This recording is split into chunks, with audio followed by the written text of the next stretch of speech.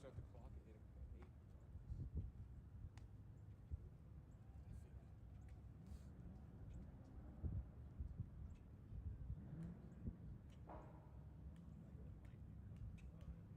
Yeah, I've been trying to do this race for so many years. Was he spec up?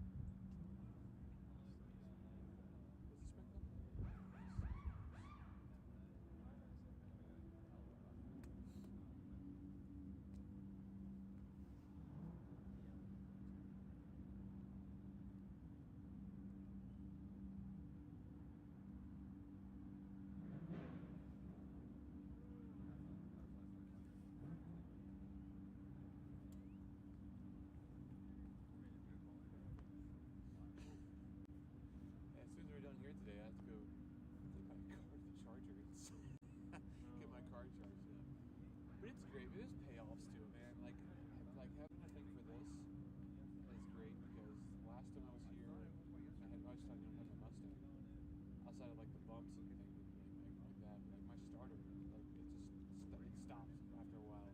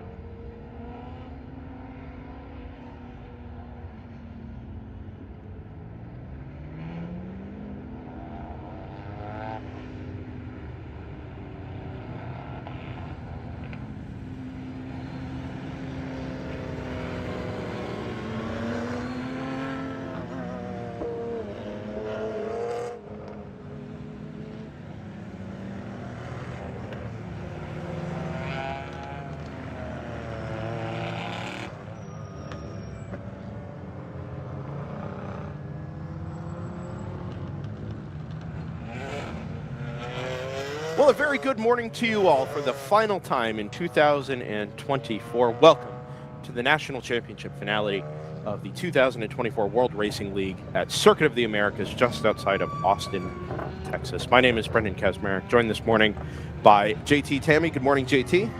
Good morning. Ryan West will be along during the course of the morning to join us in our championship celebration. Jordan Worth is on production duties this weekend. Will feature on the microphones a little later in the afternoon, as he tends to do as well. Yesterday threw us just about everything we could handle and then some. throughout our first 8-hour race of the weekend. We had pretty drenching rains through most of the morning. We had a lightning delay in December, because of course we did, right around noontime, just before the halfway mark, actually. And then we saw a run to the checkered flag that was occasionally interrupted, but high drama within the last 45 minutes or so of racing. Great on-track battles, wheel-to-wheel action, fuel strategy, and like we said, just about everything we could handle. It is worth noting, before we kick things off, if you look at the results from yesterday, you'll notice a one-lap penalty for the number 70 from round 3 racing. There was some, we believe, was side-to-side contact within the final 15 minutes or so of the race. Contacts obviously not promoted or allowed in the World Racing League, and even incidental contact, if somebody is found to be contributing to that, can lead to a penalty. That is what happened to the number 70, as we understand it. Unfortunately, that has championship implications. And being that this is Championship Sunday, that is going to flavor things a little bit through the remainder of the day. As we said, it's a national finale the finale for the national championship, and the main protagonist in GTO, round 3 racing, number 70, NFC Motorsports, number 123, Porsche versus Mercedes. A pair of team cars to go with it in supporting tasks, and I'm really excited to see how our Sunday, this 7-hour championship finale, shakes out. Nearly 80 cars on the grid this morning, a couple of missing cars from yesterday, a couple of reclassed cars as well. JT, you and I were discussing some of them just a little bit earlier. Fans of those various teams and drivers and families, I'm sure, would want to know. You'd take us through those just very briefly. Yeah, so reclassified cars are mainly going to GP1. The 555 from Roost Innovations, their Ford Mustang moved to GP1, as is the 48 of Puga Racing, which was your GP3 NB Miata from yesterday. And then I believe we have Lupe Tortilla and Fast Track Racing getting a replacement BMW out there as well for GTO, be number 26. Yeah, that is a 1-for-1 replacement. Remember that Lupe Tortilla BMW wound up nosed into the barriers down at turn 3 yesterday, fairly hard from the looks of things. It did not move, had to be recovered under a full course yellow, and like we said, we think it's just a G82 BMW 1-for-1 replacement there. The front of the grid in GTO looks like number 70 alongside 123. That's round 3 next to NFC Motorsports. The second round 3 car, number 170, which featured really well yesterday, but did run out of fuel and lose a handful of spots in doing so. Will start third alongside the number 52, which obviously was second on the road yesterday when the NFC car failed to conserve enough fuel to make it through to the end without a last lap, quite literally last lap splash. But obviously inherited the win in doing so. So ACP Tangerine Associates on the finale weekend here at Circuit of the Americas picks up a race win. Will start 4th. Thunder Bunny Racing, number 225 there in 5th alongside what ought to be the number 89 from 89X Motorsports, the first of the Aston Martin V8 Vantage GT4s on the 3rd row. AOA Racing, number 74 alongside the number 289 from 89X Motorsports. And I have the number 233 of CHR starting in 9th alongside the number 68 Aston Martin V8 Vantage from Speed Syndicate. Skip Barber Racing School with a one-off entry for the weekend starting 11th in GTO alongside the number 78 Cameron Performance Engineering Jetta G55. That is the first of 2 Jettas this weekend. The older chassis, V6 powered, starting ahead of the V8 powered Jetta G. He's on pit lane right now. Oh, is on pit lane. The 78. Yeah, sorry, the G55, the number 78. Interesting. Okay. Wonder if they were either late to the grid or did they pull in? They pulled in. I think they had an early issue yesterday as well. It's worth noting some of the GTO field potentially a little bit jumbled up. We really didn't get... We got close to a dry track yesterday, right within the last 15 minutes or so, but it never really got to a place where it felt like it was an opportunity for everybody to push right at the end, bearing in mind fastest laps from Saturday set the grid for Sunday. And I think we just kind of ended up in a situation there where the very fastest cars who were pushing very, very hard at the end, the NFCs, the round threes, Thunder Bunny, 8-9X, ACP, et al., were inevitably going to end up at the top of the grid, and some of the cars down at the lower end of the grid just kind of cruised home to their finishing positions yesterday. That has the back end of the GTO grid perhaps just a little bit out of order. GTU this morning, Stratus number 58 on pole next to the sister car Stratus number 59. The second row will be Stratus number 60 next to the repaired 201 from round 3 racing. On the second row, Hero Flight Racing, which picked up a class podium yesterday, the number 247, alongside the 909 of Automatic Racing. The general production field, a separate start for those GP1, 2, and 3 cars. The GP1 pole sitter is the number 522 from Choice Racing, alongside yesterday's winner, the number 3 of 9-4 Motorsports, that Chevrolet Corvette C5. So BMW and Corvette on the front row. Palomar Racing, the number 38, alongside the number 29 of Screaming Goat Racing. That's the LS swapped BMW M3. The 946 of Flying Fur Motorsports, alongside the 189 of HQ Autosport behind them. Stepping down to GP2, really deep GP2 field this weekend. Great to see the 813 of Nitro Motorsports. We talked to them yesterday alongside the number 41 of Rockwell Autosport Development. That has the potential to be an excellent fight for the win in GP2 right the way through the 7 hours today. Second row is the number 135 Rapscallion RP1 of Rapscallion Motorsports, next to the number 715, the second Rockwell Autosport Development Porsche. Third row, number 66 of Open Throttle Racing, alongside the number 164 of Harrison Motorsports. Your GP3 pole sitter, let's go right down to the bottom of the grid, is the number 86 Scion FRS of Three Fast Guys and Denny, the 85 AOA Racing Mazda MX-5 alongside. Second row, the number 214 of Garage 66 and the 605 of Round 3 Racing. Third row, the 11 from Rapscallion Motorsports and the 55 of AOA Racing. It's about 83 cars strong, give or take a few, coming to the green flag for the first time, or the last time, in 2014. Porsche, Mercedes, Porsche, BMW on the front 2 rows. It's a long run up the front straightaway, remember, to the green flag at the very far end. The compression at the bottom of the hill before you head up into turn number 1, down the grid hatchings on the front straightaway. As our camera just takes a little pause there, coming to the green flag. And impeccable timing. The green flag does wave, I can say, and it's a clean start with brake lights and flashing rain lights headed up the hill towards turn number 1. GTU field is about 15 seconds in arrears, with the 2 Stratus cars taking the advantage into the braking zone at turn number 1. We'll wait for the field to meet the turn 3 camera down through the S's. 70 leads Mercedes there. It looks like the 52 BMW may be jumping up into 3rd place with a little bit of a gap back to the next string of cars. We're mostly single file through the S's, save for a little too wide action a little bit further back. Down into turn 6 and 7. Through goes the NFC Mercedes on the number 70. Damp track, remember, up the hill at turn 8, the long right-hander. And it is Mercedes, Porsche, BMW now. General production field on the front straightaway will come to the green flag.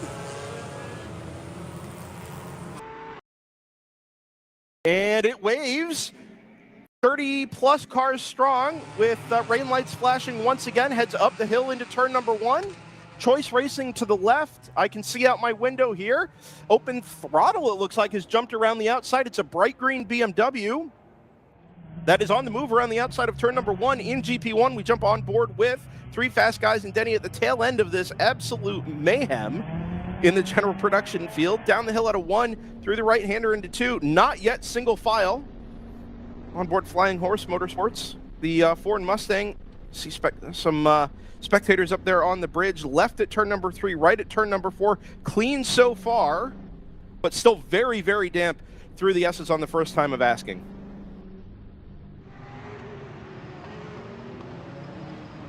We meet the Grand Touring field through the arena section here at turns 14 and 15. It is still Mercedes, Porsche, BMW, NFC, Round 3 Racing, ACP, Tangerine Associates. It's a good start from Moorhead Speedworks as well, up into about 5th place from my count on the first lap, having disposed of the number 170 from Round 3 Racing. the second Porsche 991.2 Cup. Yeah, it's a great start for both. Ooh, big slide for the 52 through turn number 19, or on the way into 19, goes out way wide, and that'll give an opportunity to that number 290 Ginetta G56 on the run into turn number 20. Well held and recovered by that 52, but again, a big slide from that car in the exit of turn number 20. I think that car is really struggling for grip at the moment.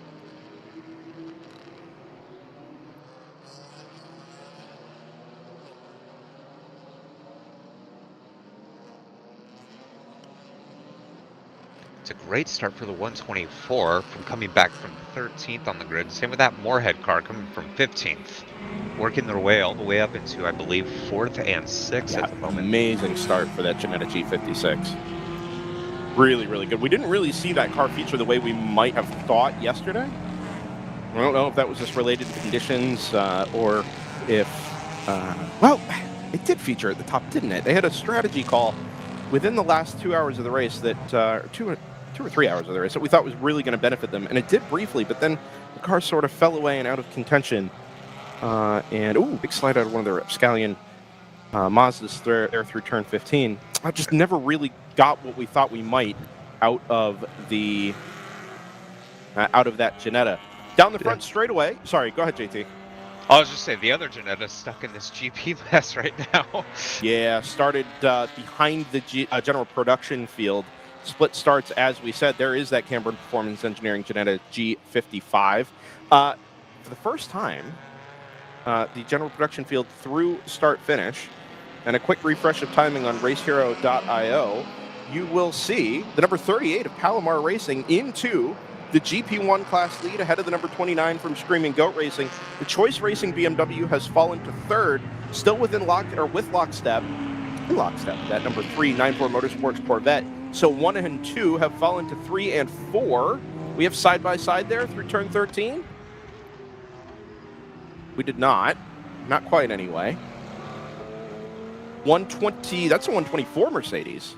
Oh, we've had a car in the wall at the exit of turn number 20. It's the 348 Ford Mustang.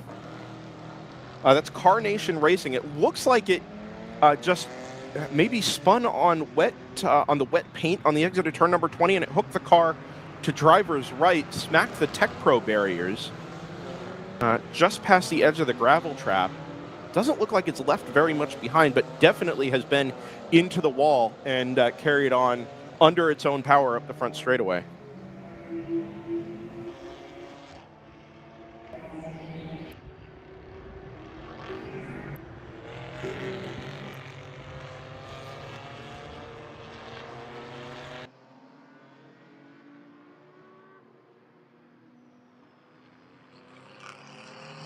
Got a little bottleneck there, headed out of turn number 20. It is Aston Martin, leading Aston Martin in that pack, just a little bit behind the very tip-top of the GTO running order at the moment. 89 X Motorsports, the first of those cars, the number 89, leading the Speed Syndicate.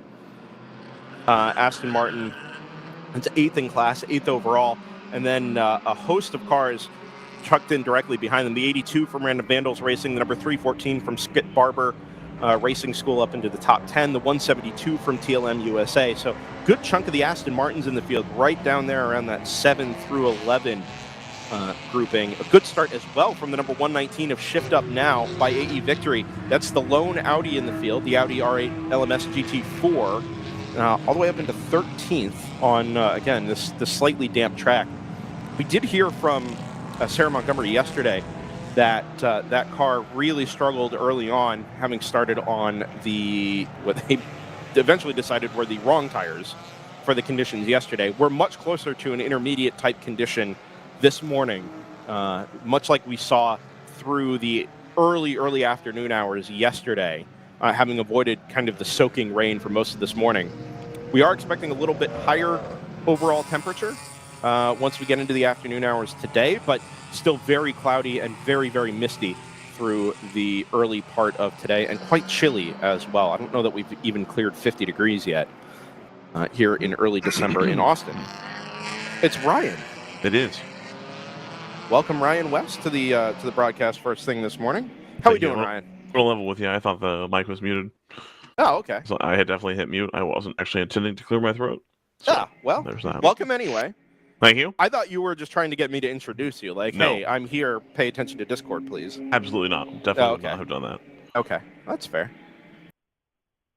It's a much less chaotic start than we had first thing this morning. Finally, the graphic is correct, by the way. 3 wide on the exit of turn number 1. That's the 176. We ride on board with what I believe is the 135. And there is definitely a car to the right, the number 214. That's the Garage 66 entry. Yeah, round the outside, GP3. Up the inside at 2, round the outside at 3, and is going to pick off 2 cars here in basically a couple of hundred yards through the first sector on working lap number 3 here for the general production field.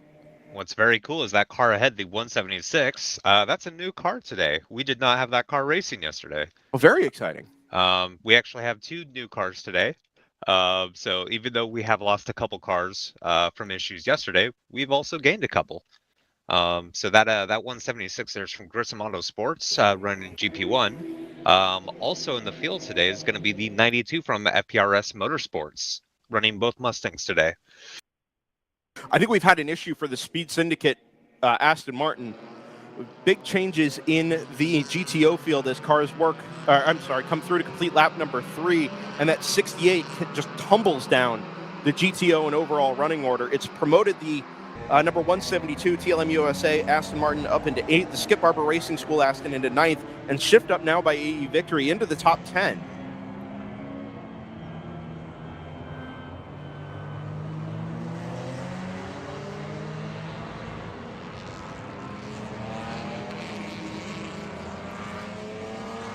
Nothing noted on the race control log, so has it just missed the... Failed to pick up the passing? On the timing loop here at Starfish, look at this angle of traffic. All the general production. Yeah, and if it doesn't begin to sort itself out here in not so very long, we're going to have a handful of GTO cars, the overall race leaders, up into this group here within a couple of minutes. We're already... Oh, that's a spin at the back. There they are. They're right there. Yep. The Moorhead car has to go out wide to avoid the Spin MX-5 and the BMW that kind of went off in avoidance. Yeah, I think that might have been HQ Autos to BMW, and it looked like a Porsche Boxster from possibly RX Racing. Hard to tell.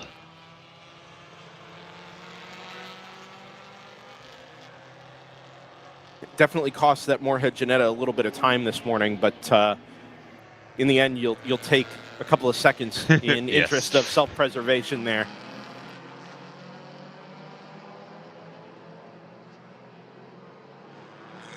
NFC to the inside of Flying Yeah, Fur here. it's chaotic down there at turn number 20. It's allowed the number 70 up onto the back of the Mercedes, so not quite the order we saw at the conclusion of yesterday's race or within the final couple of laps, but just as close as it was working through traffic at this early stage. Mercedes leading Porsche in these damp conditions up the hill into turn number 1. Yeah, and the 124 is right there as well. That's the second of the NFC Mercedes. We asked Cole Lofsgaard pretty point blank yesterday about the purpose of that number 170. Part of it is an interest of potentially running 2 Porsche 911 Cup cars to come in 2025. Not confirmed, just something they're interested in. But there is definitely a team game to be played here for the national championship. Nothing untoward, but if you can have a really strong run out of a second car, it obviously has the potential to take points away from either one of the NFC cars. It is a fair and straight fight in that regard. 2 NFC Mercedes, 2 round 3 racing Porsche Cup entries. And with 3 points separating those entries coming into the final race today, we've got a little bit of math to do to work out the drop scenario. But do not overlook that number 170 or that number 124 for that matter. Very, very much the potential for things to swing in a way that kind of hinges on those extra entries from both teams.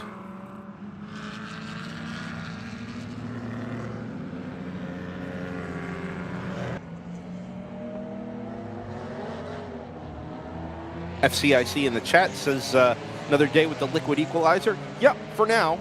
Hasn't rained in a little while, although it was just lightly misting through most of the morning. I think there may be still just a little mist hanging in the air. You can see the visibility, not phenomenal, better than it was when we were setting up cameras first thing this morning, but it's still not ideal conditions out there, to be sure.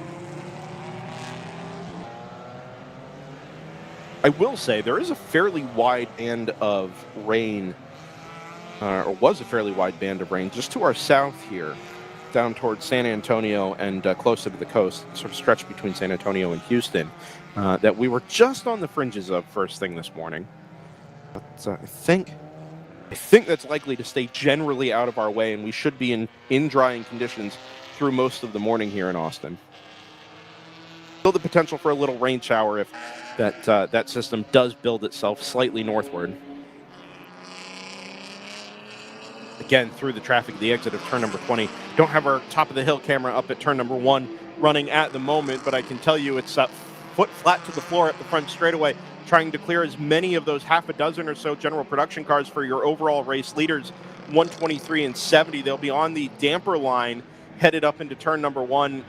ABS on both of those cars. Remember the Mercedes, you can see it there off in the distance, will have traction control on the exit. The number 70 Porsche 911 does not. It does have all the weight out over the rear axle, so little advantage there. Ooh, trouble for, not sure which BMW that is. It's not the 354. Is that on pit road right now? No, it was out over the paint and the entry to turn number 19. It's actually going to come by here in just a second. Very slow out to driver's right, but it's a ton of traffic for the number 455. Okay, it's HC Autosport. Okay, thank you. Yeah, just didn't recognize the paint scheme on that car. Speaking of GP2, yeah. The leader in class actually just came down pit road. Harrison Motorsports pits from the lead. So that was a change, was it not? Because the Nitro number 813 did start on pole this morning. Yeah, so Nitro did start on pole. However, in the mass of general production, that switched quite a bit. So that put Harrison and Chattanooga up at the front of the field. But Harrison is now coming down pit road. That's going to promote the 66 from Open Throttle to second, and then the 722 Honda Research West into third in that class. I actually do have eyes on the number 164 here. The hood is up on that BMW, about 10 stalls down the pit lane. And not a whole lot of urgency on that, looking towards that car at the moment. Oh, and another update in that class. There is no 41 from Rockwell in GP2 today. Oh, interesting. That car, I assume, may have had issues yesterday. We saw, unfortunately, lose the lead of the race in the final half hour. I don't know if they picked up the sister car off the hauler, but they do have the number 10 down in GP3 today. It might be the same car, just reclassified, or it might be a separate one.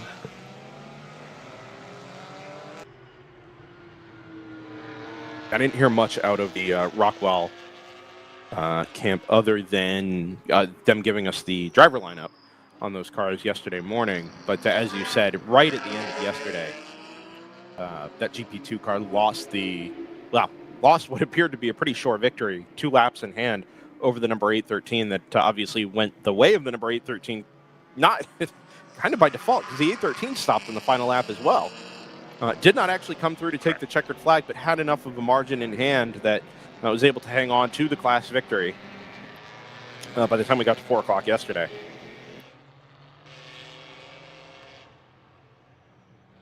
Great start for the Magic Velo 37, up to 4th in GP1. They started 15th in class today. Yeah, we've had quite a bit of that this morning. Big changes all the way up and down. I mean, some of it's to be expected because we've got a lot of depth, as we always do at this national championship finale. One of the Open Throttle cars ducks into the pit lane there to the right-hand side of your screen. Wait for a number. Is that the 5 Series?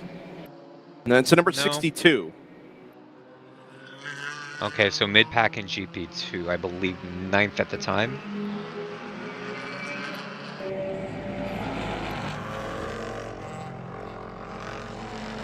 Romano had a trouble-free run for all of their cars yesterday.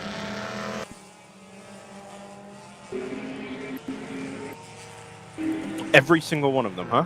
Every single one of them, yep. Is there there a price to be paid for that this morning?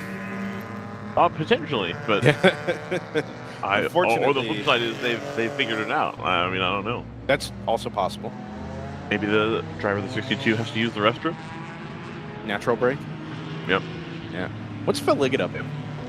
About to retire. He just did retire, I think. Yeah. Yeah. We get Phil Liggett. Maybe. It's feeling unlikely.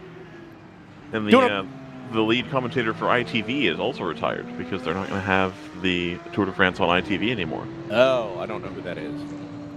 I don't know either, but he's one of the people that Oh, Scott okay. refers to as the real broadcaster. Ah. And so he's gone now as well. So there aren't really any real broadcasters left. Maybe we'll get the lead Tour de France guy from ITV that nobody knows the name of. Maybe that's the move. It didn't. So I listened to a podcast that he was on, and it didn't sound like that. It seemed like he was pretty excited to enjoy his retirement. But he talked about he was a soccer, a football, as it were, sideline reporter guy. And then when they got the contract for the Tour de France, they're like, cool, you do this now. Ah, gotcha. It's a Lee Diffie track and field scenario. Correct. Yeah. You work for us and you go where we tell you. Yeah. Please be professional. Yeah. So I he get didn't know anything about it, and he has only ever watched the Tour de France as a broadcaster. He's never just watched it. Wonder if we've had a little slip up from the number 52 ACP Tangerine Associates BMW. Fourth place has changed hands in a big way, and it's a slow lap to the tune of about 5 seconds off the pace for the number 52. Fourth place now belongs to the 290 from Moorhead Speedworks.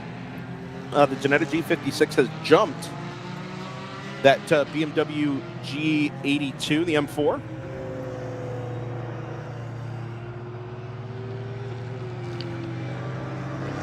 Thing in the race control log. Number 52. Nope, just a slowish lap. Am I correct in thinking that we haven't currently worked out the points situation?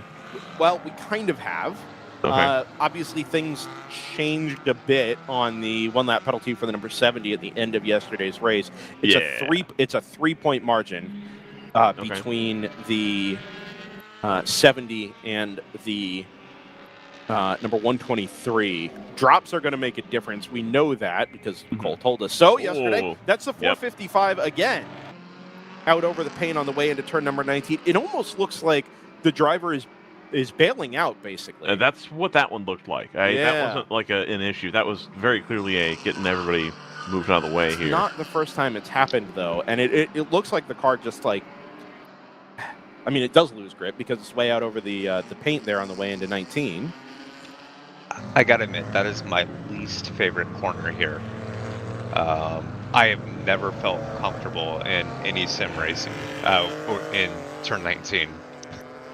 It's just such an awkward corner. How you're throwing the car into this left-hander, and the rear definitely wants to step out and just kind of break loose. And I can totally understand a driver be like, nope, I'm going to run very wide here and not die. See, my issue is I usually am not even on the right line coming into 19 because I've messed up the multi-apex thing behind it, and then I'm on the wrong side of the track, and so then I have to cut all the way back. I'm never going fast enough to have that problem. Gentlemen. Yeah. You know what that means. I'm happy to say we welcomed our first guest, somebody who's tired of freezing their tail off in 47-degree damp weather all of yesterday and most of this morning. You'd rather be in the race car at the moment, I assume, than just hanging out down in the pit lane. I had enough damp driving in an NPO1 yesterday that I'll wait till it dries out. If you don't recognize the voice because he hasn't been at a WRL weekend here in a little while, or on DriversEye Live in a little while, it's Dadaka out of the number 201 round 3 racing Sepico NP01. Debut weekend for the car? It is. Quite a debut, too. Carter is kicking butt out there. He yesterday got into the lead, had a little incident. We were behind the garage wall for a little bit, but I think he's battling up there in P2 or P1. So kudos to his driving talent in round 3 for putting together a kick butt first weekend package for us. Carter, you and I talked on Thursday down at the other end of the pit lane. Lots of activity down in the round 3 camp with the 1, 2, 3, 4 cars being run this weekend, plus the number 96 that was going out during HPD, was Buzz's old stock car. But one of the things that we did have the chance to discuss was the amount of development work that's gone into that Sebaco NV01. It's not like you're showing up for the first time, that car's showing up for the first time with no practice, no testing, no development work done to it. You guys have put a lot of laps behind the wheel of that Sebaco. I wouldn't say a lot of laps. We did 2 days at Autobahn, and so we put some laps in. Carter is exceptional. I mean, he's got a good karting background, and I think he did some coaching at Lucas Oil, so he's got some open wheel stuff, and he's just taken to the platform really well. Big thanks to Stratus, too. I mean, Stratus and Sebaco have spent a lot of time getting us caught up to pace. Mm-hmm. We're competing with them this weekend, but we're garaged right next to them, and we keep going over and bugging them about, what do we do with this? What do we do with the sway bar? Help us out. And they've been nothing but kind. They put some reference laps in our car to help us out so we can have some data. So we've come a long way because our crew's amazing, but we've also had a lot of help along the way. You guys leaned on the crew pretty hard yesterday. A pretty solid charge back to try and get onto the podium. Eventually ended up falling about a lap short of the podium with that number 247 from Heraflight. But being sat next to Sebaco, having had a small incident that cost you guys about 10 laps yesterday, did Stratus have a hand in helping you guys get the car repaired and back on track, or was that all round 3 kind of figuring it out in real time? I believe we had one of their guys helping us, which was awesome. And the round 3 guys are experienced. This is first time with this platform, not first time at a race event. So they were awesome. We kind of got caught out with the red flag situation too. We couldn't work on the car. Right. So, we had parts off of one car and we were just waiting. So we did fall about 10 laps behind and we unlapped ourselves pretty good. But we learned a lot. And I learned a lot in the car. When I got in it, we didn't restring it. So toe was out a little bit. We just wanted to get out as fast as we could. Sure. But learned a lot, and I think that was good because we're going to race in mixed conditions all of next year, too. Yeah. How was the car in the rain? I assume you didn't have a whole lot of wet running in your testing days, but yesterday didn't have much of a choice, kind of got thrown into the fire. What was the NPO1 like to drive in these types of conditions? It was fun, but challenging. Sure. I mean, I come from a GT background, so I had to untune everything. It literally drives the opposite of a Super Trophy. Mm-hmm. I mean, everything is the opposite. No ABS, no traction control, no windshield wipers, so we have rain nets. I noticed that yesterday, yeah. So when you're in the spray of a GTO car, we are literally in the spray. Yeah. So that was a little bit challenging, and then just making sure people could see you, because there were a couple times I'd leave my nose out, and then I could tell they just couldn't see me. So I'm running the thing out of blinker fluid. I'm flashing everybody every time I come through, just to make sure they see me. So I'm not trying to be a jerk. I'm just trying to be seen. Yeah. But it was fun. It was raw. When you say raw, so the impression I've always gotten out of the Super Trofeo cars, which you did most of a season of a couple of years ago, was that they are just constantly trying to kill the driver, right? They're really physical, brutal cars to drive. You say it's the opposite, but also that the NPO1 is still kind of a raw driving experience. What do you mean by that? It's raw in the sense that there's no nannies or gadgets to help you. Got it. Okay. It's not trying to kill you. In the rain, it's tough to get heat in the tires. So that's a challenge. We figured that out most of the weekend because it's been cold. Yeah. But in the rain, we just can't get heat in the tires. So if there's a full course caution, it's difficult. You're managing putting heat in the tires, so it's very much like driving a very old race car. But it's challenging and it's fun. It's developing fine-tuned things in my racing skill set that I guess I didn't have before, or I've lost along the way. What is it like building confidence in that car, especially in the types of conditions you were in yesterday? It takes a minute. Yeah, okay. It really takes a minute. Yeah. And I would tell you, if you talk to anybody at round 3, I was kind of the pouty face. Oh, really? Downer the first 2 days. I was joking. I said, I got to find a new hobby. I might take up bowling or something else because I just can't figure it out. And Brad was kind enough the last session on Friday to say, hey, take my session. I can tell you want to work on some things. Yeah. And then it clicked. And then I was competitive. Yeah. And where it clicked was my hands were very slow. I was using a very GT-like hand movement. And you have to be a little bit quicker with your hand adjustments. And I was just not braking properly. I was downshifting a little bit early. It was unsettling the rear. And I was watching, the fast guys' data, and I was braking similar in brake points. Yeah. But I was upsetting the platform as I was decelerating, so I was holding the brake longer. I figured that out, and then everything clicked. So you're a new father, as of a couple of months ago. Back at, how long has it been since you've been in the WRL paddock? A year. I was a year out of a race car, too. Wow. So it took a little bit to shake the cobwebs, and then it was a new platform, so I was pretty hard on myself the first 2 days, and I'm glad to be back. Does it, I don't want to say reignite a fire, because I can't imagine that fire ever really left, but do you kind of get the itch back? Like, oh yeah, I remember why this is so much fun. I do, but I'll tell you, being a new father, it's the first weekend where I'd rather be somewhere other than a racetrack. I mean, my wife's sending me pictures of my baby, and you know, I'd rather be with him. And then you send her pictures of the NPO1. No. I'm not doing that so much, but she's being very supportive, and he's in sleep regression, and she's being a champ. So, you know, next year, I think what I'll probably do is either get an RV and bring him to everything, or make sure that it's a weekend where I can bring him. Okay. Because it is tough being away when he's 3 months old, and my wife having to take the, you know, the reins and have to do everything. Mm-hmm.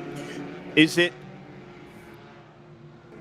when you have that kind of balanced priority, are you here because, hey, I want to go drive race cars quickly, or are you here for the vibes? Because you keep coming back to round 3. It doesn't really seem like it matters what car you're behind the wheel of. Like, you just want to be with them, right? With that gang. Or are you looking for a specific type of driving experience that, hey, the NPO1 just kind of does it for you right now? No, I want to evolve my driving. I want to keep accelerating my skill set. I'm 40. I've been doing this for a long time, but I took a lot of time off. I'd like to obviously go back and do bigger racing too, but I just love racing. So the NPO1 to me was a challenge. I would race with Random Vandals. I'd race with Round 3. Of course, yeah. You know, obviously I have friends in both teams there, but I like the challenge of driving different race cars. Brad and I were talking. I think if I could podium in GTU, I will have podiumed across the board. Oh, wow. In all the different classes. Yeah. I like driving different race cars because it, I think, adds to your skill set. Now, I think I'm better off in a GT car, but I like the challenge of the NPO1. Yeah, I understand. So moving towards 2025, obviously there's a lot of things happening down at round 3. The 170 is out on track this weekend as a competitive car, whereas I think we've only seen it as kind of the extra practice car for them in the past. And it seems like between that car and the 997, there's kind of been some opportunities to get behind the wheel of some of those Porsches. Is that something that's interested you at all? You've had the chance to take part in? The 170 is very interesting to me, for sure. Right now, I think I'm still focused on the NPO1s, but if the opportunity is right in the 170 and it's available, I'm a Porsche guy. Yeah, of course. So I'd love to be in a Cup car. Obviously, the 70s fighting for a championship has 3 Rockstar drivers in that car. Rooting for them this weekend, but I'd love to be in the Cup car. Yeah, for sure. Yeah, it'd be hard to turn that down. The 997, much like the Super Trofeo, just like it looks like, especially on DOT tires, like it's trying to kill the driver. That's a really reliability physical thing. It's an older car, and Brad will probably corroborate this. I was the Cup car dream guy. I said, let's bring a Cup car to, WRL. Yeah. I kept saying, if we detune it, it can be a good car. And I think the 997 was an attempt to do that, and the 991 is definitely a massive step up. So I don't think the 7 can compete with the 991 out here. No, it more just looks like like the much more physical alternative. Sure. It's not quite as well suited to the GTO platform, but it's you used the word raw earlier, a much more raw driving experience. There you go. I drove that car at Autobahn in a test for round 3, and it's a riot. Mm-hmm. I think if it was a 4-hour race, that car would probably be good for a 4-hour race, in that you'd have 2 drivers that really know the platform well. Yeah. It's a tough car to drive if you're not a 911 guy, if you haven't driven a rear-engine Cup car. It's just a tough car to be consistent in. Is it that much different to drive than your experiences driving some of the Boxsters or Caymans, in terms of, obviously it's got more power, it's got a little bit more grip, but does the approach to driving it change substantially from the other Porsches you've driven? I think so. I think it's at its limit. All these cars, especially on 200 treadwear tires, you can get to 8.5 tenths pretty easy. Okay. That last 1.5 tenths there becomes hard. I think in that car, it's a tougher challenge, that last tenth and a half. So it's comfy to drive. Mark has set it up so that it's easy enough to drive, but on the edge, it's tough to drive. the one car or type of car we haven't really seen you behind the wheel of, from my memory, is one of these modern, current gen GT4 cars. No, Right. he was at Random Vandals. Random Vandals. I'm You 40. the G82? I was in the F82. Okay. Yeah. Got it. Okay, got it. I see where you're going. Yeah, Got it. right. Okay, got it. Okay, So the current Aston Martin, the Mercedes, the G82, Supra, right? Any that kind of has that next gen. The talking point this time last year was electronics. Yeah. Right. And the discussion that you and I are having now is the total antithesis of that. We're talking about analog driving experiences, raw driving experiences, the Super Trofeo that's big, physical, heavy, lots of power, all-wheel drive. I mean, everything that you could ask out of a car, and then some. It seems like the easy button is to go get one of these current gen GT4s, and you actively haven't done that. Well, I would. Not in purchasing, but in driving. I would. So I think a G82 would be great. I mean, you can see it watching the 70 and the 123. No disrespect to the 123, but I believe Josh Balicki's in the 70. He has no traction control. And we were watching some in-car. He has ABS, but he has no traction control. We're watching the in-car of the 70 behind the 123. And the 123 can put the car wherever it wants, and traction control is going to help. Now, talented driver in that car, too. But you can, if you watch the in-car of Josh, he is wheeling that thing with no traction control, and it's raw. So would I love to be in the rain in something that, can just correct this wrong? Yeah. Of course. And I do think there is a big gap between, let's say, an F82 and a G82. Harold and his team, Team GTR, Mike Gilbert, my old teammate, is there now, and he drove the F82 with me. I said, what's the difference between the two? And he said, it's day and night. Yeah. He said, it's not even close. He said the traction control is way better. Power down is better. It's a generation newer race car, and I think as technology gets better, the gaps between generations of race cars is just going to be bigger because technology is going to advance the cars further. Yeah. Even watching qualifying on Friday, we noted that the difference in pole position in GTO from last year to this year was about 2.25 seconds. Yeah. Right, which the year before it was, I think, 2 to 3 seconds. And it's just been this constant progression down now to where we're lapping below 2 minutes 20 here. That seemed impossible 4 or 5 years ago. Yeah. Right, and yet the technology pushes the cars a little bit further. Drivers get more confidence and a lot of times because of the technology. But it doesn't just require the technology, right? The Porsche Cup cars are still, you don't have a lot to work with. The Sebico and P01s are obviously quick cars, but no TC, no ABS, and the Stratus guys and girls are running without power steering. Right? So it's not necessary as such. Do you think as technology continues to progress and as the class continues to progress, that technology is still or will become basically mandatory in order to be competitive, or do you think there's still a place for what you guys are doing with the Round 3 are doing with the 991 Cups and whatever future generations of that car offer? I think it's twofold. I think the technology is getting better, but I think the teams, if you look up and down this paddock, there's a lot of pro teams here. And I think the engineering of the cars is getting really good.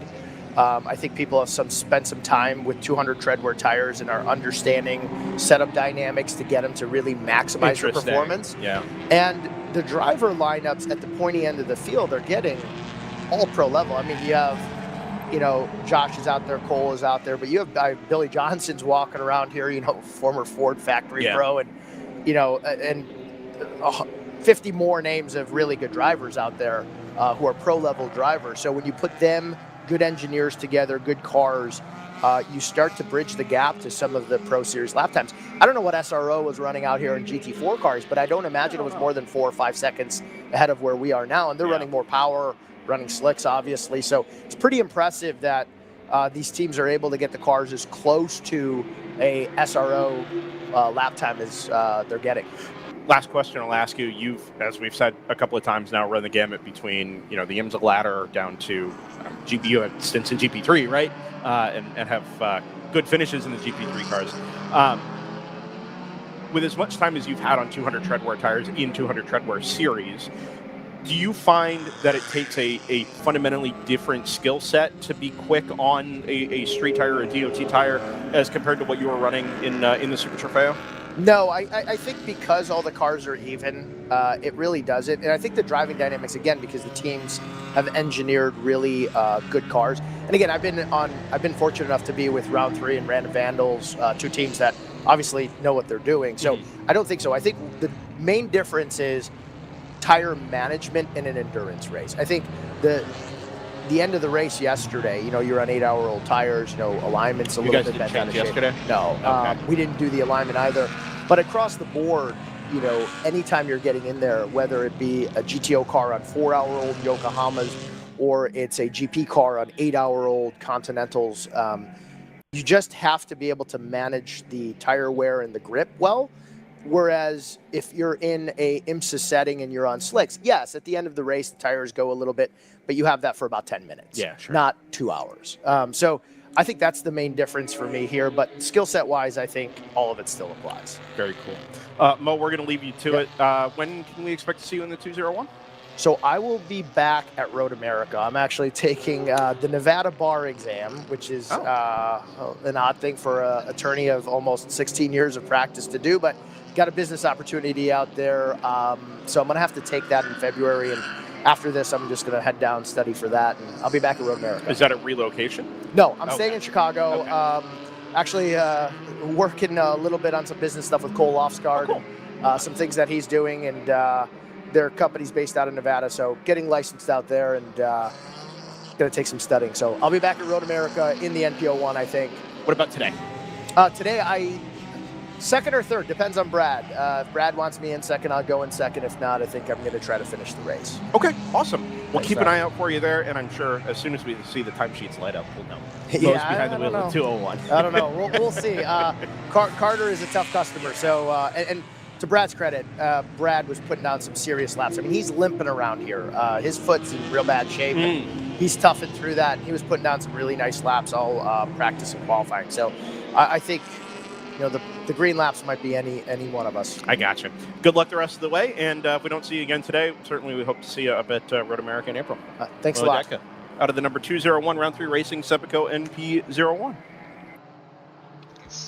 So on that note, just real quick, JT, before we get back to going through the running order here, of course, because I know that battle at the front of GTO is pretty close. The best qualifying lap at Circuit of the Americas for SRO GT4 was a 2:13.287, which puts us about 15 seconds adrift. Now, it's been wet. These cars don't have a firm qualifying setup on them, and there's a couple and slicks and less power, etc. But I do know the thing that got tossed around at Mid-Ohio was that the fast lap of the race at Mid-Ohio in GTO in a GT4 car would not have been at the bottom of GT4 qualifying for the SRO. It would have been like 18th or something out of like 25 cars at Mid-Ohio. So comparable in speed at some tracks, Mid-Ohio, for example, where the track is much smaller, but I think here the power is going to matter a lot. So not quite. But looking through this GT4 Americas list, there's a lot of familiar names, more so than I think I had realized. Oh, yeah. That's all I got. Well, you're going to have to find some more, because I think I got to go deal with this turn 1 camera here in a second. That's fine. So as Jordan was dutifully showing us while we were listening to Mo Dadka there, always nice to hear from Mo, that battle at the front of GTO was quite close. It still is. The number 70 is right at the back of the 123. The 124 had closed up to within a second of the 70, and then the 70, I think, turned back on or caught some good traffic and was then challenging for the lead a little bit. That has simmered a little bit. Looking through the general production classes, we've got the number 29 of Screaming Goat Racing. They're in the lead by some margin with the number 837 of the Magic Developed 37, followed by the 38 of Palomar Racing, and then the 522 of Choice Racing. So that's the front of GP1 right now. Everybody's still on the same lap there, all the way down to the top 9, with Open Throttle just about a lap behind there in the 63. So that class should remain close as the day goes on. GP2, we've got the 369 Chattanooga Touring Wagon out in front, followed by the 722 of Honda Research West. I think that's the highest position they've been in all day as we watch the 29. Screaming Goat car Oh no. come to a grinding halt from the lead of GP1. Again, reliability not the strong suit of that car, but when it's running, it's very quick. Looks like they're going to try to use the access road here. Yeah, just dead stick now. Unfortunately, I can't hear the in-car audio, but the listener, I believe, can. Engine's still on, I'm being told, so... Okay, so Yeah, that no, car has pulled off. He was quick coming out of 1, going through 2 there. He went around the outside of the Mustang from, I think it was Flying Horse. And then just going midway through the S's, just cut the corner and just immediately started slowing down like there was an issue. Very interesting. So I know in the past they've had issues with hubs and axles on that car. They've had some engine oiling issues as well. I think they solved whatever that was a couple years ago. But the big thing that they were dealing with last year was that it was just too much power to put down on effectively an axle and hub that was designed to only ever accept about 300 horsepower, trying to get all the power from a big V8 and all the torque from a big V8 through those axles. So that was kind of their Achilles heel last year at this race. That's the 89X maybe? Or the I believe so, JT. I think that is the 89X. JT talking to us live from his closet. I turned the head, sorry. That is the 289 going by race control. So this car had a spin, turn 19, just the previous lap. Is that a bit of bumper behind it, just underneath that light pole? Yeah. So I'm assuming maybe it's having a rear brake issue, and it looks like it may have just kind of locked up a bit and went into the guardrail and driver's right. I was going to say, this is a good time for a full course yellow here, because we have 2 cars dead stick out on the circuit. That's usually the threshold in which that WRL tends to call for that. I think the 289 here not in a great position. I imagine, it looks like they are going to get the Screaming Goat car taken care of first, since it's close to the paddock. I would imagine that COTA has 2 safety teams, but that's going to be a matter of staffing more so than a matter of equipment. Fortunately, getting the Screaming Goat car deposited in the paddock will be short order. Yeah, they've got 7 teams. You've got one that will come out of pit lane. You have one that's coming out the cutout here. Perfect. This should be a relatively short yellow, but it will give people the opportunity to dive into the pit lane here. They're going to have to check this guardrail as well. I mean, you can see just in shot here where it looks like a little bit of the bumper is. It looks like there's a decent dent.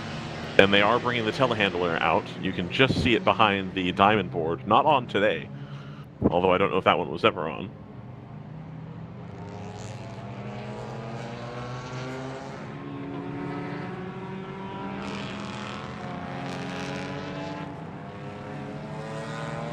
That's going to ice things through the field here, because again, I imagine at 6 hours and 13 remaining, this will be an optimal time for people to dive into the pit lane. Indeed it is. We see the number 89, the sister car of the one which is parked down by the Armco. Dive into the pit lane here.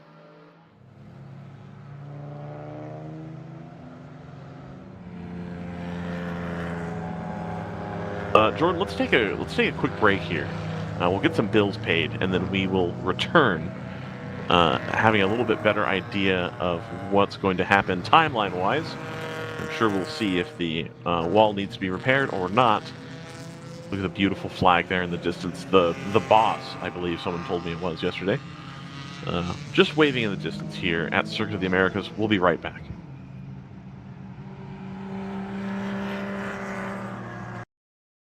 You can feel confident Continental is the smart choice in tires. Can they handle extremes? Yep. Tested from the Texas desert to near the Arctic Circle. Really? Really.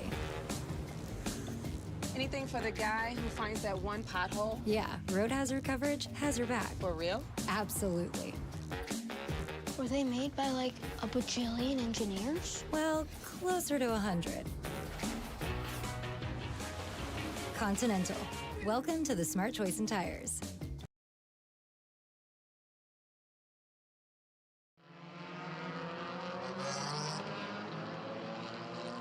Welcome back to Circuit of the Americas. Here on the DriversEye Live radio network, we're covering the World Racing League. This is the last event of the season for the World Racing League, but we'll pick it up early next year. I believe we've got a schedule we can show here. Jordan, is that doable? Do we have a hot key for the schedule? Yeah, look at that. Not even a tepid key, a hot key there. So we'll be returning February 7th through the 9th. About, what is that, barely 2 months away? We've had 2-month gaps in the schedule before. It's basically year-round at this point, World Racing League. February 7th through the 9th, Eagles Canyon Raceway, also in Texas. We end in Texas and we start in Texas now. February 28th, we'll be at Barber Motorsports Park. April 4th through 6th, we'll probably be at Mid-Ohio. That's still unconfirmed, but the intention is very much that we will be there. April 25th through the 27th, we'll return to Road America. Brendan's got some ideas for names for these. I don't have any personal knowledge about the pool names. That's a thing we're gonna have to talk to him about. The Broughtyard 500 or whatever I wanted to call it. That's what I'm hoping for. June 6th and 7th, we'll have the traditional 14-hour date or 14-hour race returns to Daytona International Speedway, all new and improved with no grass. Really going for the F1 style track here now. That's the world we live in. All the tracks look the same. July 25th through the 27th, Road Atlanta will be returning there as well on its mostly traditional date with WRL. That'll be the full combined race yet again.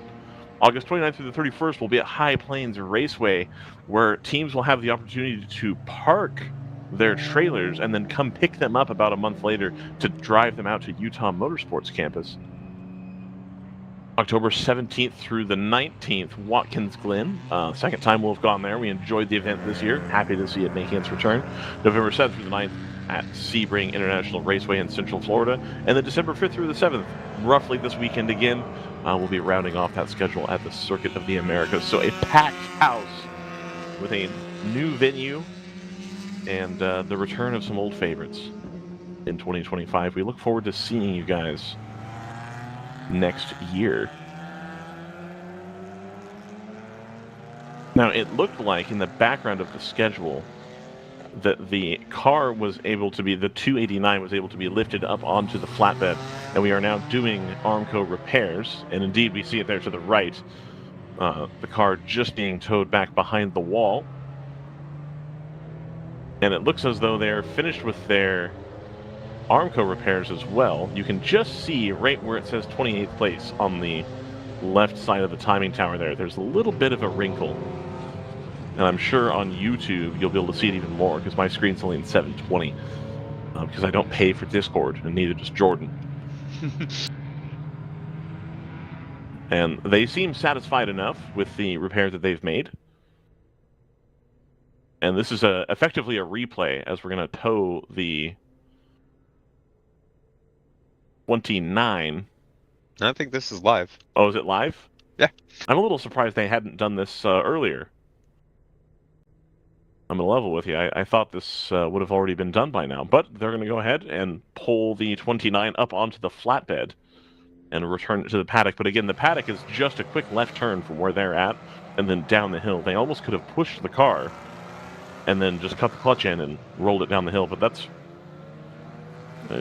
and not that that's their style, obviously. They want to make sure everything's deposited safely, but I always wonder if that's not really an option. A flat toe is not an option because they're having an axle issue. They don't want to drag axle grease all over the paddock roads there.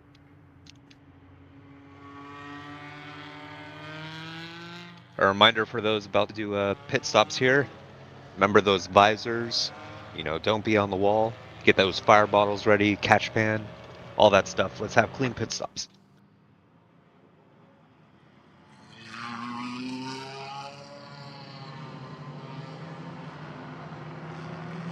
Always up for clean pit stops here, JT. Always. Yeah, unfortunately, it's not always the case. We're going to go live on board here with the Flying Horse Motorsports car. Now, I will say a lot of these cameras, the onboards, end up looking the same, and that would be because most of the cars in the GP classes are the same, insofar as they're mostly 3 Series BMWs from sort of the 1995 or 1999 to 2006 vintage. Here's a different car. The three fast guys and Denny. Scion FRS, I believe it is technically, if you check the VIN number. Mm-hmm. Yeah, formerly a Brad FRS McCall owned car, then purchased by Denny Stripling. Denny Stripling, one of those that was on the GT4 America's results page that I looked at.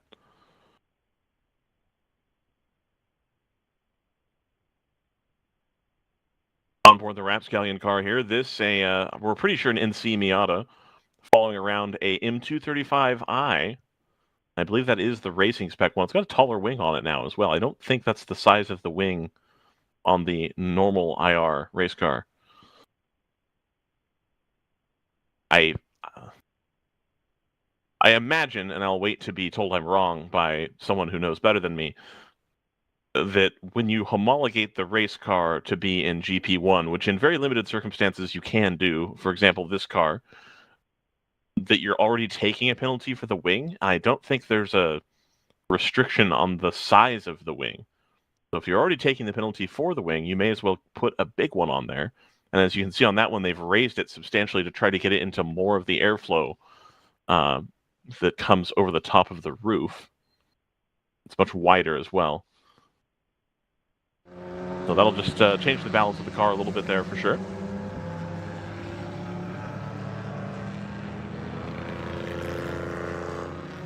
I imagine that's the correct explanation. I know if I'm wrong about it, and Scott was here, he would have told me. But I'm gonna go with that until I'm told otherwise. Here we're just looking at that band of rain to the south of the track, sort of the south to the southeast. Again, most of this we imagine is going to miss us here, but we also had a situation yesterday where systems were developing near the track. But I think with this main band keeping well south, we'll be all right.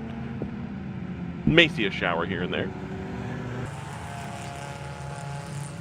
Getting down to just about 6 hours remaining here. I do believe, in spite of this being a 1 hour shorter event, we will get many more laps completed, given that the weather is nicer and we won't have a lightning delay. Yeah, hopefully. Yeah, indeed. Unfortunately, looks like a long pit stop for the 66 open throttle in GP2. That had been, I believe, third in class. It's tumbled down to 15th. Already now going at least 2 laps down. The 62 still, I believe, either on pit lane or in the garage, getting worked on, leaving only the 160 out there, which I believe is a new entry today as well. In the front of the field at the GTO class, it looks like the 123 and the 70 have made their pit stops, and the 124 has not. So the 124 has cycled to the lead.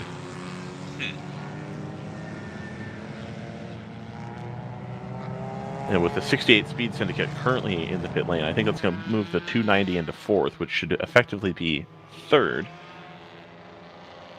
Followed by Lupe Tortilla, and then the 52.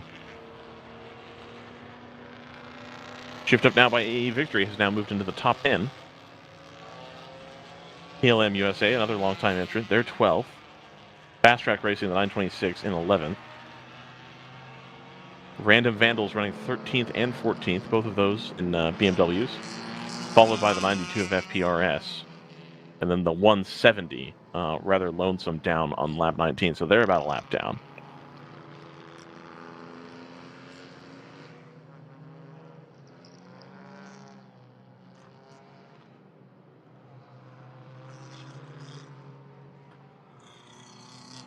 All right, so now we are having the 124 takes at pit lane here. Excellent. That should get everybody just cycled back onto the same pit strategy here with 6 hours to go, which I must say is similar enough to what the strategy would have been without this yellow, because now we've stopped about every hour for a GTO car. You can push it to 1 hour and 5, 1 hour and 10, but not. I don't think you can save a whole stop in a traditional 7-hour WRL event, assuming it all runs green. Not without that awesome Camaro. Indeed. JT, of course, referring to the 89X. They used to run a Chevrolet Camaro, which I believe was just a street car, right? That they had modified. Yeah. Cool build, but ultimately not on the same level as a factory-produced racing car from Aston Martin.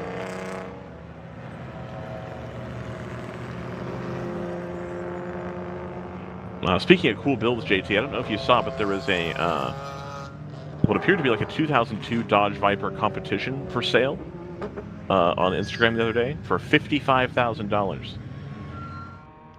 And I have to imagine that's a similar vibe as far as probably gets good fuel mileage for WRL because the tank is large. Do you know if it was a spec competition coupe? That I do not know. I know it was blue with stripes.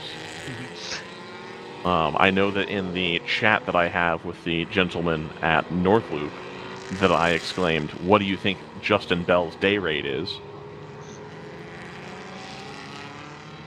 And the three of us had concluded that because we have experience driving the car in Gran Turismo from 1997, that we're probably qualified to drive that car, and we don't need Justin Bell. Man, competition coupe was one of my favorite cars there when it came onto the scene. Around that era, 2002, 2003, I think. But yeah, that's unfortunately, I think, with way too much power to detune.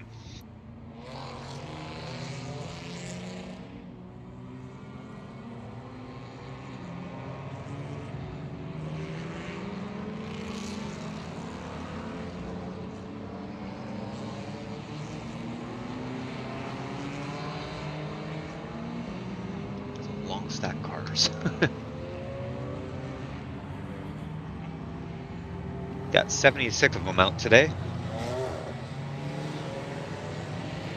It's still a stout field here. We're used to seeing at COTA these fields, or not even at COTA, but just the Sunday race at WRL, where they kind of dwindle in car count. We get down to like a 30 cars remaining, but we didn't have that many issues, and we had a big pool to start with. So still a lot of cars out on track here.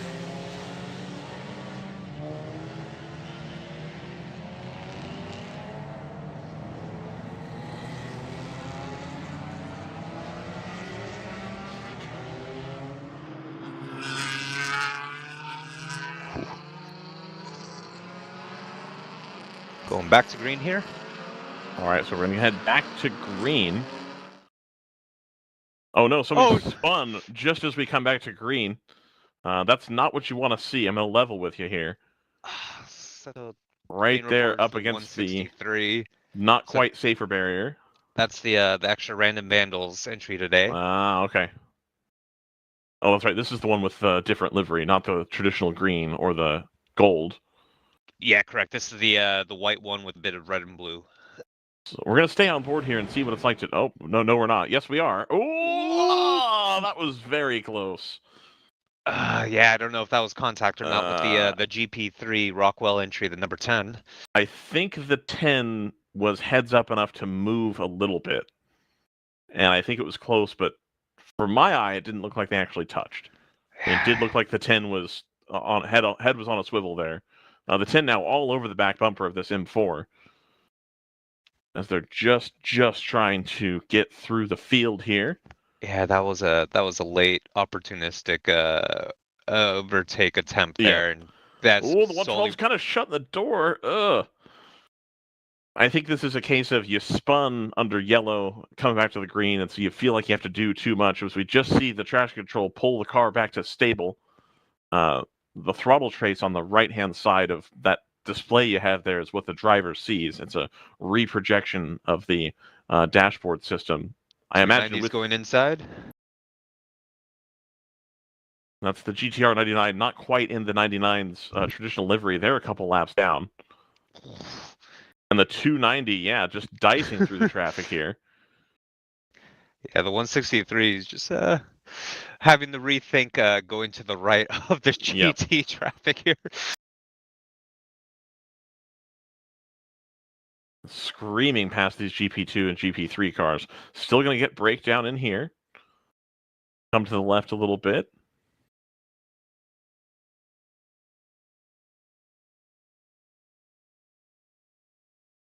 There's the 605, what is supposed to be the last race. I think that's probably the fifth last race for the 605.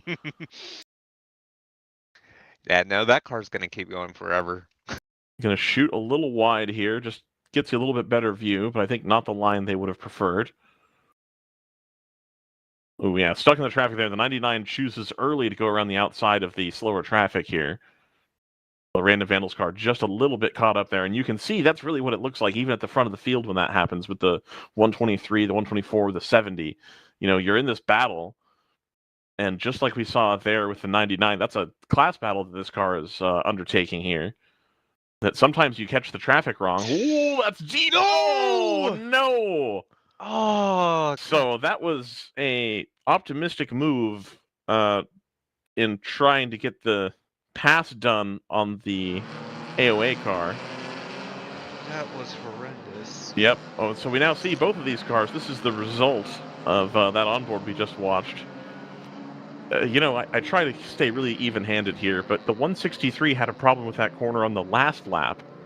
So I would think that maybe you would approach turn 20 with a more deft touch the second time around. I mean, ideally, but that's not what happened. No, the 163 was just you could tell that entire lap he was a bit aggressive with traffic, and he was mainly focused on passing the I believe that was the 85 MX5 from AOA, and or no, the 55, and unfortunately just he got in way too late, and the 99 from GTR had nothing they could do. That was horrendous.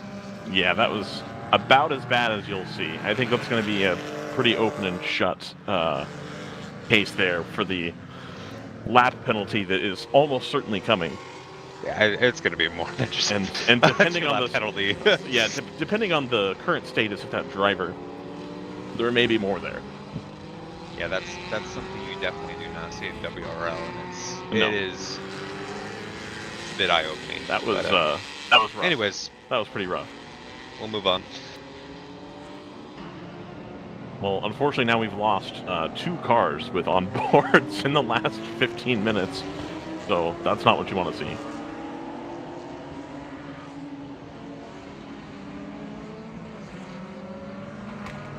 Friend of the show, Greg Ginsburg, says, could see that coming from a Miata away, which... Literally. Yeah, that is about the right distance, yep. Not really a whole lot of grip out there, as it turns out, on not the preferred racing line in these types of conditions. We're going to go full course yellow here. Not surprised. I imagine they'll have bent control arms and tie rods on the front of that M4 as they're at, full lock trying to get it turned.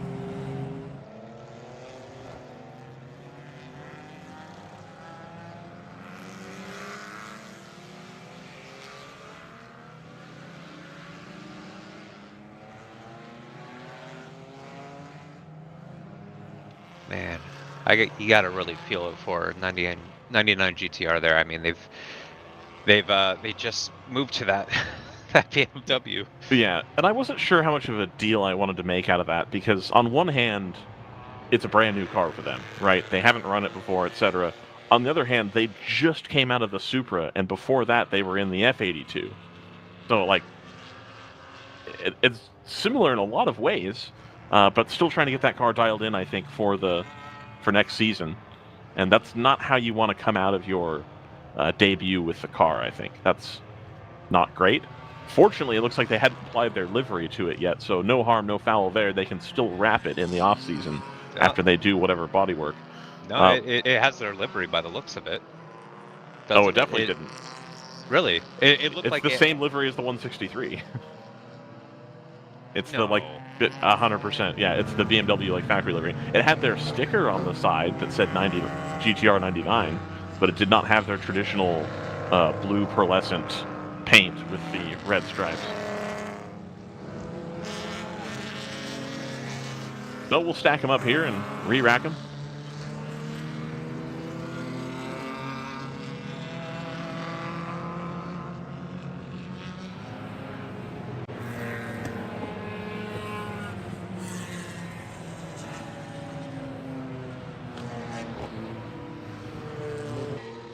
course, got this beautiful shot of the S's. Now we don't. They should do something like this at Daytona, where they've at least painted it, and I'm talking about the right-hand side of the track, because again, at Daytona, we've taken all the grass out because, we don't like it to be green. Safety, apparently, is the excuse. I mean, probably. I don't know. What do I know? But I like how at Circuit of the Americas they put these stars in here versus a lot of these other F1 design tracks where it's just a stripe or indeed one color. And it kind of breaks up the monotony of it just looking like a pad of huge concrete there.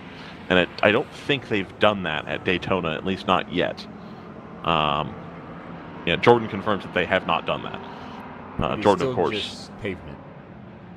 Still pavement, huh? Pavement. That's Or as the eye can see. beautiful. You love it. You'd love to see it. You know what they could probably do is put that painted Le Mans logo that they have at the end of the actual lap at Le Mans. They could probably paint that right there in the chicane.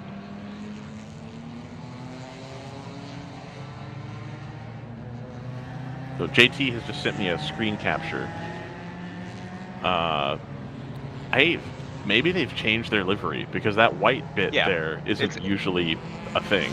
Yeah, you can also see it when it gets turned around. It's not their normal GTR livery, but it's not your standard BMW livery. You can see how in the moment of watching that car to do what it was doing, it would appear to look like the BMW livery, obviously.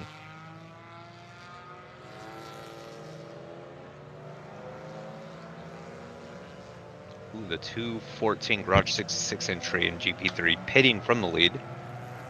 That's been a very good start to the day for them. We saw them quite early on get to the front of the GP3 field, and they had pulled a good gap over the 55 for a bit. While Three Fast Guys and Denny did fall down a bit, I believe they had dropped down to around 5th or so, battling with the 85 and the 605.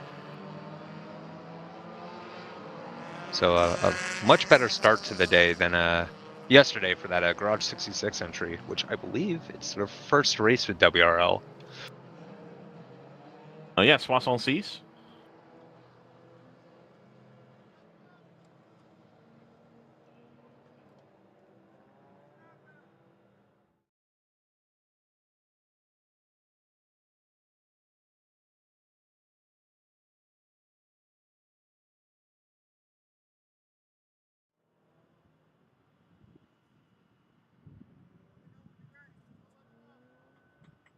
Yeah, it looks like the 66 has gone back out a couple laps ago. Good. Yeah, very good. Unfortunately, a bit long in the pits. That has put them 3 laps down.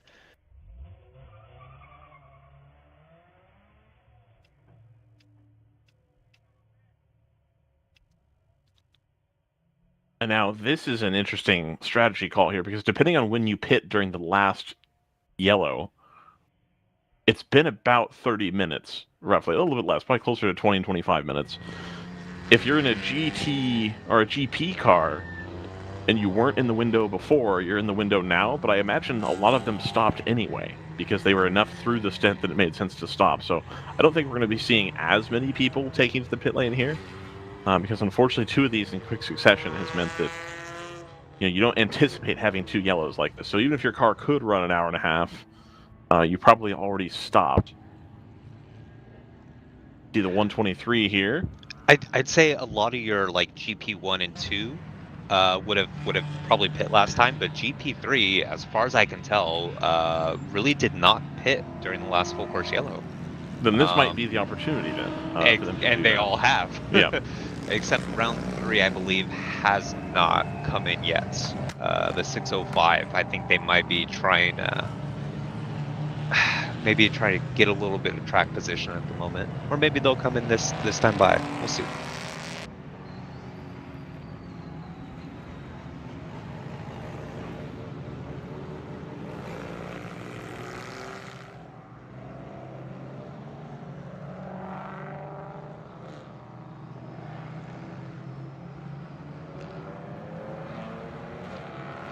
Gotta be really careful coming into this stadium section here with the stack up.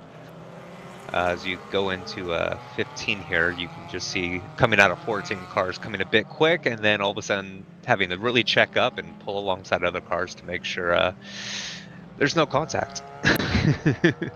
Yep.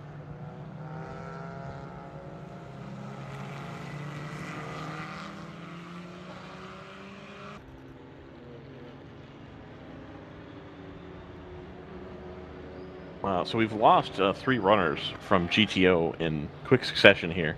There are currently 25 cars circulating, which, to be clear, is still a lot. And also, it looks like everybody's within about a lap and a half of the front of the field. Mm-hmm. So this GTO battle has not been diced very much. Now, obviously, there are different levels of being in the pack here, but everybody still has a shot today. There's nobody that has been caught out, at least it doesn't look like it, in a big way.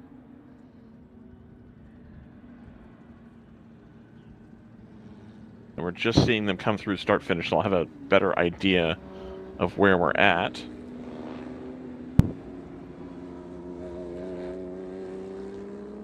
Yeah, the top 9 are within 33 seconds of each other. It's the 70, the 123, the 290, the 124, the 52, the 74, the 89, the 68, the 119, all on the same lap and all within 33 seconds. So that's 9 runners, and 2 of them dived to the pit lane this time by. That was the 926 and the 26. So there could have been 11 cars within this kind of 30-second window here. With the Lupe Tortilla car 1 minute and 5 back in 13th right now. So that's still the lead lap. There's still 1 minute's worth of cars on the lead lap here in GTO. That was really odd on screen right there. We saw the 348 Carnation Mustang come out of the pit lane. Comes up into turn 1. With the, I thought was maybe the 3D Racing BMW behind, and just a little bit quicker into turn 1, and then passed it, exiting turn 1, and the Mustang has tucked in behind. I'm not sure if that's supposed to be the case there, or that might end up being a 1-lap penalty for the BMW.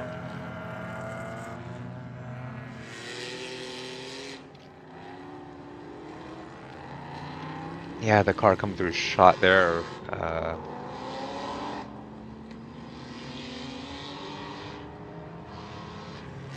think that's the 3D Racing entry, the M3. I'm not sure.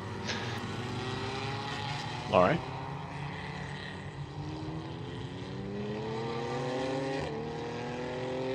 Yeah, that's just weird. Usually, my understanding is once you funnel together after pit exit, that's kind of where the positions are supposed to be held, but right. I don't know. We'll see. The lights are still on the safety car, so that would tell us that there's at least 1 more lap.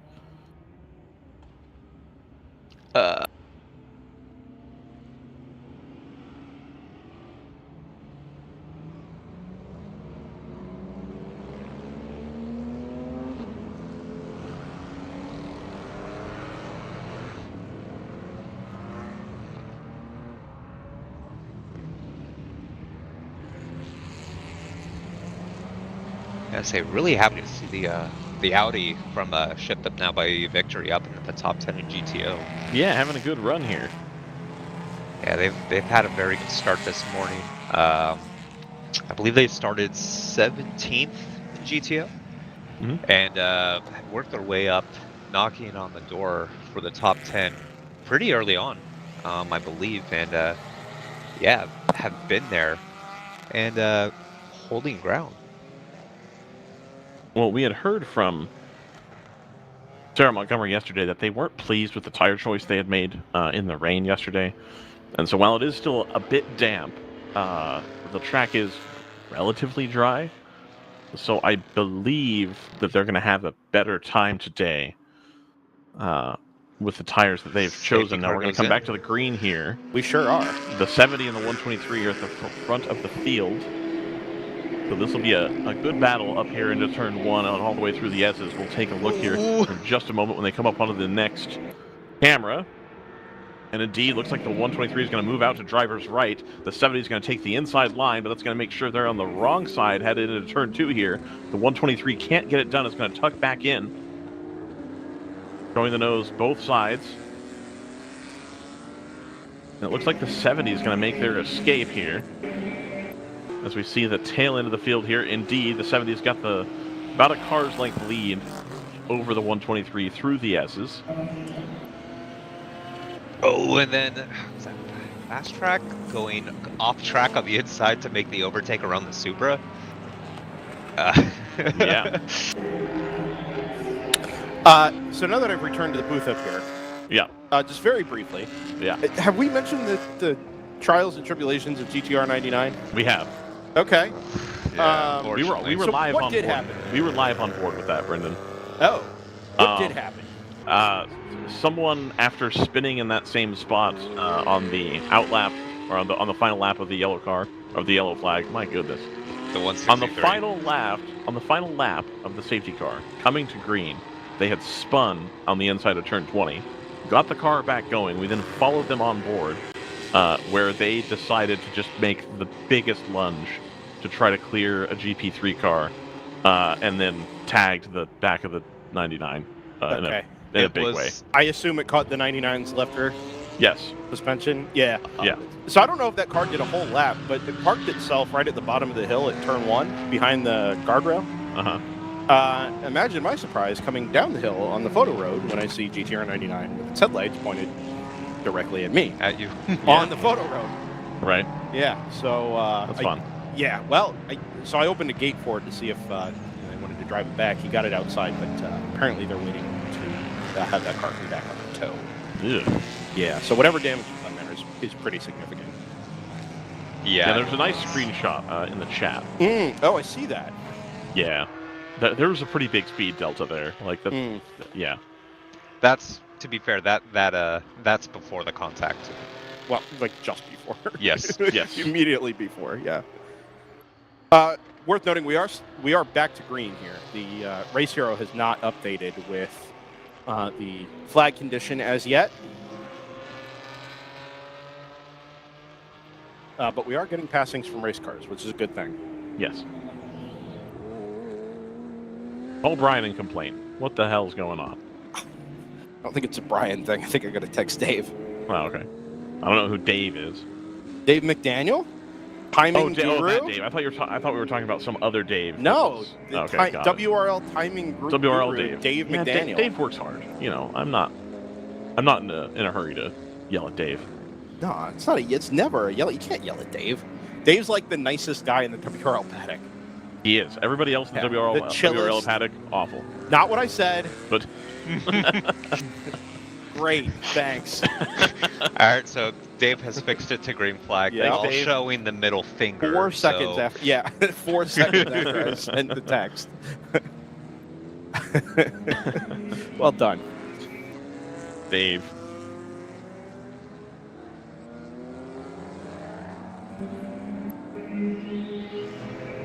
So I assume overall we're still pretty much as we were at the start of the race. We haven't really lost any main competitors from the top of the field off the lead lap or anything from Correct. from We the have a looks lot of of things. competitors at the top of the field on the lead lap. Yeah, I right see now. that. Shift Love. up now in the top 10 still. Yes. Beat Syndicate up into P8. Yes. Yeah, all good things. Where's the number 170 gone? Lap down.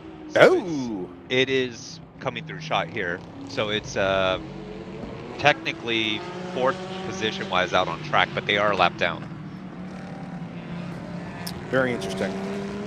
The 722 is taking the lead in GP2 as well. I believe it's the first time they've been in the lead.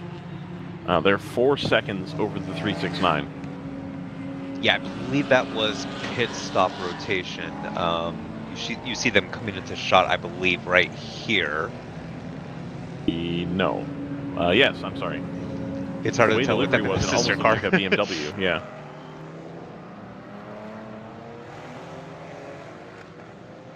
got a yes and.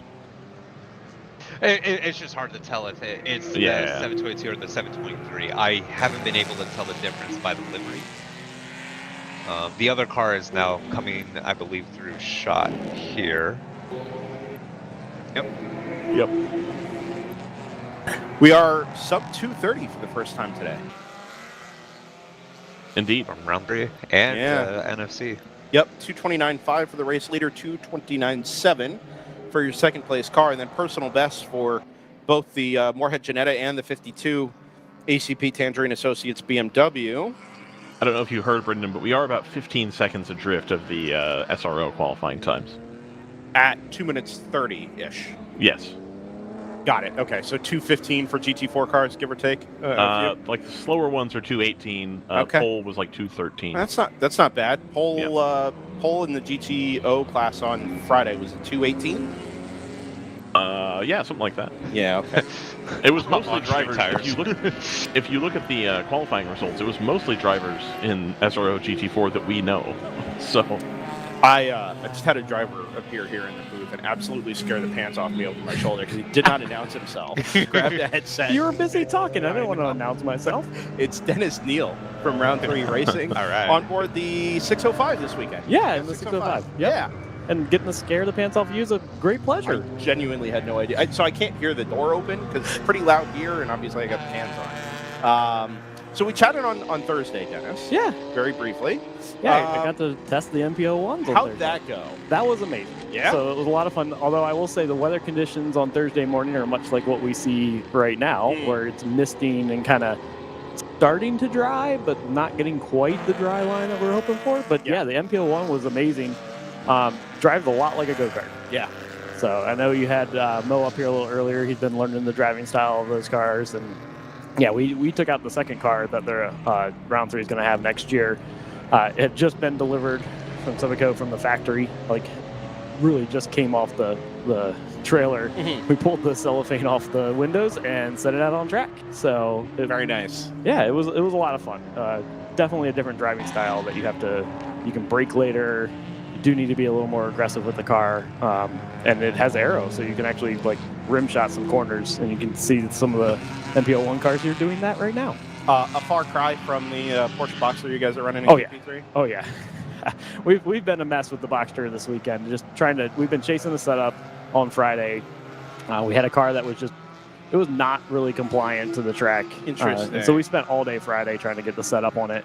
I think we got something good for the dry. Unfortunately, we haven't seen the dry since the checkered flag on Friday. Not even a little.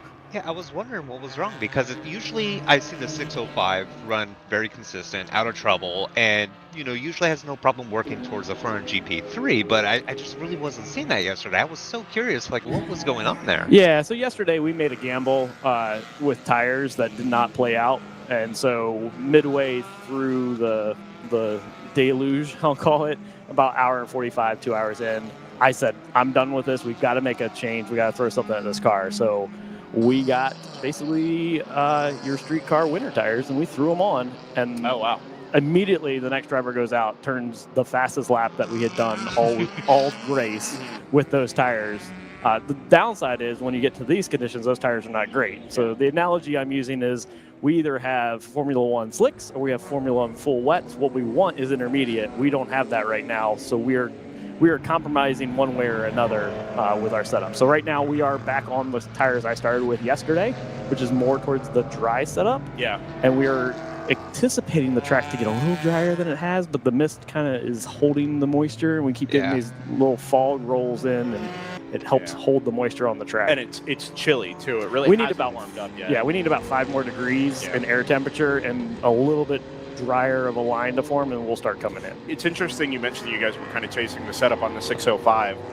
GP3 is full of cars that have been around for a minute. The AOA guys, 3 Fast Guys, and Denny. The Rockwell Autosport Development car is a pretty well sorted car as well. But we've always seen the 605 as being just the same forever.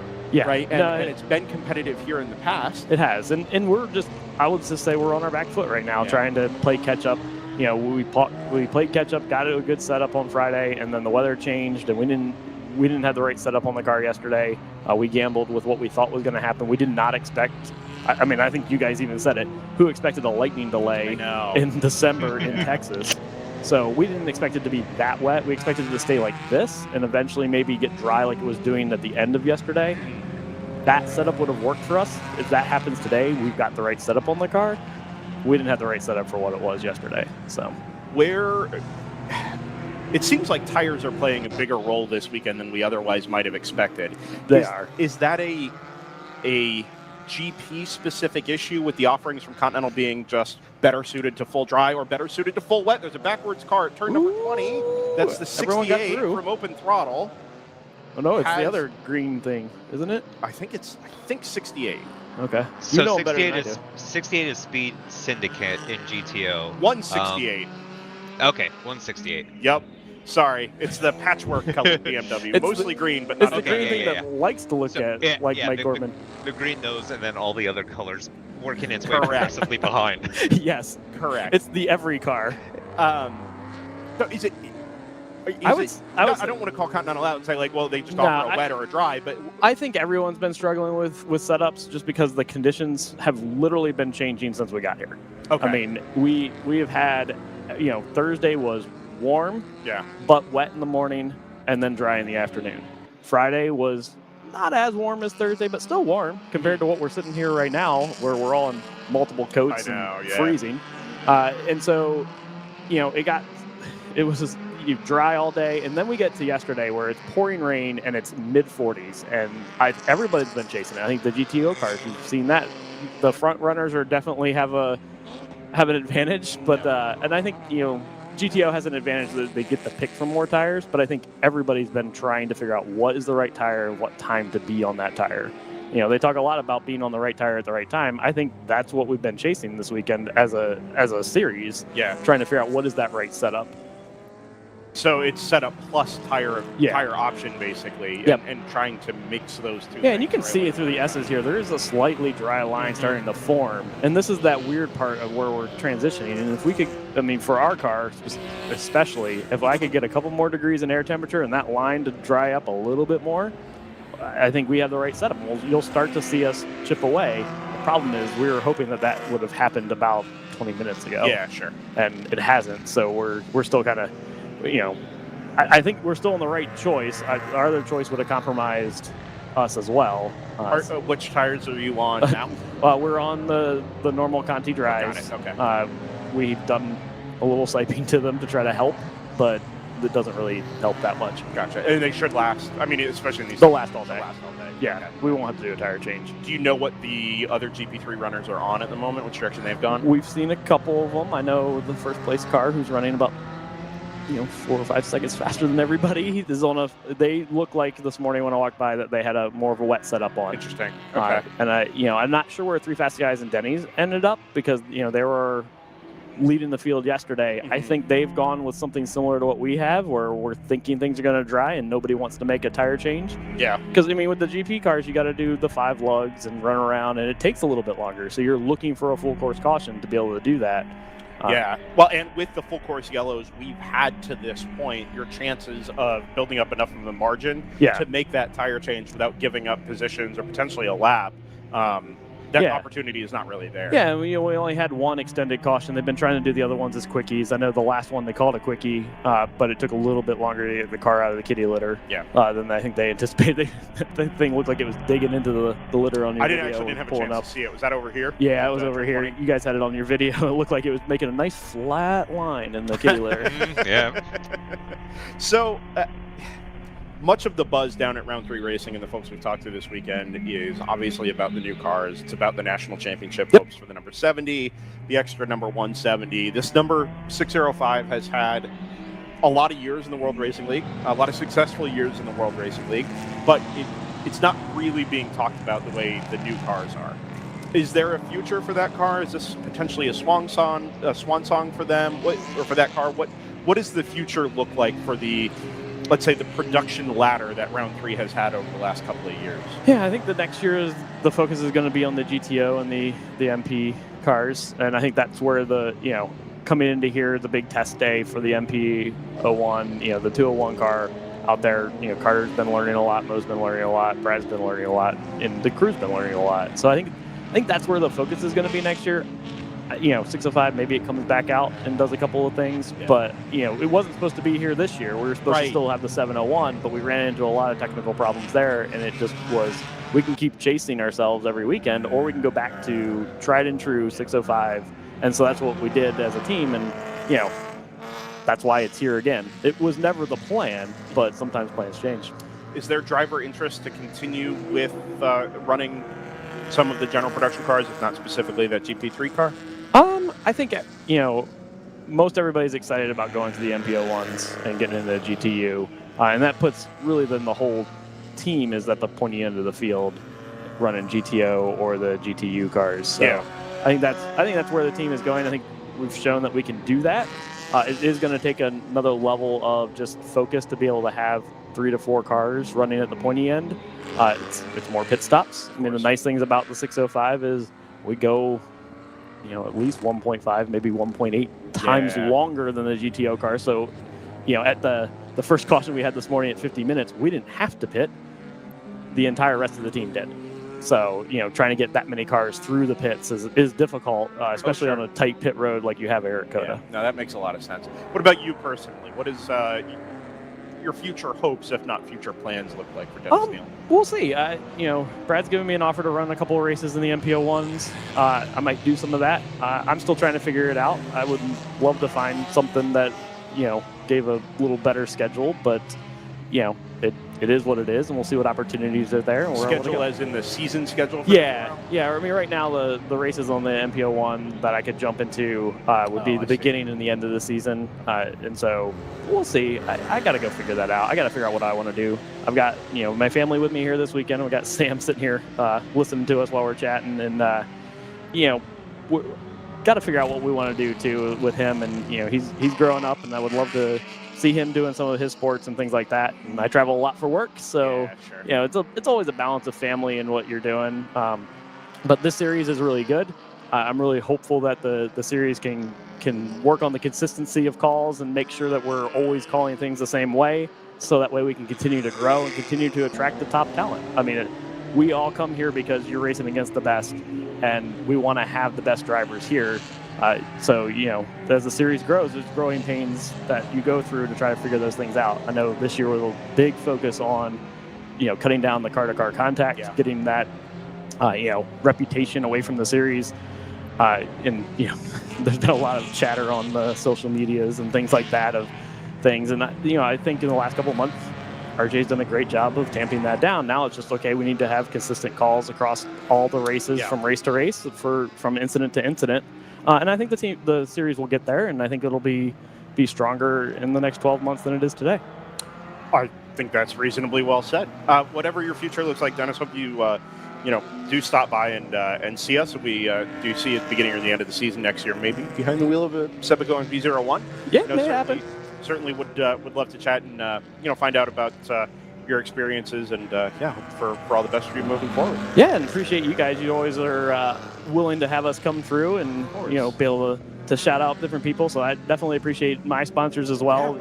Reunion Church and Speak with People. They have been behind me the whole time, so that's been really good, and it really has been a big part of why we're here. I want to make this more of a family series and more of a open to basically the crossroads between the grassroots racing and the professional racing, where you can have the professional feel but still have the family orientation that you get at the lower levels. And so that's really been my dream, to be able to help facilitate that. I think you guys are a big part of that when you do it. So appreciate what you guys do. Thank you very much, Dennis. I appreciate the kind words, and happy to close off the 2024 season strong. It's been a great weekend, weather notwithstanding here so far. And looking forward to more good things in 2025 as well. Yeah, awesome. Best of luck the rest of the way. Yeah, you guys too. We'll see you soon. Dennis Neal out of the 605 Round 3 Racing Porsche Boxer.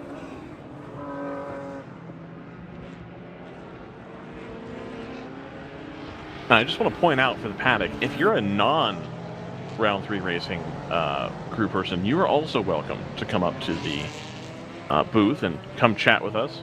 Of course, we love the people down at Round 3. They give us a lot of their time. We really appreciate it. But I don't want there to be a feeling of like you have to be invited or anything like that. It's just sort of a sort of a free-for-all. So if you'd like to come speak with Brendan in the booth and get your story out there, we'd love to hear from especially some people we haven't heard from before in the paddock.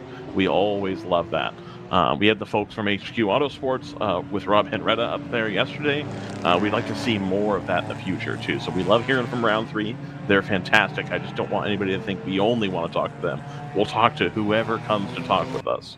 So please, by all means, if you have something you want to say, a quick plug for a business, want to talk about your racing plans next year, want to talk about how much you love the racing series, if you want to grind axes about officiating, or no, I'm being told we can't do that. Okay, so don't grind axes on the air.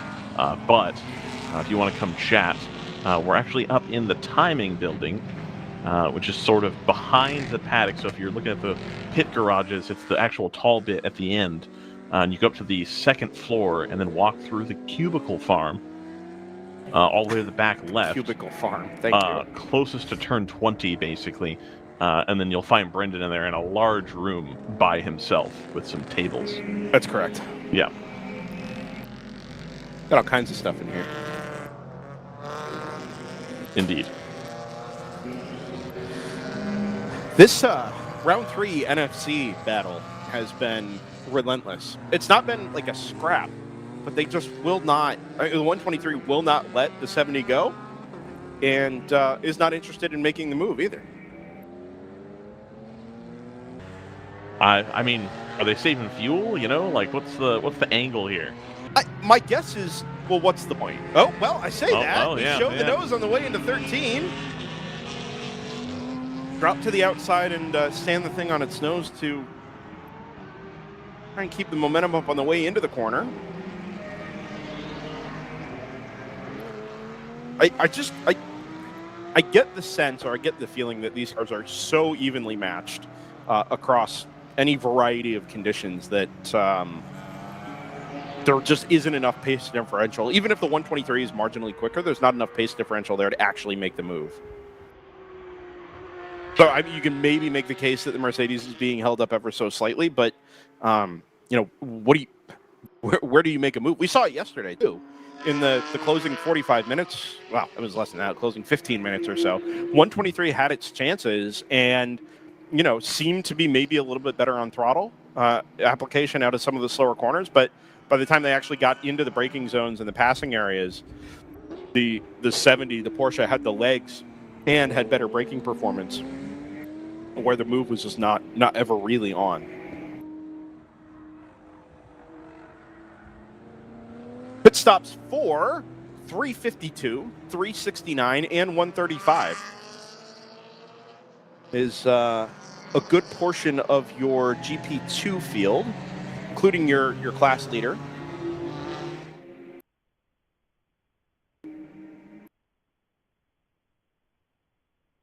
Brett 135 from Rapscallion Motorsports down in 11th place at the moment, 3 laps off of the class lead. Yeah, unfortunately, that car did get a 2-lap penalty for contact.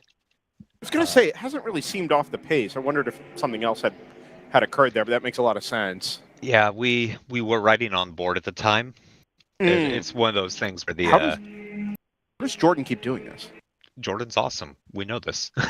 We don't question it. No, the 813 from Nitro had a pass going into turn 1. And was just a little bit slower at the apex than the MX-5 was thinking it was going to be, so it was just running slightly into the back of the bumper. But that was avoidable. So it's unfortunate for the 135, but it is what it is. His sister car, number 469, was noted a little bit earlier for dragging the exhaust. Also not ideal, although the 469 having a slightly better day in GP2, up in the top 5 at the moment. Good little battle, actually, for second in GP2. Now that the 369 is pitted, Kerdog Racing actually hasn't come through to assume the lead yet, but the 151 leads the 813 of Nitro Motorsports that JT just mentioned by just under a second. Honda Research West, number 722, is 2 seconds further back. Rapscallion Motorsports, number 469 there in 5th, is 9.5 seconds behind the Kerdog GR86. Hunter Racing, number 35, is another couple of seconds behind. But a nice little pack of 5 there. Yeah, I believe that pass for position was this past lap. Because I had previously noted that Nitro was ahead of Kerdog, but they had been running very close together. So Nitro was closing 2.5 seconds on the last lap, and the margin, it did bring the margin down to 0.8 of a second. That is a battle of Toyota GR86s, one of them in nearly Cup trim, that number 813 from Nitro Motorsports. The 151, if you look on Motorsport Reg, is very specifically listed as hashtag not a GR Cup. So that is a road-going GR86 that has been built up into GP2 spec, and go figure, we see them together on track, just leaving the shot. It's the red trimmed, but mainly black and white number 151 with the orange, black and white GR86 Cup directly behind it. You see him coming up the hill here. Black nose leading white nose. The white nose, number 813, shows the nose on the way into turn number 1, backs out of it. See a little bit more aggressive aero, at least in terms of the wings, on the number 151. A bit better on the way up the hill into turn number 1 through the braking zone there. Try and see the performance through the S's from on top of the spectator bridge here.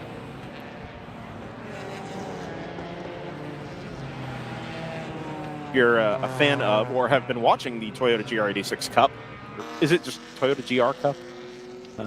Yeah, GR just Cup. GR. GR Cup, yeah, that's there we go. Want to make sure we get the PR name right. That number 813, we spoke to Joe Tovo yesterday towards the end of the race.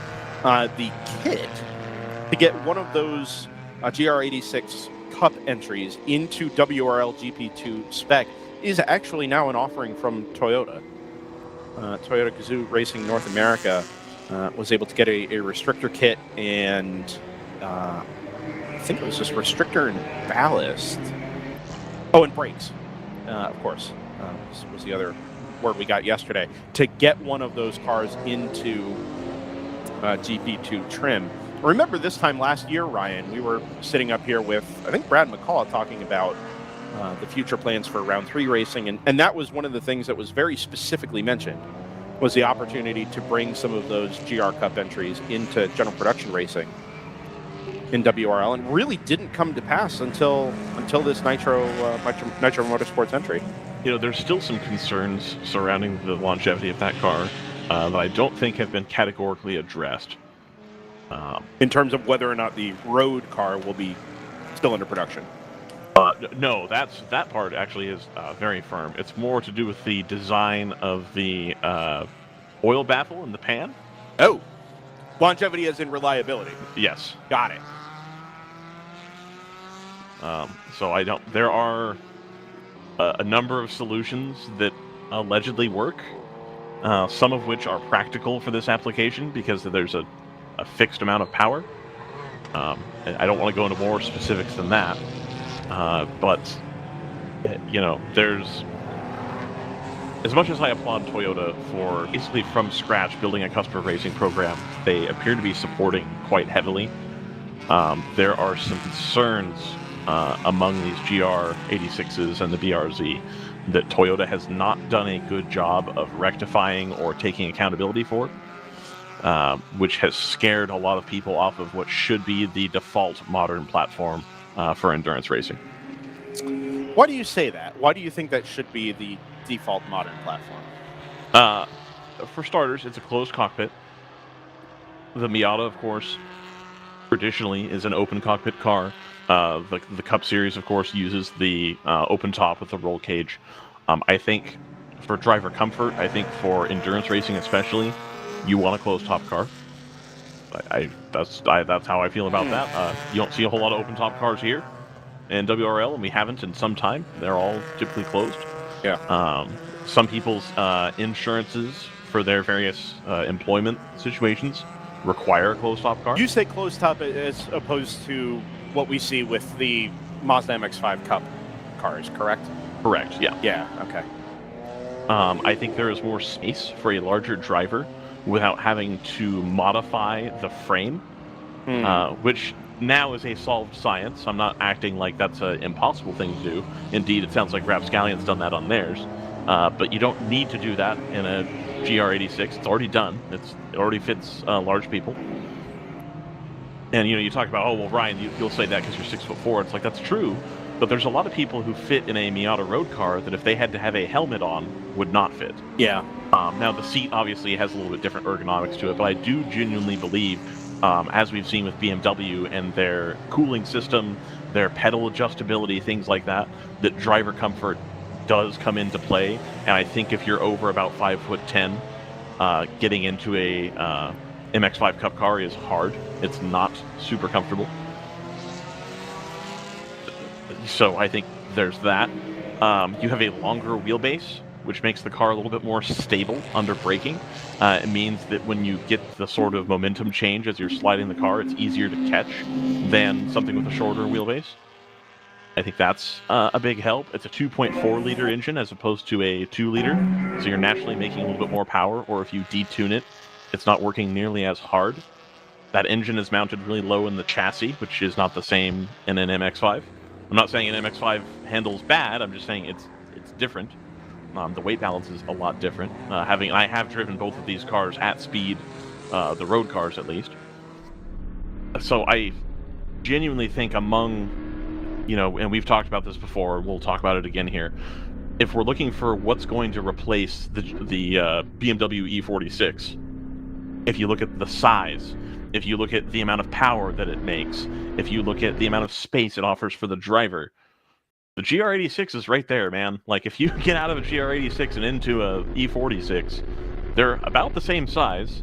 The layout is a little bit different. The driver sits a little further back because the engine's pushed a little bit further back and sits lower in the car.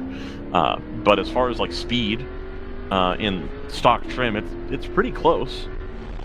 It makes, again, roughly, kind of the same amount of power as a 325 at least, and, a 330 as well, depending on how you have it breathed on. So it really should be the gold standard, not only for racing, but for car guys. And they have needlessly shot themselves in the feet repeatedly with this oil pickup problem, where people who take their GR86s to the track and make high-speed right-hand turns blow the motor up. And then Toyota doesn't want to cover it because they say that it's the driver's fault. On a car which is advertised as a track car, which includes a free track day when you purchase it, and it uses track days in their advertising a lot. And then when you subject it to normal track use, they claim, oh, well, that's not our fault. We're not going to cover your engine. That'll be $15,000, please. And it's really been a black eye on that particular project. And I think it has held their sales back more so than it should have. There's more of those sitting on dealer lots than there ought to be. I think that is the primary reason, because they drive great and they're very comfortable. But can I shift the discussion ever so slightly? Sure. No, tangentially related, but not exactly. Sure. We've been joined by Bill Graham, driver of this weekend, the number 225 Thunder Bunny Racing. Do I have the number right this weekend? You still 225? Yeah. Yep. Oh, sorry, got to unmute you. There we go. Yeah, 225 this weekend. Back for the first time in a couple of events with Thunder Bunny Racing. Great to have you back, and thanks for stopping by. Yeah, it's been great to hear you guys talk about the series, and we've had some fun racing out here today, and we're happy to be back. Yeah, we were. The competition level at the top is obviously very high. Thunder Bunny Racing has been a big part of that, and we kind of missed some of the depth there, both with the 225 and the 766. But you guys have kind of jumped right back into the deep end here this weekend. Finding it like putting on an old pair of shoes, just fit right in, or are we kind of getting back up to speed here? Well, the series is interesting. In 2021, Laura Hayes, great driver, we won at VIR in an M2 CS. We remember it well. First and second that weekend, actually. By 2020, by the next year, 2022, the M2 CS was just not competitive in GTO. We moved to the Supra. Yep. And had a consistent a consistent driver lineup of me and Laura and Jim Cowan, and partway through the season, Jim dropped, and then it was just Laura and I. So we had a consistency of crew and drivers, and managed to win the championship. And here 1 year later, I think it would be hard to win a championship with somebody of my skill level as a driver in the car. But it's been consistent progress, right? And I don't know if maybe you can make the case that, okay, the M2 you had to really hustle to get a lot of pace out of and to be competitive, but you both did that fairly well. Laura's stint at the end of that VIR race, by the way, was one of those things you remember for a long, long time. It was just incredible. But the Supra offers, a number of other opportunities, better driver aids, better traction control, more modern TC and ABS, that can help kind of close that gap for amateur, gentlemen, sportsman drivers, whatever you like to call it, especially if you pair it with a pro like Laura. Is that why do you think is taking more now to go win a championship rather than just leaning on what these modern GT4 cars offer a GTO driver? Well, there's a lot more car development going on. Okay. Like you've got NFC has done a great job of developing those cars. We have a GT3 chassis out here now, which obviously is a great platform to develop. And then the quality of the drivers is, in some of these cars, they're very well set up. They're doing continual development, and they're putting some really good drivers in them. Yeah, for sure. We see it obviously at the top. The 70 this weekend, I think, is mostly pros or pro adjacent. Cole is close enough. The 123 guys are really good, really, really good. Aaron obviously is kind of the star we see at the end of the race, but Lanny and Bill have come a long way in bringing up the overall level of that number 123. We were just chatting off air about where Thunder Bunny has been, where it's going. You can share as much or as little of that as you would like. I think it's really exciting stuff, even if we may not see Thunder Bunny racing regularly up the tip top in that sort of NFC round 3 ACP type discussion. Yeah, I'll wait a little bit for the. We're going to go SRO racing, and so we'll probably be putting on social media a car with the new wrap. I'm going to let the sponsor have their of course have their chance to announce it. But yeah. we'll be at SRO next year, and then we'll be coming to WRL wherever it doesn't conflict with SRO. And in addition to bringing back the 225 GT4 car, we've built a GP1 Supra so that we can bring some people into WRL at a little lower price point. So I misunderstood. I didn't realize the 225 was coming back. We had just talked about the road-based Supra, the GP1 car. That is tremendously exciting. And I guess, as far as I'm aware, that'll be the first of its kind, a road-built Supra to go kind of production car racing. I haven't seen one out here yet. Yeah. Well, we saw at the 2 or 3 years ago at Road America, somebody brought a red one. Yes, and they had misinterpreted the power rules, and they ended up having a flat torque curve and had to run unclassified. Oh, interesting. Yeah. Okay. Yeah. So this is kind of not a departure for Thunder Bunny Racing, but almost going back to the way it was when we first saw TBR. I did an interview with Chandler and Lenny at Daytona, who was your engineer there for a little while. And we were talking about the Nissan 350Z, the BMW 128, which is one of Ryan's favorite cars. Yeah. And, I mean, that was kind of the identity of Thunder Bunny in the World Racing League for a long time. You go to the M2, you go to the Toyota Supras, but the production stuff had kind of dropped away. Now we're kind of back to the future in a way. In a way. My first race with Thunder Bunny was in that 128 here in 2020, and we got a P3. I loved that car. I know reliability was maybe not its strong point, and the 350 really struggled towards the end of its life there to stay consistent and consistently on track. But we love people doing cool stuff, right? To go do something different because it's different. GP1, I don't know if you as a team have seen this, or whether it was purely a business decision to try and allow, a cheaper opportunity to go racing, but it's kind of become the de facto builder's class, where you don't have to stress a new car quite as hard to go run it in GTO if you're going to build a car from scratch. But the depth is really kind of building itself there in GP1. It is, and in GTO now, really, everybody's going to have their thoughts on the series, and I think WRL has done a great job. To me, I would like to see GTO just be a GT4 series so that they could work a little bit on, so it doesn't just become an arms race of aero and other things that are going to happen with the current rule set. But GP1 is very interesting. You can really get almost as much into a GP1 really high quality build as you would, say, buying a secondhand GT4 car. Of course, everything's going to be brand new. Sure. And so that'll help with the cost. And a lot of people are in this because it's kind of fun to build something that's going to be a little different from anybody else's, because it is going to be a one of a kind build. I'm interested by something you just said there about the arms race in GTO.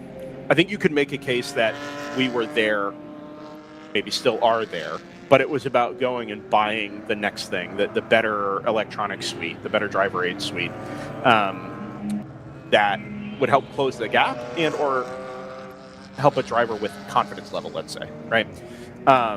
You mentioned specifically aero and car development with the GT4 cars, and that potentially moving to GT4, a homologated GT4 platform might be a better way forward. What do you, if the series were to stick with the current GTO concept that allows the GT4 cars to come in with some adjustments and come and play, what do you see as being the big development push for cars on an open platform that you would identify as being sort of the next arms race? I would say it's going to be aero. Okay. I mean, there's luckily now, we're putting tracking in the car, so they'll be able to see if anybody tries to do a push to pass or anything like that. So, keeping everything, looking at the data and trying to keep everything even there. And so a lot of these cars are set up really well now, and so that next push to get more out of them is going to be aero. How much do you think is left in them in terms of development? Are we talking about squabbling over hundredths and tenths here, or do you think there's still seconds left in these cars? Maybe at the high end of aero on some of these longer tracks could be a second. Wow. Okay. So it's almost it's still enough to be a sizable difference to where, okay, if somebody decides to go down that pathway and really develop out, wings, front aero, diffusers, whatever, it's going to not have to happen, but it basically must have in order to stay competitive at the top. Yeah, you're just going to, be looking at people characterizing cars and just, going to that next level of things that are happening in the Pro Series. Because the GTO class here at the pointy end of it, I mean, there's, like I said earlier, the cars are really well developed and really well set up and maintained and great drivers, which is, it's really fun to see. Everybody I haven't gotten that much better over the last 3 years, and so I'm kind of stayed the same, and everybody's getting way better around me, including Laura. So, every time I think I'm going to get closer to her, she gets just a little bit better. I mean, that is some of what WRL is designed to do, right? The more track time you get, the more consistent track time you get, surrounded by teammates that are, in some cases pros or coaches. The hope is that drivers do continue to improve, get more consistent, get faster, and then hopefully, if you want, go do some of the bigger, higher level stuff, right? SRO included in that to some degree, obviously.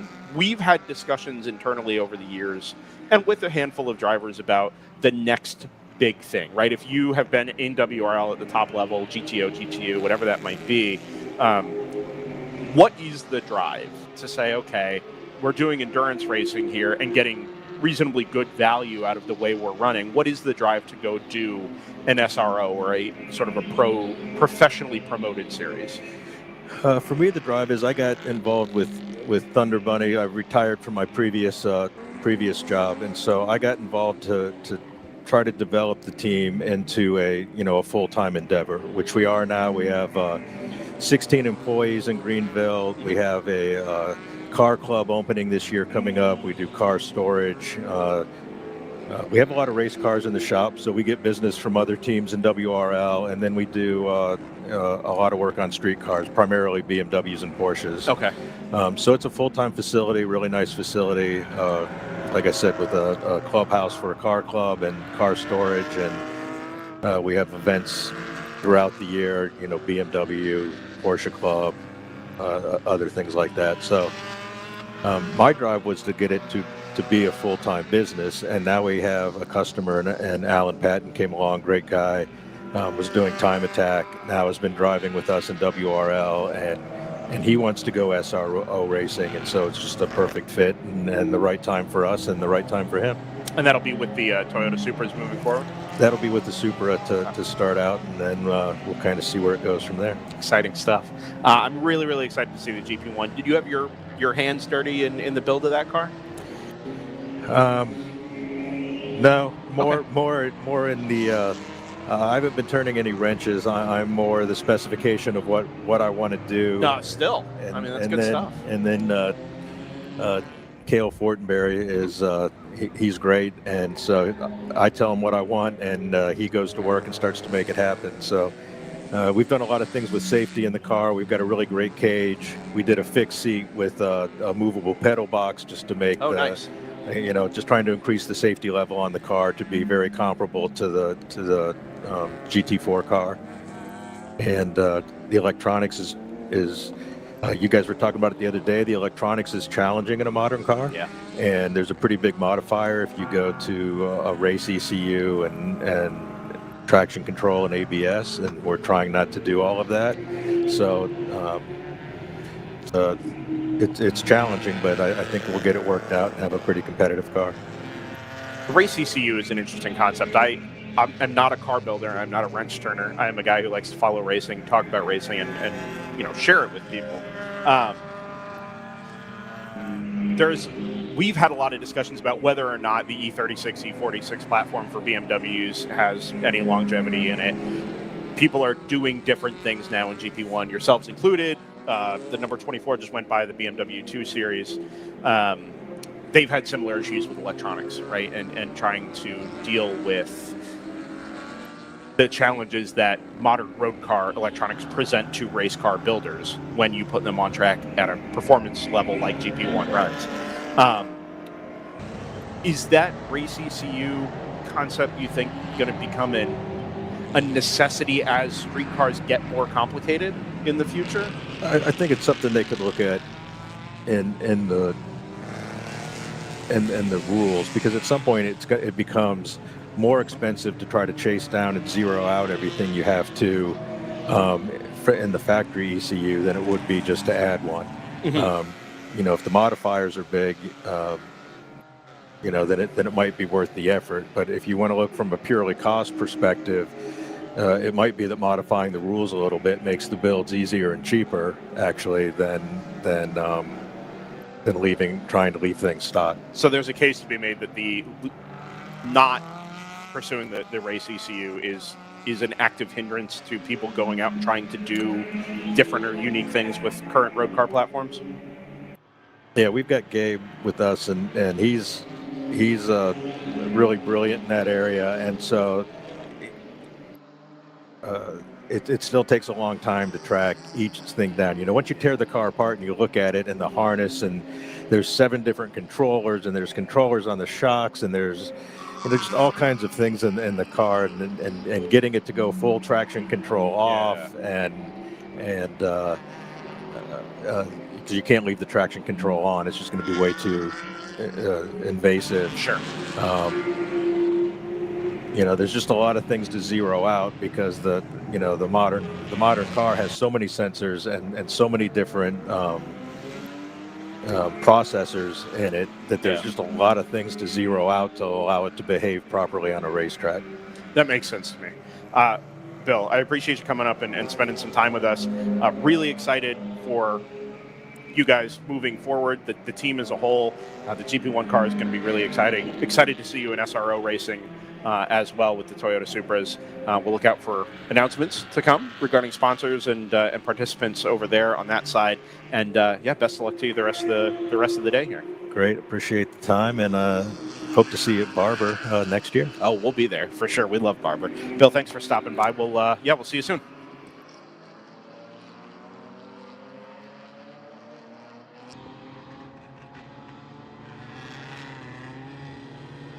That's Bill from Thunder Bunny there, just telling us about their plans for next season. So I think that's good that we're going to see Thunder Bunny make the move to a higher level series. And of course, we love that they're still sticking around. Kind of the same thing that Random Vandals has find themselves doing. That they still come to WRL events when they don't overlap with existing SRO stuff. Always love seeing their cars here at the track. You see the Thunder Bunny car right there, just making the turn down into turn 12. Yeah, I'm quite interested in that EP1 entry. You had mentioned that a long time ago, a couple years ago, we had a Supra join us that wasn't a GT4. Was it possibly at COTA 2021? Because there was this was definitely at Road America. Okay. Because I'm trying to figure out what that was, because I don't ever remember a GP1. I remember one running in GTO. Oh, I see what you're saying. I think they were going to run it in GTO, but it, like I said, didn't pass tech. But they had come all the way to Wisconsin, and so they let him drive the car anyway. Just not for points or anything. It wasn't tremendously reliable, if I recall, as well. I think a lot of, and I see this sentiment get shared online by car people who aren't necessarily racing people. I've especially seen it on one of the Race Car Classified Instagram pages. Everybody in WRL is on the same one, so you know what I'm talking about. Wherein somebody will post, oh no, that's a Rapscallion car. That is. Pulling off some drivers right here in turn 19, just on the entry.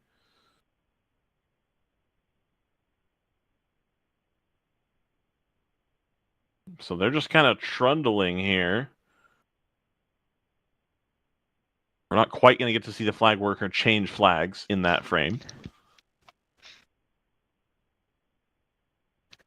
I think they're going to try to limp it over here to Kyle Busch Beach. I was going to ask what corner this is, but we see the big turn 19 pylon there off in the distance. Very helpful. So I imagine we're going to go for a full course yellow here, because there it is, not the tower. A spot that you want to have the car be in. It's going to depend. As long as you have local yellow, give them a second to try. Oh, okay, they're going to get it back going. Fortunately, the pit lane's right there, so they're going to have to try to cross the track here. Interesting. Yeah. Oh, no, we're just going to send No, they're going to keep going. Okay, well, apparently it was a solvable issue. Anyway, to finish up my point here, there's a tremendous deal of people who are not aware of racing, and I see it all the time. They'll post a Toyota Supra race car on the page for like $180,000, and inevitably you get some car guy that rolls in there and goes, 180 grand. Huh. Sorry, 135 is stopped again, just past start finish here on the right side of the shot. I think you can actually just see it on the red paint above the gantry. Oh yeah. Anyway, as you were, Ryan. And they talk about the price of the car, like, that's overpriced. You're wasting your money. I could build that car for $50,000. And they do this just whole bit about how it's not even that fast, and all it has is a body kit, and I could do that in my garage, and my one at home could drive faster. And like, especially on a modern car, there's a lot more to it than that. You can't just put a tune on a road car and put a cage in it and be like, here you go, race car. And so the times that I've seen the Supras try to be modified into racing cars outside of WRL, they haven't been tremendously reliable, but it comes down to the build. And if there's a shop I would trust to build one, it's somebody who has run the actual professional built racing cars before and knows what they do and don't need to work correctly. And Thunder Bunny Racing is the correct place to try to do something like that, as opposed to I see in the comments we're talking about TAPG. Yeah, another car that they had a road car, but that was heavily developed by people who worked or Toyota. Yeah. I don't think is nearly on the same level as what I'm talking about, which was genuinely some guys that modified the car. Yeah, that car was a monster. I remember riding on board that car in 2020 at the end of actually conditions not terribly unlike this. Right. It was a lot of fun, but I do remember mostly because DJ Quint said some really nice things about us on Instagram, but the car was cool too. Yeah. But it's interesting, I'll say it. Bill wasn't talking about modifying an 86 to go racing. I mean, some of that was probably desired performance level, right? You're not going to get an 86 up to GP1 spec, right, without doing some pretty odd things to it. I told him off air when you kind of picked up the call, Ryan, that the note about putting in a race ECU being potentially a cheaper, more straightforward option than having to chase down the electronics issues if you don't have an electronics guru, on the team is a genuinely interesting and worthwhile discussion regarding the future, right? Of club racing, really. I mean, it's not just WRL production racing; it's club racing as a whole.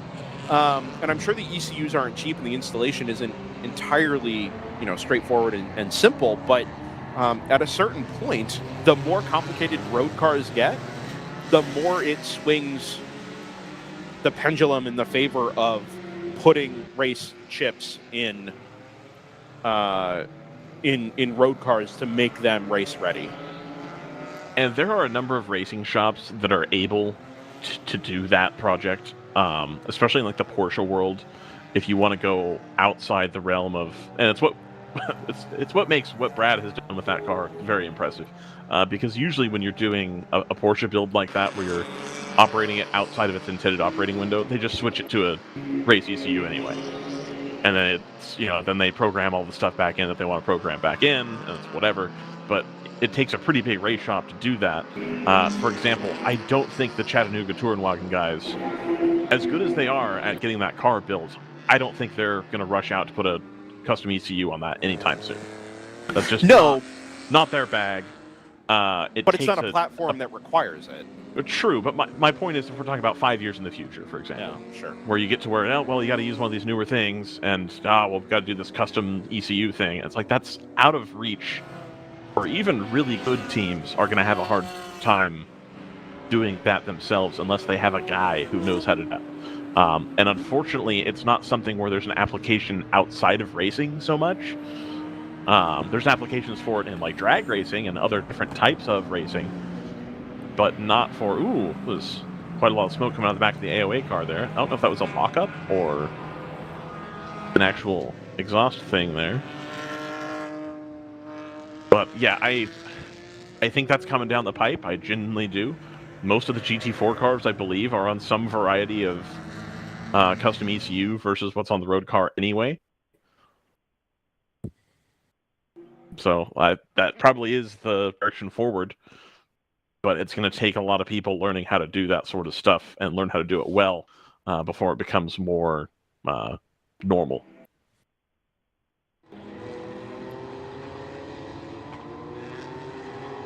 Sorry, I'm coordinating for a potential mid-race graphics update. Fun. Stand by for that. We like mid-race graphics updates. We do. Cool. Yeah. Nice. As opposed to between-race graphics updates, which Jordan Worth has provided for us here. I sent the outline. Did we note the lead had changed hands, by the way? I think it just happened. It did. Just happened. On lap number 50, Mercedes, having hounded the back of the Porsche 991.2 GT3 Cup entry from Round 3 Racing, has finally worked its way through into the race lead and put a second between itself and the Porsche. Approaching around to pit stops here, too, as well. So it's taken the better part of the entire fuel run to make it happen. Yeah, I think the Mercedes has just been patiently staying behind, looking for an Yeah. opportunity, but not really pushing at this stage, which is, the correct thing to do. We've still got, over 4.5 hours left to go. But I mean, that they've been running nose to tail for like almost this entire stint. Yeah. I mean, we showed consistency in officiating yesterday, wherein even in the closing moments of a race, the no contact rule was still applied, and so I think it would be unfortunate to try to force the issue with 4 hours to go. Yeah. And I think that penalty given, of course, it was deserved based on the video evidence, I'm sure, but I think was probably a statement as well of, we saw what happened last year. That's really not the direction we're trying to move with this. This needs to be cleaned up. Like, we can't be doing that. Yeah. So I think both drivers in both cars rightfully taking it a lot easier today, fighting at the front. Well, and to some degree, right, if you're on board the number 70, you don't want the... First off, you can't afford mistakes, right? You can't afford a lap penalty here, and you can't afford a bad pit stop. You need a clean race more than anything else, right? And if the car you're letting by is your championship rival, or the car that passes you is your championship rival, the margin from first to second isn't going to be enough to give you the championship anyway, right? So you stay on the lead lap for now, right? Get through this first long fuel run anyway, maybe make a driver change and live to fight another day in the hopes that a full course yellow or a better, more favorable driver pairing kind of brings you back into the fold. Yes, you need to beat that car, but you also need some help with that car falling further behind. So, there's no reason to push the limits of what that car or the driver is capable of at this stage. There's too much time left and too much that still can and would need to happen in order for the championship to favor the 70. The good news is we're getting a round of green flag pit stops here, which means the button TM will work effectively when I press it here in about 30 minutes. Don't. Yeah, I was going to say don't do that yet. We need to wait for... I need to wait for confirmation that the update can be pushed to our system. The what? And I'll tell you in a second, or it'll make itself apparent in a second. But got it. Okay. Just need. I was like, are we running out of button presses? Like, I can press as many times as I want. Like, no. I don't want to ask the server to do anything before we have the update pushed. That was a little smoke out of the number 605, I think. Copy. Up at turn number 8, off in the distance for that round 3 racing Porsche Boxster. Pit stops, by the way, from a couple of our lead competitors. The number 52 ACP Tangerine Associates BMW has been in. The number 314 from Skip Barber Racing School is in, although that car has fallen down the running order just a little bit. 201 from round 3 racing. Your GTU class leader, as fate would have it, up there in the top 5 overall, is into the pit lane, as is the number 82 from Random Vandals. This will allow the number 290 from Moorhead Speedworks, that Janetta G56, into the back into the top 5 and kind of into its rightful place there. And a good recovery for the number 26 of Lupe Tortilla Fast Track Racing as well. That car was looking a little worse for wear yesterday down at turn number 3. That team's car anyway. They've got the second chassis up and running, ready to go for today, and right up into the top 4 at the moment. Really good stuff.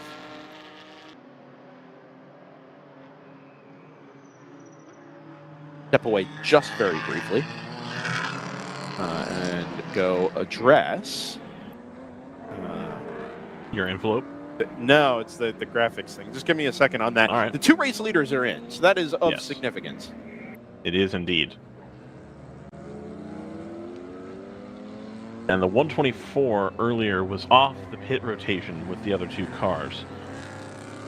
So that's the NFC car that's currently in 3rd position. TLM has moved up into 8th place. The 52 holding down 7th right now. The 290 still lurking around the top 5. The number 26 of Lupe Tortilla in 4th in GTO. We're just starting to be probably at the very, very early stages of the GP1 pit window. They probably still have a couple more laps at least until we're really there in earnest.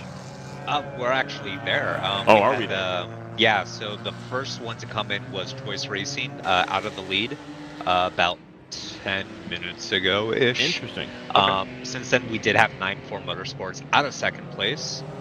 That has come back out in fourth behind Choice Racing to the tune of 50 seconds. I believe we've also had a couple more that have come through. Let me just double check. Yeah, Magic Develop is coming through right now, so we're just going to be waiting on Palomar at the front end. Grissom as well, I think, needs to come in PC. The 64 open throttle, they already did, so they will be moving back up once the other cars start to cycle back around. GP2 Chattanooga had pitted from the lead 20-30 minutes ago. Curdog is due relatively soon. Chattanooga did manage to beat the Honda Research West car out during those pit stop cycles. Right. They've got about almost a minute gap. They've been running quite a bit quicker in that BMW. I'm really curious to see, because we did see the Curdog and Nitro Motorsports battle going back and forth there. Nitro did pit, Curdog has not, so I'm very curious to see, you know, how late they're able to extend this stint and how long it's going to take for them to come back out, assuming it's going to be a large tank that they're going to have to top off. Makes me wonder if if maybe the tank in the Cup car is a bit smaller than the one we see in the race, the built car. As we do see the flashing lights of Curdog coming through the corner here, so they might be coming in this lap actually. Yep, sure enough.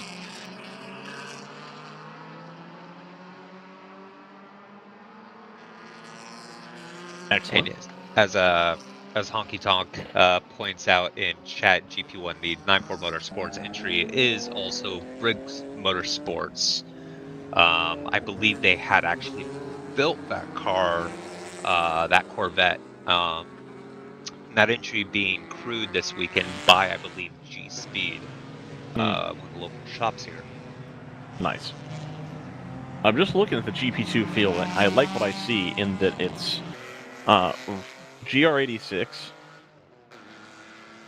an old M3, a Civic, the GR86 race car, and then an MX-5 in the top 5. You'll love to see it. Yeah, not too far back, you have the open throttle car as well. Yeah. So we're starting to see a little bit more variety in GP2, which I like. GP2 used to be the Spec E46 class. To some extent, it still is. Open Throttle, of course, has a couple of those cars running in that class. Here's the 35 of Hunter Racing. That's an E36. So I think it's starting to become time. You know, the people who traditionally ran the E46s showing up less and less frequently.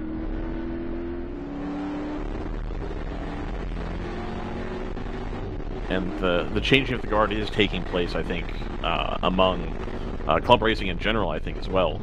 And sort of amateur motorsports, where... Ooh, look how well that turns in. It just knows right inside. Obviously, going a lot slower than the apex speed usually gives you more angle on that, but that Iron Rock Motorsports BMW up there with the V8, just getting the nose in and diving down the inside there. And of course, that's the 170 to the left. We're going to get a little sick here. Going down the... Yeah, there we go. Thank you, Jordan. Yeah, it's good to see this car came back out. It is. Not the weekend they would have been hoping for, obviously. They've done really well here in the past. They've done well in WRL in the past. But just not quite having a hold on that car and the reliability issues, I think, yet. You can see the 170 just slowly start to walk away here off into the distance.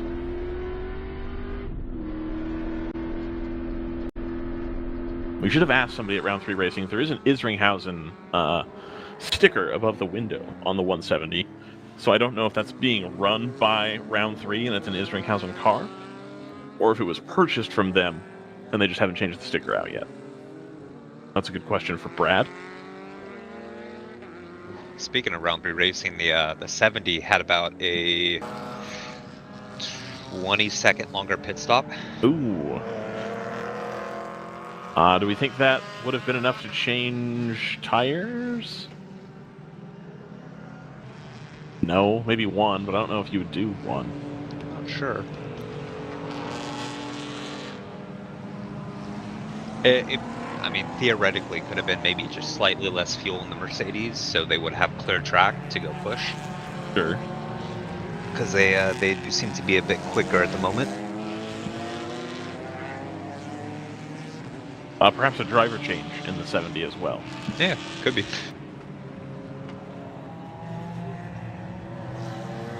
So 4 hours and 30 remaining here. We're back here at Circuit of the Americas. I think, Jordan, are you busy with the graphics thing at the moment, or can you run an ad here? Let's get an ad running here. We've got a little bit of a lull in the action here as we're waiting for the pit stops to kind of cycle through here. So we'll come back in about 45 seconds or so and let you know what's going on with the race here live from Circuit of the Americas near Austin, Texas. You can't quite see it in the distance over there, but it is in fact there. We'll be right back.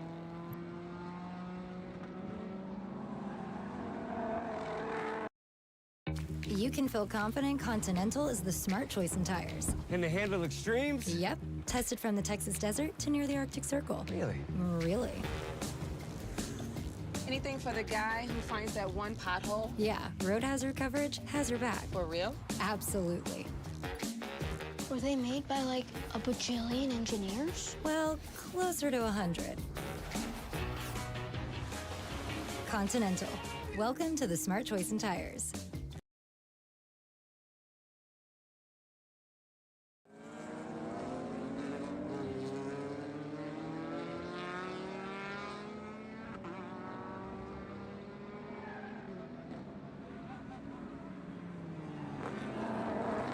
Welcome back to Circuit of the Americas, where Jordan and I were just playing Let's Remember Some Guys.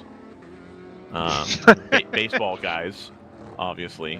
I love doing Let's Remember Some Guys because there's a lot of baseball people that made an impact for like season and a half, and they were just untouchable, and then after that they just kind of did nothing anymore. Benji Molina? Benji Molina, yeah, absolutely. Is that with the Angels? There you go. JT, a Southern California guy.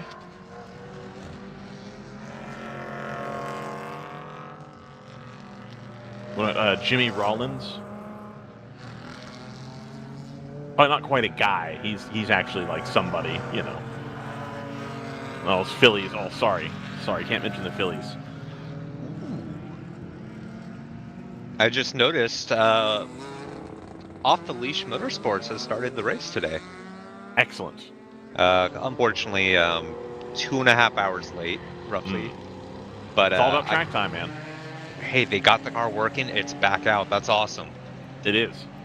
You know, being able to... It's track time at COTA, right? I mean, even if you don't win the trophy, like, that sucks. It's not very often that you get to come do track day at COTA. Kind of expensive to rent the whole track out. And I think nowadays, it's... I'm going to make a big assumption here, but a non-zero percentage of the reason why you'd go racing is that Random Vandal's car runs a little bit wide. I think just misjudges the braking point there. A lot of the reason why it's cool to do racing is you get to tell your friends about it. I think we can all be adults and just like admit that it sounds cool to say, what did you do this weekend? Oh, I went and drove my race car really fast. And now that F1 is a thing in America, being able to say, oh yeah, I went to Circuit of the Americas, I drove my car there. People actually know what that means. And so I think this has become a more cool thing to do. And so getting back out there to run some laps, it's still something cool to talk about. You already drove the Taller here. You may as well, you know, get out there, get some laps in. Yep. Practice for next season.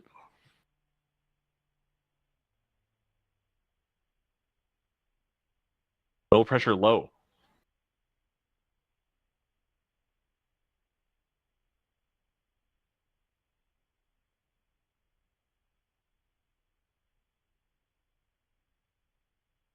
We're going to change drivers here.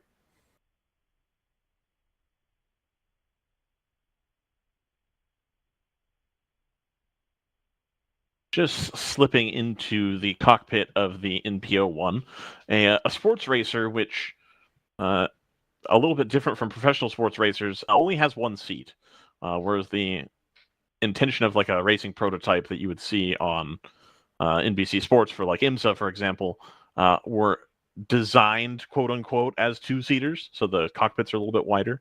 But the NPO1, its whole thing is that it's quite light. And so the need for that second seat there, not so big.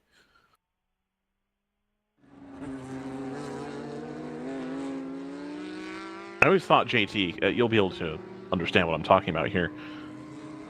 The idea that prototypes have to be two-seaters, but then they fill the spot with where the second seat would go with like electronics and stuff, like seems to defeat the purpose for me. Yeah. Like if we're genuinely going to require that they be two-seaters, that space should be empty. I mean, God, even if I'm starting to think back, like older, like almost in the GT1 days. Mm-hmm. Like I believe you would still use up that space. I think it's just for whatever reason, a lot of the regulation is based off of, you know, your road car, which would have a seat. So I don't think people are necessarily developing the street cars that, you know, would be a different layout other than maybe McLaren. Oh, Random Vandals, I think. Is that? Yes, it is. Like a. I don't know if that's that same car. It looks like just a spin. Is it the 28 maybe? Yep. Well, rough day for the rough day for Random Vandals here today.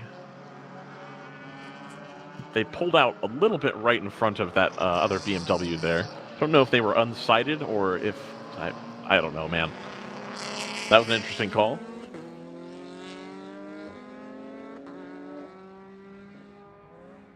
Anyway, to finish off that point, JT, I understand where you're coming from on that. I genuinely do. I also remember that the BMW V12 LMR, they were actually made to be in trouble because they only had a single roll hoop versus the two that you would typically need if you had a genuine two-seater. I just think that that's kind of archaic at this point, and I understand that as a prototype, you know, the whole original idea is that it's a prototype street car. It's a test bed for street parts, etc., which we're so far removed from at this point that I think we should go ahead and get rid of that and just not require that be a thing anymore. Yeah. I'm sure Brendan would have opinions about this as well, but you know. Yeah, I think a lot of the more modern prototypes, you have a bit more room spread out in terms of where you're putting the driver's seat. Sure. It's not necessarily still all the way to one side. I mean, it is still definitely on one side of the thing versus the other. It's not perfectly... Yeah. You know, like the second seat would be quite small, I guess is what I'm trying to say. Yeah. Because it's more centered than not. But you also got to think about weight of, you know, like the cool box and all the other electronics that they're going to have in there. I assume a lot of the weight is kind of evened out. So it's a bit more center gravity. That makes sense. I didn't think about it like that. That's probably fair.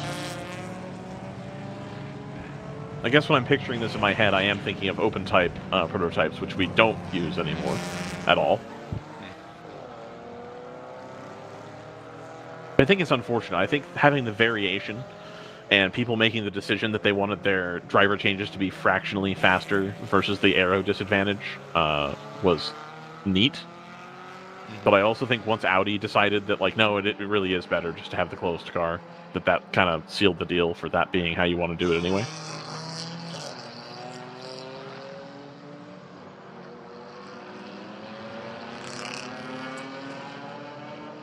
I don't know, man. That's all I got.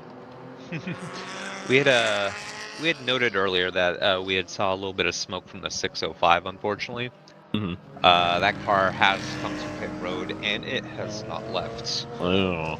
So they have dropped down the order a little bit more here.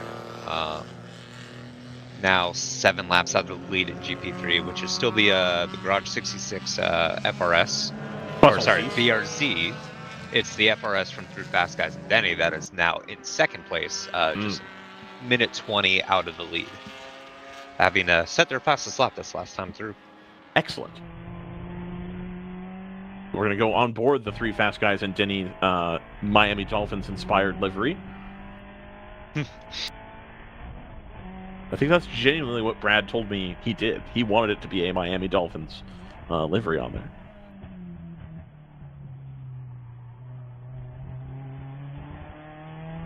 Man, Brad and his liveries. Indeed. He goes with a great choice for his NP01. It's not the best Porsche livery, of course, but it's a good one. No, the best one is all yellow with no other stickers. Still wrong. That would be the correct one. The JDC livery is the correct livery. No, the banana boat livery has never been more perfect than when it was on the Orica. That's true. I think it still looks good on the 963, though.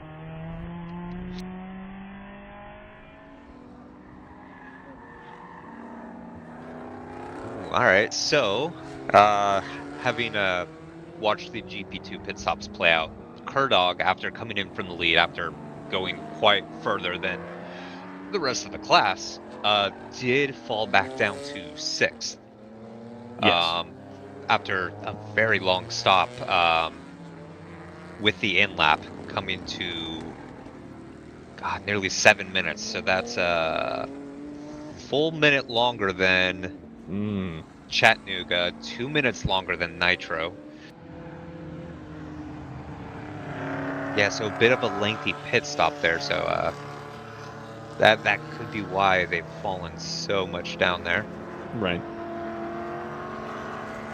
Yeah, that Nitro Motorsports, the GR86 Cup car, now up in second place, and the 722 of Honda Research West in third. They were in the lead at one point. Looks like we've got a car running wide here.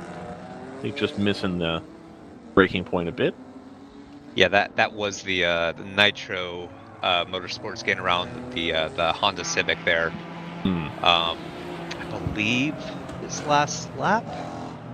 That's the Mustang going slowly, JT.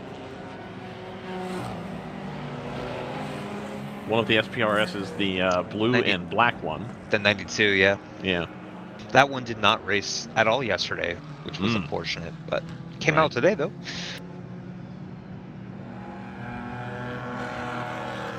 I did listen to a podcast the other day that a prominent Ford executive was on, and he very openly talked about racing in this series.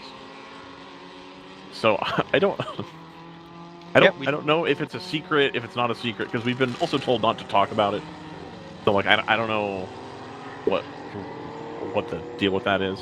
I was told no names, but you can also figure it out. and it's someone who publicized that he raced in this series, and it was talked about a couple years ago at Mid-Ohio. So it's not like a new thing. I don't know. I guess until he comes up into the booth for an interview, we can't really go into details. And I don't imagine, after listening to this podcast that he was on, I don't imagine he will, because he's very excited about the prospect of just going to the racetrack and just doing racing and not having to be a prominent Ford executive. True, but at the same time... that's the one of the 160? Open throttle cars going slow, yeah. Perhaps just come out of the pit and then knowing they're not up to speed?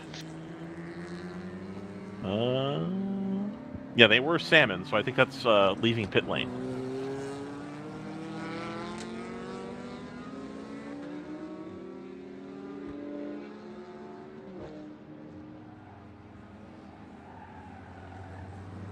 Am I crazy in being surprised that there's not like an access road exit even farther inside for turn 1 right there, like leaving pit road? I don't think what I mean? You're crazy. I do know what you mean. I think that in F1, the having to deal with the hill from a complete stop is less of a concern. and you can be a lot closer to racing speed coming out there than you can in a production car. The problem is, I think an access road that spits you out in the S's probably isn't much better. Well, it doesn't even have to goes do down that. to one It just lane. would have to spit you out right after turn 1 right there. Because everyone goes to the right of the track right here, so you can merge. But then so if you look at the angle that you'd have to do that at, you're going to come out and you're not going to be able to use your right side mirror to look at what's behind you. It's going to be blind. That's fair. Because they're going to be all the way to the right, and then you're going to be at like a 45-degree angle. You're not going to see anything that's going on behind. Because this is a very awkward... Because every time I look at this camera that's happening, someone leaves pit road and they're very slow right in the groove. Right.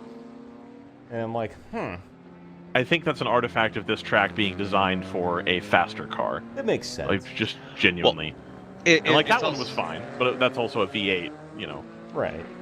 It's also a corner that's designed for a lot of overtaking and a lot of different lines. It is super wide, but it definitely tightens up and then gets wide again. Yeah. So it's when you're coming out of the pit lane, you obviously have to stay driver's left here. And so you're having to take what is essentially like a 90-degree corner at a, very slow speed. I think the better move, and like from a safety perspective, I think the way the paddock is designed, you couldn't do it, would be to move the pit out limiter line back like 40 feet, just so you have a little bit more of a run before you get to the hill. But then you're in that access road that goes in between the medical center and the paddock building. So I don't know if you want to have people revving up right there. I mean, the great thing about this is coming up this hill, there's a ton of visibility for race cars on the racing line, so they can see cars coming out of pit lane here, like the Three Fast Guys and Denny does.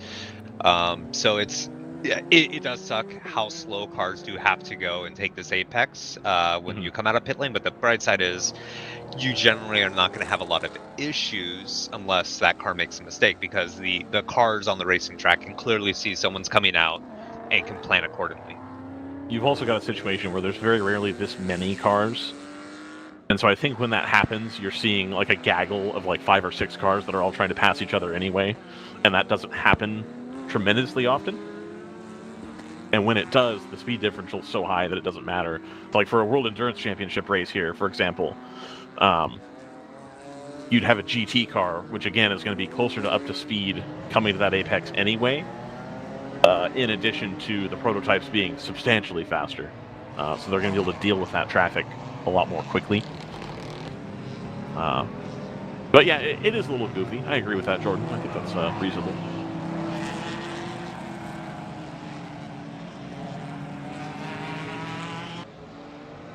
Oh.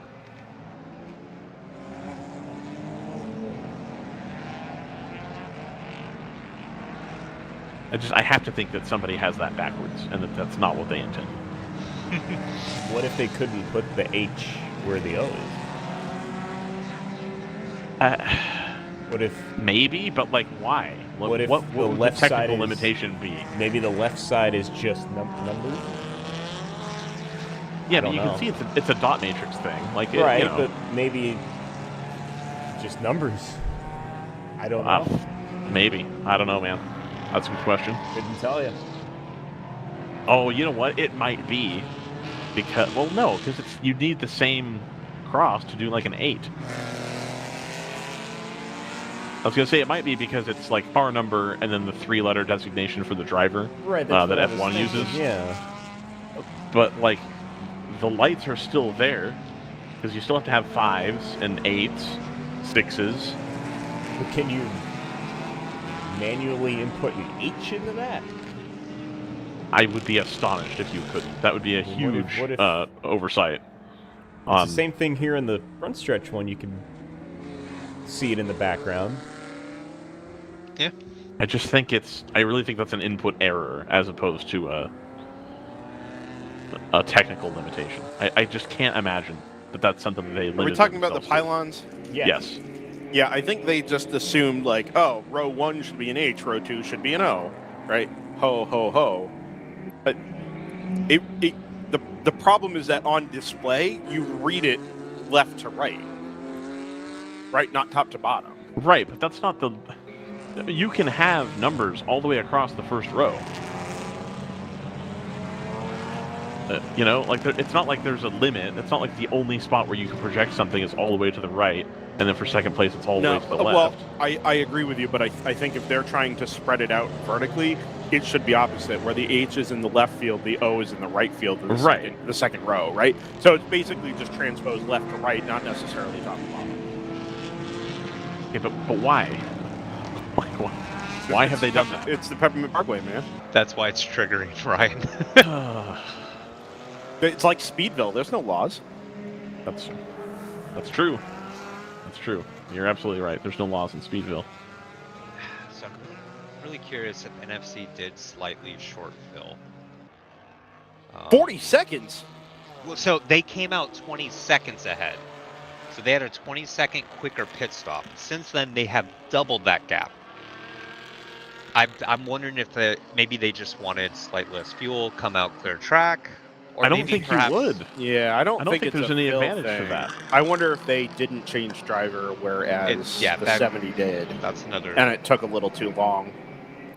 Or the 70 was able to hustle a driver change. I don't know. The 123s, well, the NFC team's pit stops are really good. Awesome, yes. Yeah, right? But 20 seconds is a lot, even with a hang-up for the 70, right? You would assume that something caused the delay there that wasn't just fuel. We just don't really know. Somebody would. Feel free to text the old DriversEye Live hotline. Yeah, just go ahead and text JT's wrong, tell him to shut up. I know when that hotline bling, that can only mean one thing. And it's that we have an answer to the question. The Drake song. I have heard of him.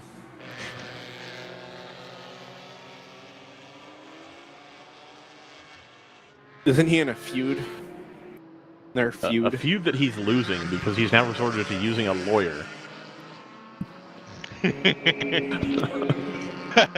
have struck a nerve then. He has now filed court documents that say, to the effect of, that song was so bad that it hurt my career. Please make them stop.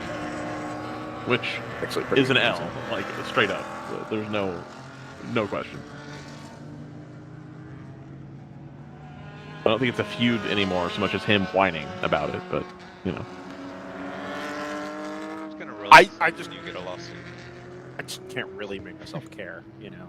I just think it's funny. Oh sure. Pit stop for the number 813 Nitro Motorsports again Toyota GR86 Cup. Oh wait, were they just in? No. I've heard of was more recently in. The 369 is also in, or was. Yeah. Yeah, so that's correct. Was, I think. Yeah, those are on similar pit stops. Which should does that put the 722 into the lead? Question mark? Maybe, sort of, kind of. Briefly, if so. Yeah. Because I believe they also have a similar pit strategy as well.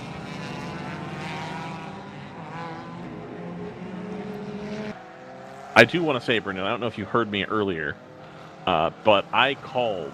I made a call to action after Dennis Neal left and said we would love to get people who aren't round 3 heard. Yeah, I did hear adjacent. That. Yeah. And then Bill came up. Bill Graham came up. I like Bill Graham a lot. I think we had. I don't know if we interviewed him here last year, but I've done one interview with him in the past. And then I got called out for talking about how fast Laura was. And then at NJMP last year, right after the race, RJ basically was like, "Hey, I need you to come here. These gentlemen want to talk to you." And then I got ambushed by Thunder Bunny and NFC. But then Bill comes up here and spends like 5 minutes just talking about, well, I haven't gotten any better in the last 3 years. I'm like, man, you are not. I can't What do you want me to say? No, he has gotten better. It's just Laura has gotten even more better. I know. Wow. It was so like quietly self-deprecating. I'm like, I try really hard, man.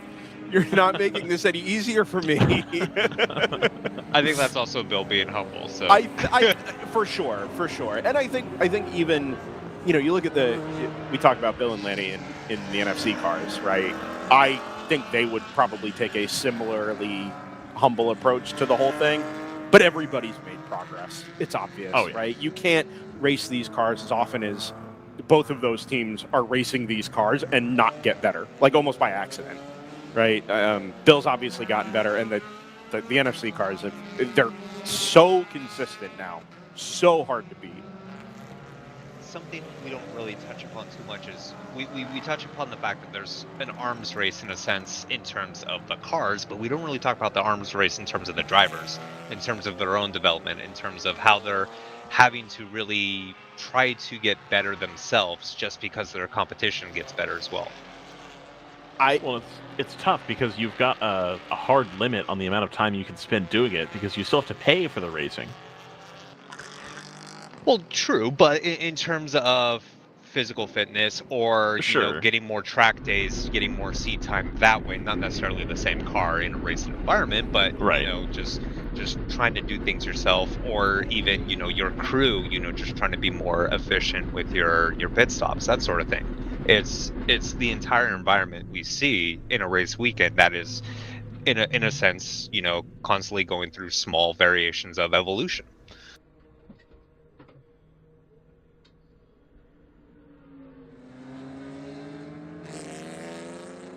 I agree. Yeah, there's nothing more to it, I guess. I was more interested in watching Peter drink some coffee from the 29th onboard. He wandered over to watch the pit stop. He's right there behind the timing tower. He's got a snack as well. A truck has been dispatched up the pit lane. Snack? Somebody has snacks? He's got a snack. Look at him. Peter does. Look at him. Hi, Peter. Pretty out of snacks. I think that those are Vicky's barbecue. Miss Vicky's. Miss Vicky's, yeah. Sorry. Sorry. I don't like the barbecue. I'm a big fan of the jalapeno. I think they are by far the best option there. What a flavor combination that is. Barbecue chips and what I presume is coffee. So speaking of jalapeno, I'm going to do something a little bit crazy today. Whoa. I'm going to attempt to make jalapeno popper deviled eggs. Oh, man. Sounds You reasonable. big deviled eggs guy? A little bit, yeah. I saw a picture recently of a deviled egg hot dog. Yeah. What? Yup. The hot dog with deviled egg filling on it. How do you feel about that? That's a decision. Isn't it? I mean, I'd try it, but... Imagine eating 2 of those and then hopping in a race car for an hour and 45 minutes.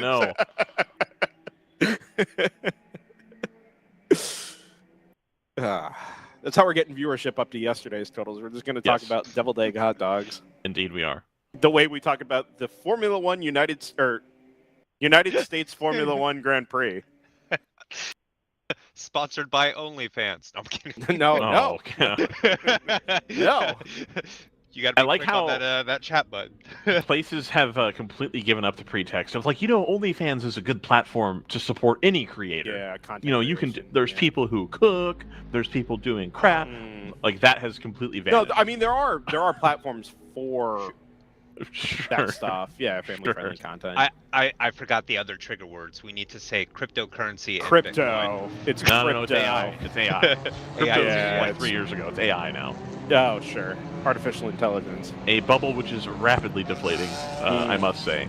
All right, we're gonna hit 600 viewers in like 5 There you minutes. go. We got it. Abu Dhabi Formula One Grand Prix, or whatever it's called these days. I lose track so quickly. 605 is out of the paddock. Nice. I didn't They're realize it coming had back out. gone in. Yeah. We saw it smoking earlier, didn't we? Yeah. Up it at was, the turn 8-9 area. Yeah. Shortly after that, they came down pit road and they did not leave.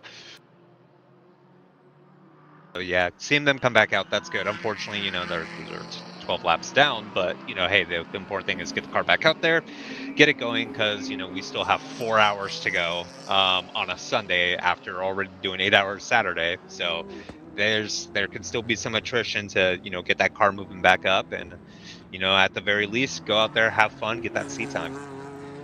Brendan, I think you're referring to the Formula One Etihad Airways Abu Dhabi Grand Prix 2024. Etihad. Yeah, whatever. Yeah.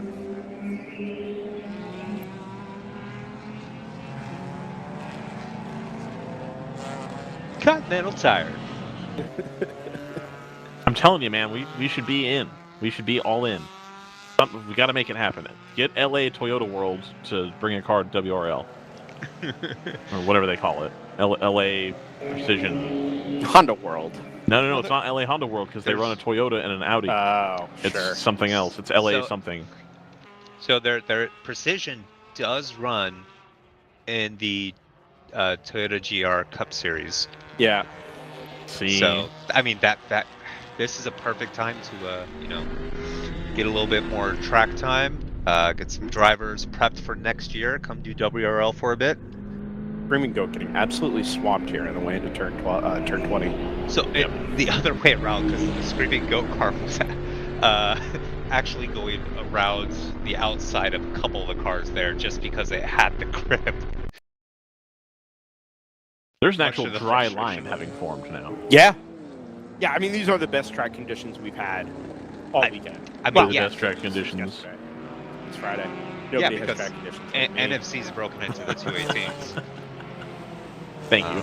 218s. Yeah, 218.9, fastest lap. Look at that. Boom. That puts them in the realm of the SRO numbers. It's the back of the SRO, but it's still in the range.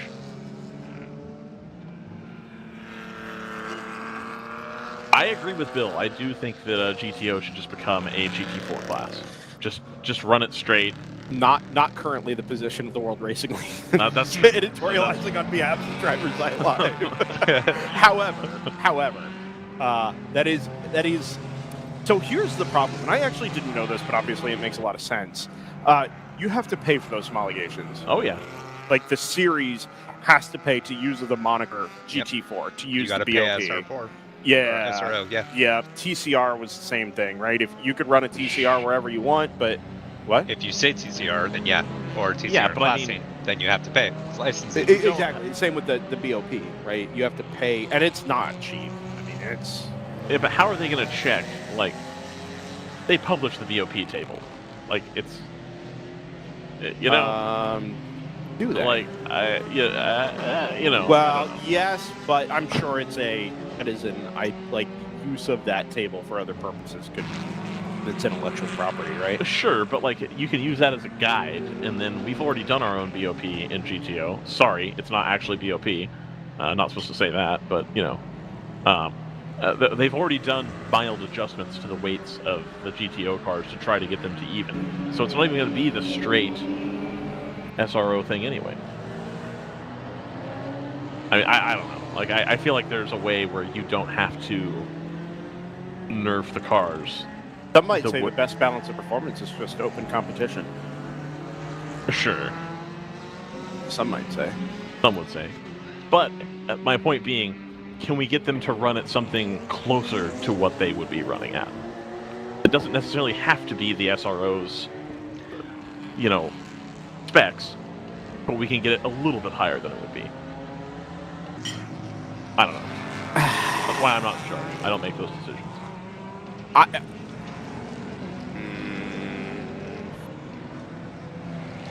I think it would be easy to point at the idea of BOP or lack of BOP as a scapegoat for teams that are doing everything else right.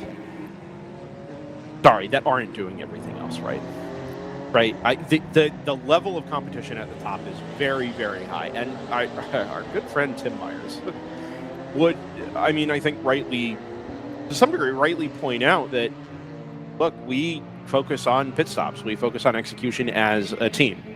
And yes, the budgets were higher because they were putting out, NASCAR pit crew guys to go fill their Audi RS3 TCR with 18 gallons of fuel or whatever. But it meant that you had no excuses anymore, right? There was no, if you got your pit stop execution down, your tire calls, your strategy calls, if you did all of that right and at the highest level that was possible under the rule set, you could never point to anything else other than the performance of the car.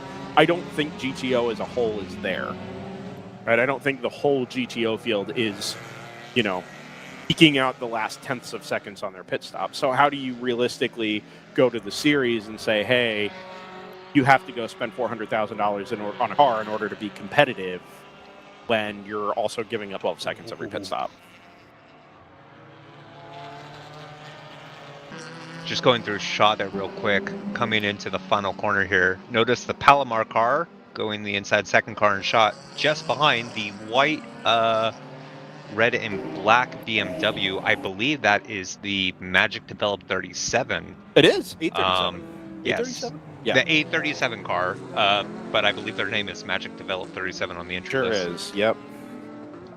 Yes, they have managed to reel in the Palomar car, so that is a fight for third in GP1 right there. As coming through turn 1, you can see there nose to tail. Fast slap. Oh nope, sorry. That's PC Racing doing their fastest lap. Unfortunately, I think they're 30 seconds behind this. I haven't seen them come by yet, actually. Put an eye out to the right-hand side here. Yeah, this last time through, so they should be coming shortly, I believe. Brendan, just to finish off that point, yeah, I don't think we're there yet, but the front half of the field is rapidly approaching that level of, is it? We're grinding every possible bit that we can grind. You think it's 50%?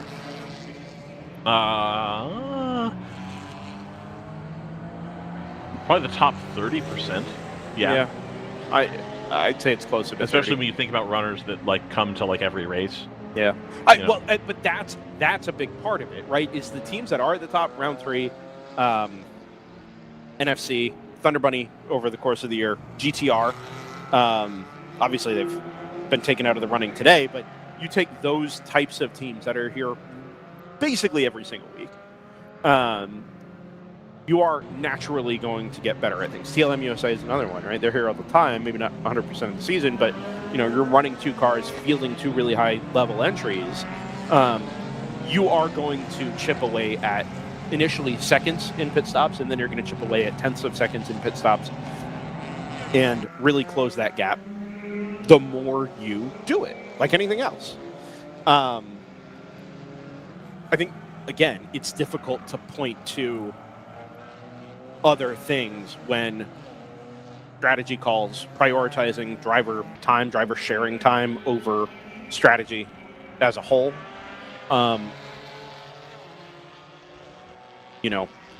Pit stop, execution, all of those things before you point at the performance of the cars themselves or the potential performance of the cars themselves. I think the other issue they end up having is even in the supposedly balanced series, the 2 cars that were at the front of that GT4 qualifying were both one brand. And there was something approaching a 5-second spread from top to bottom. Well, obviously, a lot of that's going to be driver talent, obviously. Yeah. But there was definitely a concentration of one type of car at the top of the field. And it did kind of tail off a little bit as you went further in, you saw a better variety. So that might not be the end-all, be-all, but I guess my point is less so that we should become an SRO sanctioned and or rules using series, but more that I wish the GT4 cars could breathe a little bit more. That way we don't run into situations like we have with this Audi R8. Brad talked very openly about having tried to get a McLaren, and McLaren said that it couldn't be done. Stuff like that to broaden the available base of cars, I guess, by not having to have them so restricted. I don't necessarily disagree with that. I think if you're telling me we can have race cars go faster, of course I would like race cars to go faster, right? I'm not out of that. I think GTO initially was designed to, even international GT4 was barely a thing when the class was conceived.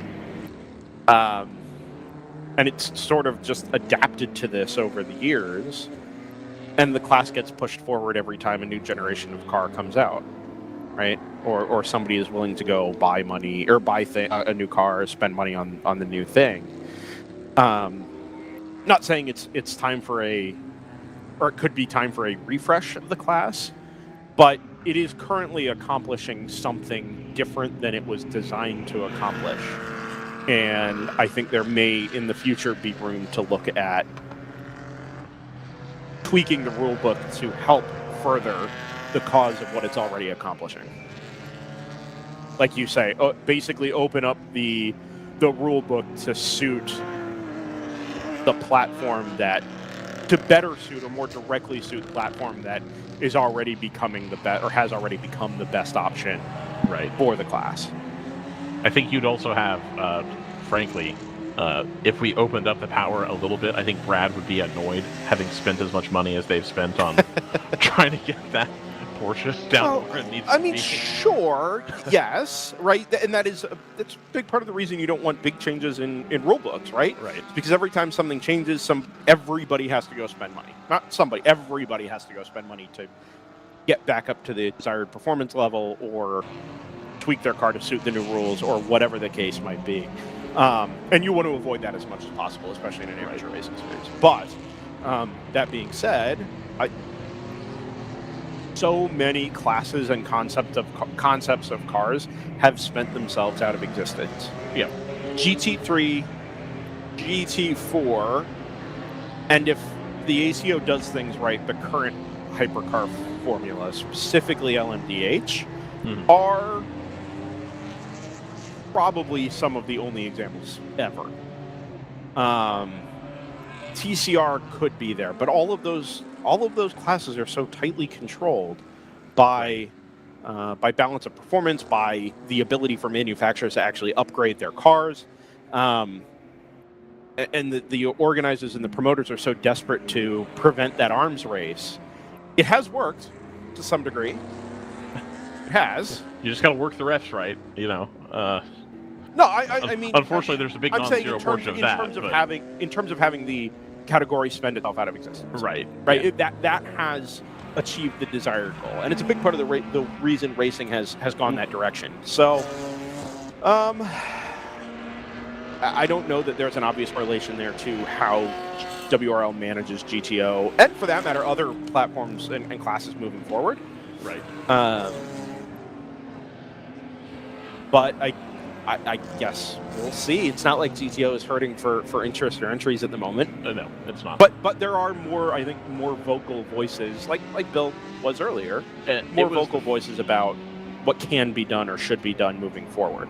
Because it can't sit still, I think. It's the first time I've heard a GTO owner talk pointedly about, there's aero gains to be made, and it's going to start costing money. But we all know it, right? And we all know it, but it doesn't get talked about. Yeah. NFC is very public. They have tagged their aero development partner on their social media. I cannot think of the name of the company right now, but it's clear that they have a working relationship with a group that is doing aero work with them on that car, which again, the rules say that you can do, so there's no reason not to do it. That's 100% fine. By that same token, I am aware that it is entirely possible to take the bumpers off of that 991 Cup car and put the RSR bumper stuff on it. It can be done. I've seen shops do it. So if Brad really wanted to, he could go buy RSR or GT3R bodywork and put it on there. There's options for that available as well that you could work with. But it's, it takes me back to what Scott said, and Scott's been pretty open about this, I think, since he's been aware of what the GTO class is, which is, why do these all not just look like time attack cars? If the aero rules are truly open, they should all be time attack cars with enormous wings, front and rear, and that's how you would make the most lap time and win most of the races. And then I would say, well, yeah, but you're going to have a lot of drag at that way. He said, sure, but at bigger tracks, you do less of that, obviously. But at Mid-Ohio, every GTO car should have an enormous wing, an enormous front splitter, canards, the whole nine. Which I think we're going to have to start seeing here shortly if the pace of development at the front continues the way that it is. And so I think that the idea of trying to rein some of that in preemptively is not a bad one. I also worry that that kills the drivability of the car at the same time. So, like, for example, this NFC car, it's got a different front splitter, I believe. It definitely has a different rear wing. Is that a performance advantage? Sure. But I think probably more so it makes the car more approachable, more drivable. And if we start taking those kinds of things away, you then end up with a difficult-to-drive car that's, frankly, less fun and less safe. They talked about that with LMPC. It's a car that I really like, that they used to run in IMSA, where it was just a big V8, no traction control. I don't think it had ABS either, did it? No, definitely not It ABS. didn't have ABS, open top, and just hard to drive. And gentlemen drivers of a certain variety really enjoyed it. Interestingly, I think it's the same crowd that would rather drive an NP01 than a GT4 car. I think there's a lot of similarities there. Yeah. But they were very open about, this car is not easy, and sometimes it's not fun because it's hard. It's really hard to drive it, and it's hard to be in a car that looks so similar to the pro class cars in the LMP2, and they just walk away. Lots of smoke coming out the back of whatever this is. Smoke or water or dust? It sure looks like it. Or nope, BMW. It's a BMW. Yeah. Oh, it's the formerly known as Choice Racing, formerly known as Boost Ingeneon. Oh, nope, that's no, it's not. That's the 26. Yeah. Yeah, so that's the top backup 10. car. Can we shift gears slightly, Jim? Yes. Yeah, Absolutely. because I have something to say. Okay. Sure. Well, let's go ahead and get that out of the way, JT. We've got a guest up here. It was kind of important, but as you guys were talking, we had lead changes in both GP2 and GP3. GP3, Fast Guys and Denny consistently putting in several seconds a lap quicker, got by the garage 66 entry a few laps ago, and they've now got, I think, an 8-second gap. Meanwhile, GP2, Nitro Motorsports did manage to get around the Chattanooga Tour Wagon BMW. A little bit further behind the Rapscallion Motorsports managed to get within 10 seconds of the 722 on the Research West before pitting this lap. So that battle will resume later once they cycle through pit stops, as we see the 26 come through on a flat tire about to take pit lane. Let's turn towards GP3. Not in the lead battle at the moment, but was a part of the lead battle a little bit earlier on. Out of the number 55 AOA Racing Mazda MX-5. Second time this weekend, Eric Pilipchuk. Hey, stops by. Welcome back. We chatted at some length yesterday about you kind of just trying to wring the neck out of the number 55 Mazda MX-5, and I would say similar conditions to yesterday, although maybe a little bit drier and consistently improving. Also consistently improving for the number 55. You noted them up in, you said you left the car in 45th overall? Yes. Which sounds like a big number, but you realize you also gained like 45 spots. Yes. In doing so. Back of the grid, right? Yes. What was the charge like? How was it? It was a Chinatown. On the first lap, it was a Chinatown. Yes. So how many spots were you able to pick off in the first lap? A lot. Yeah? Yes. And that was just confidence in the car? Confidence, commitment, and trust to some drivers. Some drivers? Yes. Interesting. Okay. You had the car second place or in the class lead? Second place. Second place, okay. Slipped back to third just at the moment. We know that car is still down on power, right? Slightly. Have we gotten it closer? It's. I'm not sure. Okay. Wait, feels good. Yeah. I'm sure there is more to improve. Yeah. But it's good. It's good balanced, and it's easy to operate. That's why you can make up time on the turns. But yes, you're losing in the straights. Sure. So with rain and wet weather racing always being called the great equalizer. Exactly. You guys are kind of losing that opportunity to take advantage there, right? Yes. Yeah. Right now, we need to run consistent, and we can end up on the podium. Okay. If there is no breakages and there is consistent lap time, we have a good chance. Okay. So we also talked just very briefly off air earlier about the attitude of the race at the moment, right? You were fairly aggressive, but obviously clean. 55 is a clean sheet, I think, on the race control log at the moment. Absolutely. And in your 2 hours or so behind the wheel, able to get the car not just up the order in class, but obviously up the overall running order. We did have a stint at the beginning of the race there that was a little start and stop, a little bit chaotic and a little bit aggressive. How do you, not just you, but as a field full of drivers, manage aggression or balance the aggression with, and given the opportunities to make up places, how do you balance that with, number one, you can't risk contact, and number two, avoiding some of the bigger contact that we saw inside the first hour and a half? So that's a very good question. Thank you for asking me that. To be honestly, during my stint, I saved the car 3 times from being totaled. As a from being hit or from you from being losing hit? Oh wow, okay. Yes, 3 times. Okay. First, move was in the last turn. Yeah. When the driver got a little bit impatient, and unfortunately T-boned the car in front of him. Okay. In front of me. Yeah, I got 99. I got lucky.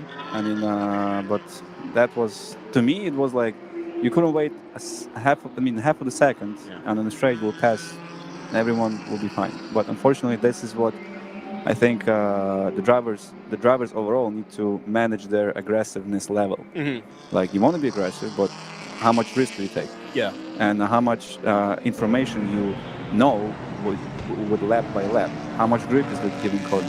Mm-hmm. Where you can brake, where you can overbrake, what if? So there's a lot of things involved in this. So it's constant analyzing and constant, you constantly track changes, right? Of course. It was not the same on the first lap, and right now it's very different. So I think the good driver is the driver who actually can analyze the track, analyze every turn, and see where he can improve, and also know where he cannot step over the line.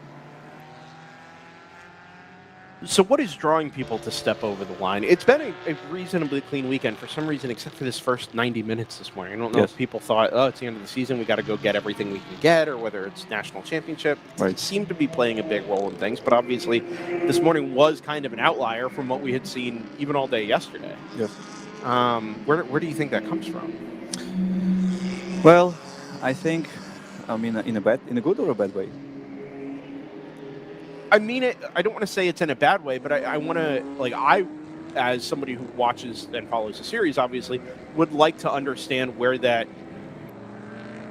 not just inconsistency between races, but even inside a race. Like, you get into a car, the first half hour, everybody settles in, and then everybody goes bonkers for 90 minutes, and then all of a sudden everything calms down again. Like, what is it that drives that swing in aggression, or that pendulum? I can tell you that, but I can tell you my thought about it. Yeah. So I think that whoever is starting the race is probably the best or better driver from the team, right? Okay. So their level of aggressiveness, normally I think it's neutral in the beginning of the race, and that can dramatically change with other driver attitude. Sure. So makes sense. You know what I'm saying? So at least to me, I start neutral, and yes, I'm aggressive, but I want to race, right? Yeah. Once somebody will gonna do something like silly, then I'll respond in return. Sure. And that level goes rise and rise and rise until the driver by himself on the track. Yeah. Or if he's fighting another car, most likely those two cars gonna collide. Of course. Yeah. Eventually, it'll reach that tipping point. Yes. Somebody's going to make the mistake, or not check themselves. This is very interesting. That's why racing is so interesting, because it's also psychology. Yeah. You have to read people. You have to control yourself, control emotions. Yeah. Make the right decision based on the risk, not based on emotions. If you're doing if the driver is doing things using the emotions, most likely this is gonna end bad. So I've got two follow-up questions from that. First one, we'll start here. You are a driver coach yourself. Yes. You operate PSI Yes. Motorsports. In your coaching of drivers, be they young drivers or new drivers or people just looking for, that next set of tenths or whatever, is that psychology something you help the drivers you coach with and kind of tempering that aggression? Absolutely. What's that like? Big role if when I'm coaching somebody, yes, you have to have a skill, but a big part of it takes, mental aspect. Yeah. Which depend where a driver is. That's how I can determine what more of coaching, what lessons he need to take, right? So if overall, you have to know the end goal. What's the goal? Of course, yeah. Right? If the goal is go pro racing, there is a certain way to get there, yeah. right? Even let's say semi, right? If the driver is capable of doing skills, right? Maybe he's confident, maybe he's not. It all varies. But racecraft and confidence in combination of the race skills make the difference in the driver lineup. Of course, that makes sense to me. The flip side of this, okay, so we're talking about dealing with this with the driver internally, right, and helping a driver, young driver, new driver, whatever, understand that, you have to learn how to temper this in yourself. You have to understand your limitations as a driver, and how to be better, safer, and make better decisions in the long term. The series, WRL specifically, also has a rule book and a penalty platform that is fairly draconian, even for, and that's not a negative thing, it's a statement of fact, applies aggressive penalties for instances of contact, even incidental contact, like we saw at the end of yesterday's race in GTO, can and does often result in one-lap penalties as a starting point. Yes. Right? So the goal is to discourage those types of mistakes. Yes. Those types of decisions. These are very important rules. They are. I completely agree with that. Nobody likes to hear it from their parents, right? You don't want to hear like, hey, you're making a mistake here as we ride on board a slow screaming goat BMW. Nobody wants to hear it from certain people, right? And if the series is telling you, hey, you can't behave like this, this is not appropriate, I'm certain there is a subset of drivers, and all up and down the racing ladder, it's not specific to WRL, that would just say, hey, I don't want to hear it, right? We're racing drivers, we got to go push as hard as we can, we're in the last 9 minutes of a race, we got to go do the thing, right? But my point was going to be, there's also a subset of drivers that understands, because you've been on the raw end of those types of deals a couple of times, say, hey, no, these penalties exist for a reason, this attitude and this approach to racing in this series exists for a reason. Do you as a group of drivers ever talk amongst yourselves about like, hey, I just got clobbered at turn 20 by a guy in the left rear corner for no reason? Cut it out. Do you have those discussions between yourselves, or do you kind of rely on the series to do that for you? I rely on the series to do that. Do you think you have a place, not you specifically, just in general, do you as drivers have a place as peers to have those discussions with each other? With my drivers, yes. With other drivers? Yes, that's what I did on Friday. Yeah? Yes. With your co-drivers or with like your teammates, or just in another general? car which behaved very not well. Yeah. Because he was impatient. Yeah, sure. And I don't care, my personal opinion, I don't care how much money someone would have. Of course. What they come from, what they drive. Yeah. We race all together. Yeah. The problem, I think, that most of the drivers who has a faster car does not have a lot of respect for slower cars, which I understand. That's fine. But if someone feels I'm holding him back, find a way to pass me. Sure, you're not going to block. You're not going to make it impossible. I wasn't blocking. But showing the attitude after someone made the pass, make it looks like I'm going to scare. I'm not scared. Yeah, of course. That makes sense. The problem is that someone can take those risks, and he doesn't care if he will crash the car, and someone is going to be upset about having crashed car. Mm-hmm. Of course. Inevitable. Yeah. As a coach and as somebody who obviously interacts with a lot of drivers, do you find that people are bringing a sprint racing attitude into something that obviously does not favor a sprint racing approach? Like, is that part of what we're all dealing with here, or have been dealing with, or is it specific? Do you think it's a broader issue that goes beyond, well, you just don't understand, or you need to understand how to approach an endurance race No, differently? that's a very good question. I want to say that, you mentioned the 1 lap penalty. This is very important aspect because let's say, just for instance, my first stint, right? I was pushing. Yeah. But I have 3 other drivers who's going to drive this car. My goal was to build a gap, enough gap so they can, with the consistent lap time, we can be on the podium, right? Mm-hmm. It was game on the edge. Sure. Because I had to be clean, I have to be fast, but I cannot afford to have 1 lap penalty. Yeah. Because that's gonna just put us out of contention, right? Of course, yeah. So in the sprint races, yes, it's a different environment, it's a different thought because it's very short. You have to take a lot of risk and make it clean. In endurance racing, you can do that, but there is an aspect of there is 3 other drivers going to drive the car. Yeah. So how much risk do you take? I mean, yes, you don't want to give up, but maybe you don't want to go 120%. Yeah, sure. Really shouldn't be at any point anyway if you're trying to bring the car home in one piece. And the stakes aren't really such that, it happens. Yeah, it's ever really needed. But you're right, it does happen. Another thing to add, that in the, as you know, once overall when the car evolution wise from the factory built race cars, you're seeing like Daytona, you see Le Mans. Mm-hmm. These are 24-hour sprints. Yeah. The equipment can do it, right? Yeah. So in the pro racing world, when we seeing those 24-hour races, 50 years ago, how much they were pushing? They were pushing to the cargo limit. Yeah. If the driver will good, he'll know the cargo limit. He'll go just before that. Yeah. Right. Now, endurance races, they go. It's 24-hour sprint. Yeah. So in this series, GT4 cars, yes, you can drive them as a sprint cars. The GP1 field, it depends how well the car built. It depends what the goal is. It depends on a lot of factors, right? Mm-hmm. Do we need to catch the car? Do we need to keep the pace? Do we need to save the car? Do we need to save the fuel? There is a lot of orders from the team what the driver need to do.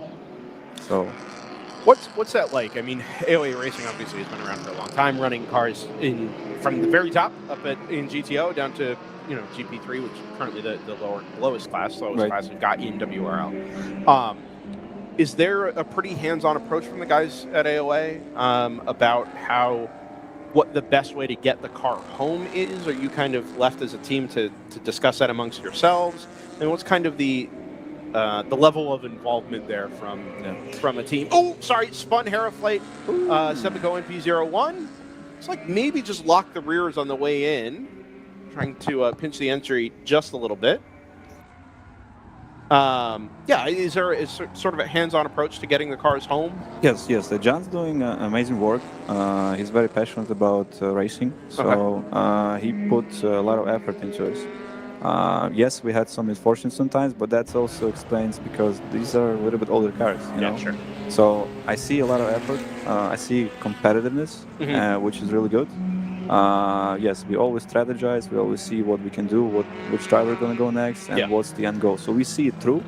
We have our strategies, which we keep record of, what's the fuel time, how much fuel it is, and we're keeping that driver from time to time updated on the pace. So it's in the right way. I like it.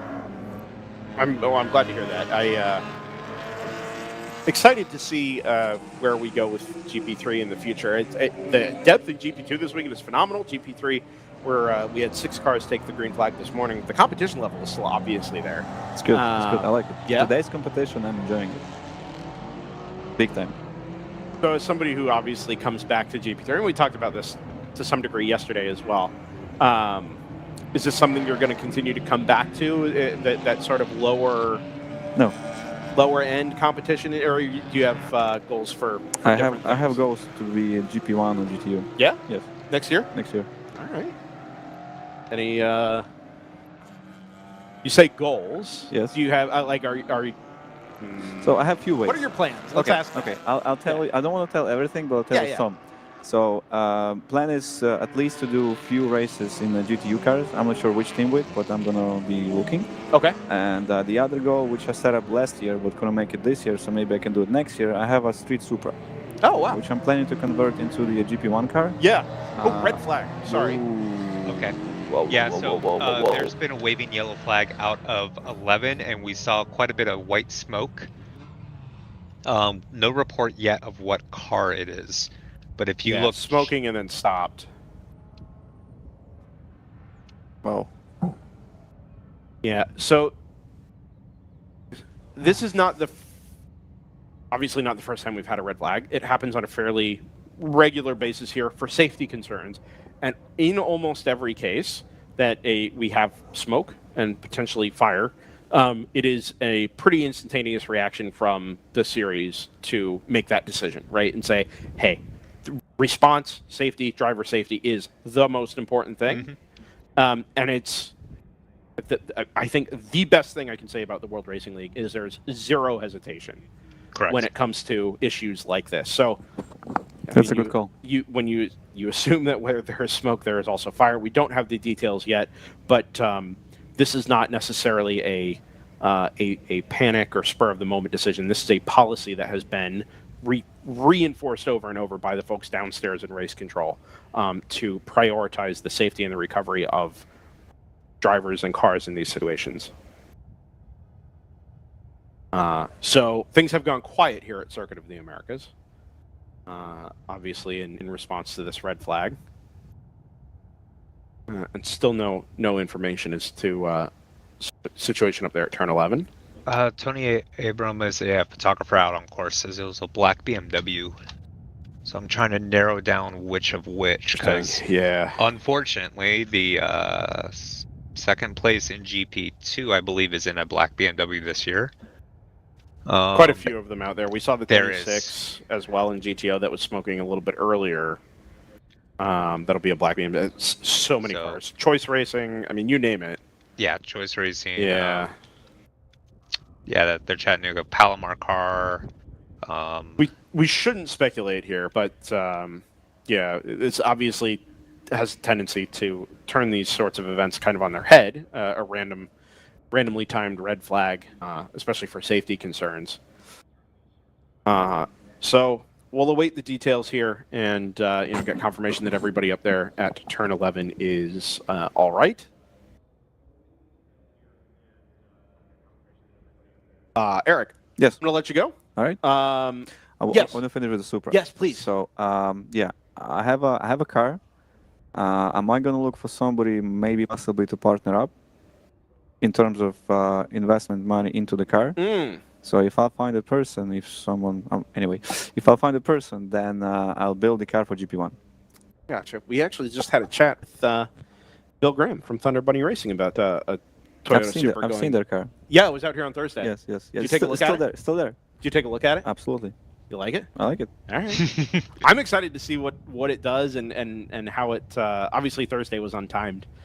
For our purposes, WRL, it was a max track time day. But it looked very cool. I didn't realize it's what it was at the time.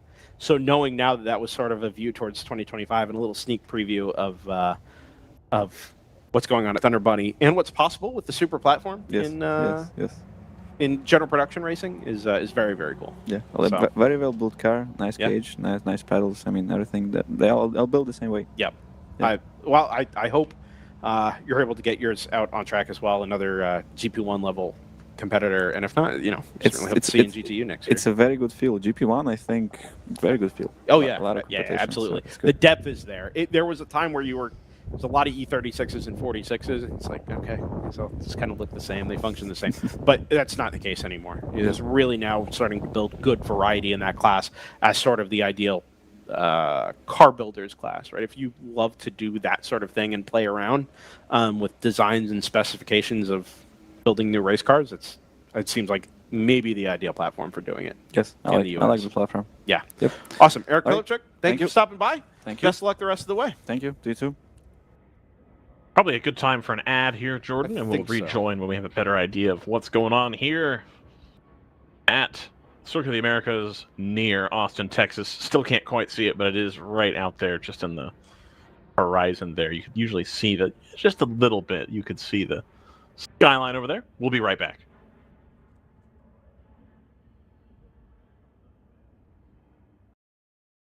You can feel confident Continental is the smart choice in tires. Can they handle extremes? Yep. Tested from the Texas desert to near the Arctic Circle. Really? Really.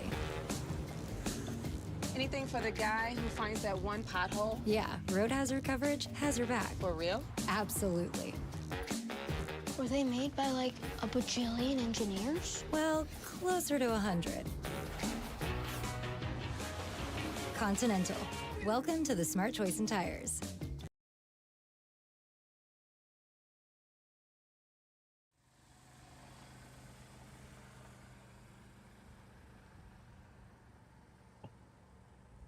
Continental Tire, the smart choice in tires. You got done again by Jordan. Yeah, I know. not the first time that's happened. It is what it is. Fakes you out, tells you the ad's over, but not that you're back. Right. Classic. That's just classic Jordan, man. What a guy. Well, 3 hours, one of the 21 guys minutes of all remaining time. here from Circuit of the Americas, these hallowed grounds. I haven't done that in a Oh while. man, I forgot all about that. Yeah. That was a good bit. That's a good bit. I enjoyed that. Real ones remember. Yes. Was the origin of that bit here, or was it at Mid Ohio? Yes. No, it was here. The was first here. year we were here. Yeah. The long sleeve shirts. Yep. Got it. The All right. white Oh, that's t-shirts, right. yeah. I think I still have mine somewhere. I do too. We should wear that one day. I'm in my 2018 shirt. Ooh. I am. Yeah. It's got some years on it. I currently wear my 2022 WRL schedule shirt a lot. You know, It's I found- didn't get a 24. Did you get a 24 shirt this year? I did. I might have. I'd have to look. I did not. Was that the gray one with the pocket? I don't. No, the gray one with the pocket was last year. That one didn't fit me great. Oh, I actually like that shirt a lot. Oh, so the one I think this year was back to the black one. I think I do have it because I wear that one and I wear the 2022 one. Sure, I've got a 21, a 22, and then the gray one from last year. I didn't get a 24 schedule T-shirt, but I don't know. It doesn't have Daytona on it. Correct. So it must have been after we all learned. It was put out after we all learned. I mean, it was Daytona still the first not week of the happening. season. It was available, or second week. It was later, but yeah. Indeed. I'm sure if you go to registration, you could get one. Oh, yeah, just gotta ask. Yeah. So the conference, the college football playoff bracket has been revealed. Oh, I haven't seen it yet. Ah. Let's take a look. DFB playoff bracket. This is what people love in broadcasting. Is live Googling. Yeah. Great podcasting. Right. Let's see. Oh wow! Look at those 3 West Coast teams that got a bye. Weird. Look what team is not included. I'm a level with you. Which it's not Alabama, right? Correct. Yeah, they actually put SMU in. That's crazy. Yeah, I would not have anticipated this. They have sent the safety car out some minutes ago to do an entire lap. Yes. To go pick up the race-leading number 123 NFC Motorsports Mercedes. The car was stopped directly behind the pit lane exit. I mean, it could have gone 50 yards back down the track to pick it up, but instead did the full lap. Good stuff. Have the bowls been put out yet? The bowls? Oh no, that trickles in throughout the day. Some of them have been. Some of them have been. Okay. But this is always like one of my favorite days, like Christmas. Just because every 30 minutes you get to open a new present, and it's like the Bahamas Bowl, the Gasparilla Bowl, the Frisco Bowl. I think all of those have been decided already, actually. Get a little teaser, a little treat every 30 minutes. A lot of fun. What floor are you on, Brendan? Second floor. Second floor. The field is underway. We are back to double yellow conditions, the Circuit of the Americas. The car that was smoking and then stopped was reported now as the number 522 of Choice Racing. That was... that your GP1 class leader? It was for a time. It was. It may have been... I think it was. It may have just recently been passed by the Magic Developed car. If you go back through the Race Hero lap It's like 3 chart, laps ago. Oh, you think so? because it gained 2 overall spots. Okay. Oh, it did pit. It Something pitted. like that. It did pit. So that would, that would actually make some sense. Okay, good. James does post in chat saying driver looked fine watching the in-car exit. So that is great news because very good. Fires are scary. So yeah, race cars can be rebuilt. Hopefully it's not too bad. It's a real bummer for Choice Racing. They were so strong. There is a car that has not continued. They're from driver's left up at turn 6. Is that the PRS Mustang? Oh, this is guys. Yep, careful. Not sure what we're all doing way out in driver's left there, but it looks potentially like that. It also potentially looks like a G82. It's currently being reported as the other Mustang. Okay, so that is the Bruce Innovations GT4 spec Mustang. Do you have any idea how long it took Jay to explain the Ford Mustang, the new Bruce Innovations cars to me the other day? I must have looked like a deer caught in the headlights. Like, I just mouth open trying to understand what was what, because I hadn't physically seen any of them yet. They only existed in my head theoretically. We got there in the end. The 111 is the black GT4 Mustang that stopped out on track. The 555, incidentally, has literally just come into the pit lane. Okay. It's the white GT4 adjacent, but not actually GT4 spec Mustang. And so are they both the previous gen GT4 Mustang? No, the 555 is not a GT4 car, but it has all the bells and whistles as if it were a GT4 car. No, but is it the previous It's gen the previous Mustang? gen. Yes. Yeah, the previous gen, fully built, just not GT4. And then the 111 is previous gen GT4. Yes.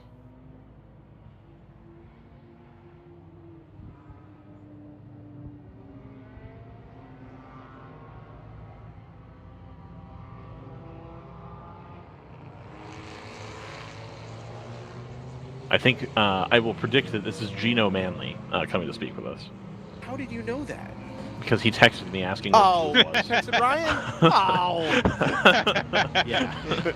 Why do you think he was asking about the second floor? Ryan he just predicted that it was you. So why don't you grab a headset here when you get yourself comfortable, and we'll chat a minute.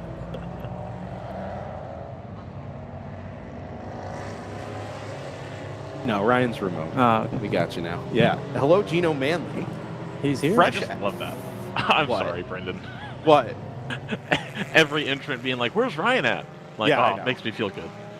Well, so we do the same thing at SCCA weekends. Everybody's like, well, where's your other commentator? We're like, at home? Like they always are? And they don't wrap their heads around it. But obviously people would rather see Ryan West than they would rather see That's true.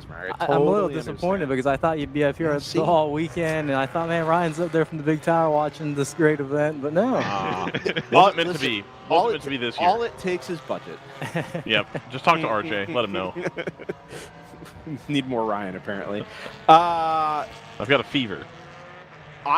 Gino, I'm going to be honest with you. I can't pick out the entire history of both cars you're racing this weekend from mental memory. So I'm going to allow you to tell the story in your own words of where things are at this week, and then we can catch up on some other things. Yeah, no, so, the 85, it's been a kind of a tough year for that for GP3-wise, but we should be wrapping up the National Championship here today.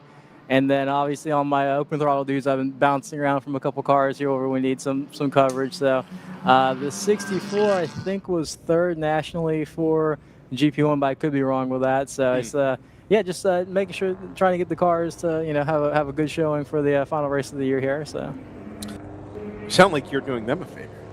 What?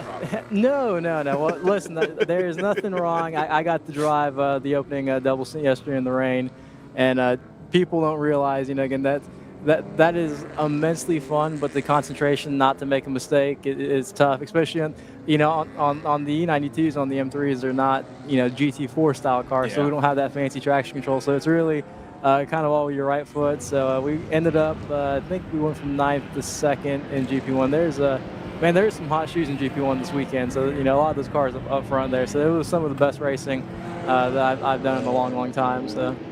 Does it ever become natural? I mean, you've got some experience behind your name. Does that driving in the rain ever become just a second nature thing, or is it just constantly cerebral? No, I think the fun thing is it depends on what you're driving, and so I was having the same chat with some of my teammates in that car, and they were having struggling a little bit. I'm like, hey, you're driving the car like a E46 or like a Miata, and then I got out of that, the big heavy M3, and then did the final session, and it was still relatively damp in the Miata, and it took me 2 laps to just recalibrate to, hey, this is not a stomp your gas, get the car straight. Yeah. Experiences some more, trying to finesse, still momentum, but, trying to keep the car from sliding out from underneath you. So, again, yeah, it is pretty cerebral driving in the rain when you have a lot of seat time, but there's also that you got to be able to tune immediately to what car you're driving, what track you're driving, and I've done the entire WRL season, I think, for the most part, and I don't think I've missed anything. And we haven't had that many rain races. There's been a couple of wet ones, but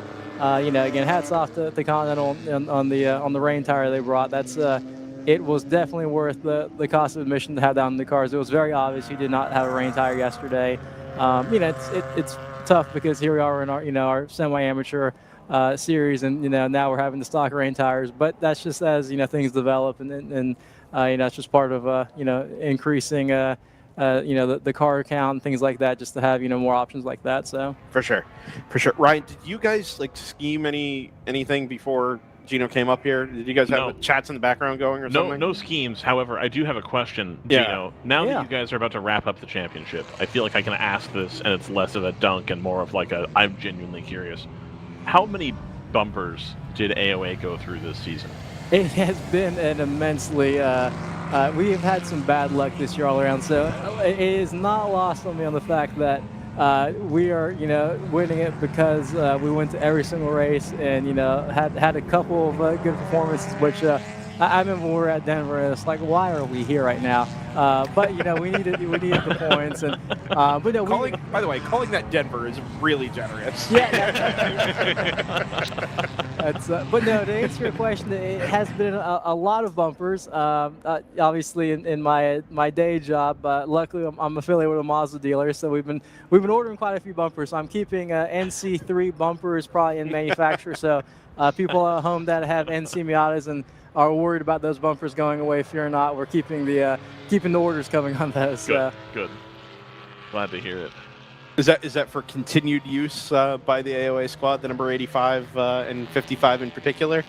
So, I'll tell you this, I can kind of reveal it now. We probably will retire those Miatas to another series this year, and we've got some things in the plans to move up a class. All right. As this will be hopefully, this should be my second GP3 national title. So, there's always rumors of the series going away, of the class going away. But honestly, my 2 teammates at AOA, again, we've had a great time running GP3. Truthfully, it's still some of the best racing, but the car counts are starting to get a little bit lower, and I think that's just really more the fact that RJ and the guys have done such a good job growing the series. So I've ranted and raved the best racing, and I've done some stuff all over the world this year. Some of the best racing, I think, is in GP1, and I know it's not the big main ticket GTO event, where there's no GT4 cars out there, and but some of the, like I talked about, some of the hot shoes that you have that, for whatever reason, end up in GP1 cars. Maybe it's because an owner gives them a seat, or just funding, whatever the case is. Some of the drivers that you see in GP1 and some of the battles you see, it kind of upsets me a little bit because, the GTO racing is fantastic. But if you ever watch an in-car of like a GP1 start in the race yesterday, it was bumper to bumper, really respectful racing. A lot of experienced guys in GP1. So we probably will make the jump from the AOA side there.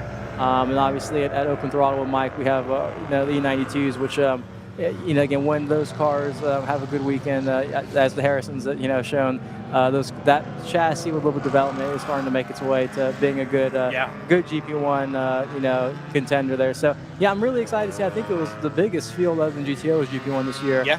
And so, again, it's I hate to see the slower class potentially go. I think we're going to, you hear the rumors that may or may not come, stay along. But, yeah, I think it's just everyone's ready to grow. Most of the people that have been in GP3, you see them move up a class or two. So that's really a compliment to the series, if anything. So we're kind of taking the approach with with GP3, we just don't know, right? We know surveys went out and people are getting asked. There were a couple of events this year where GP3 was literally just AOA and open throttle. Yep. Right, and if you're saying that AOA is planning to retire the NC MX-5s, certainly understand it.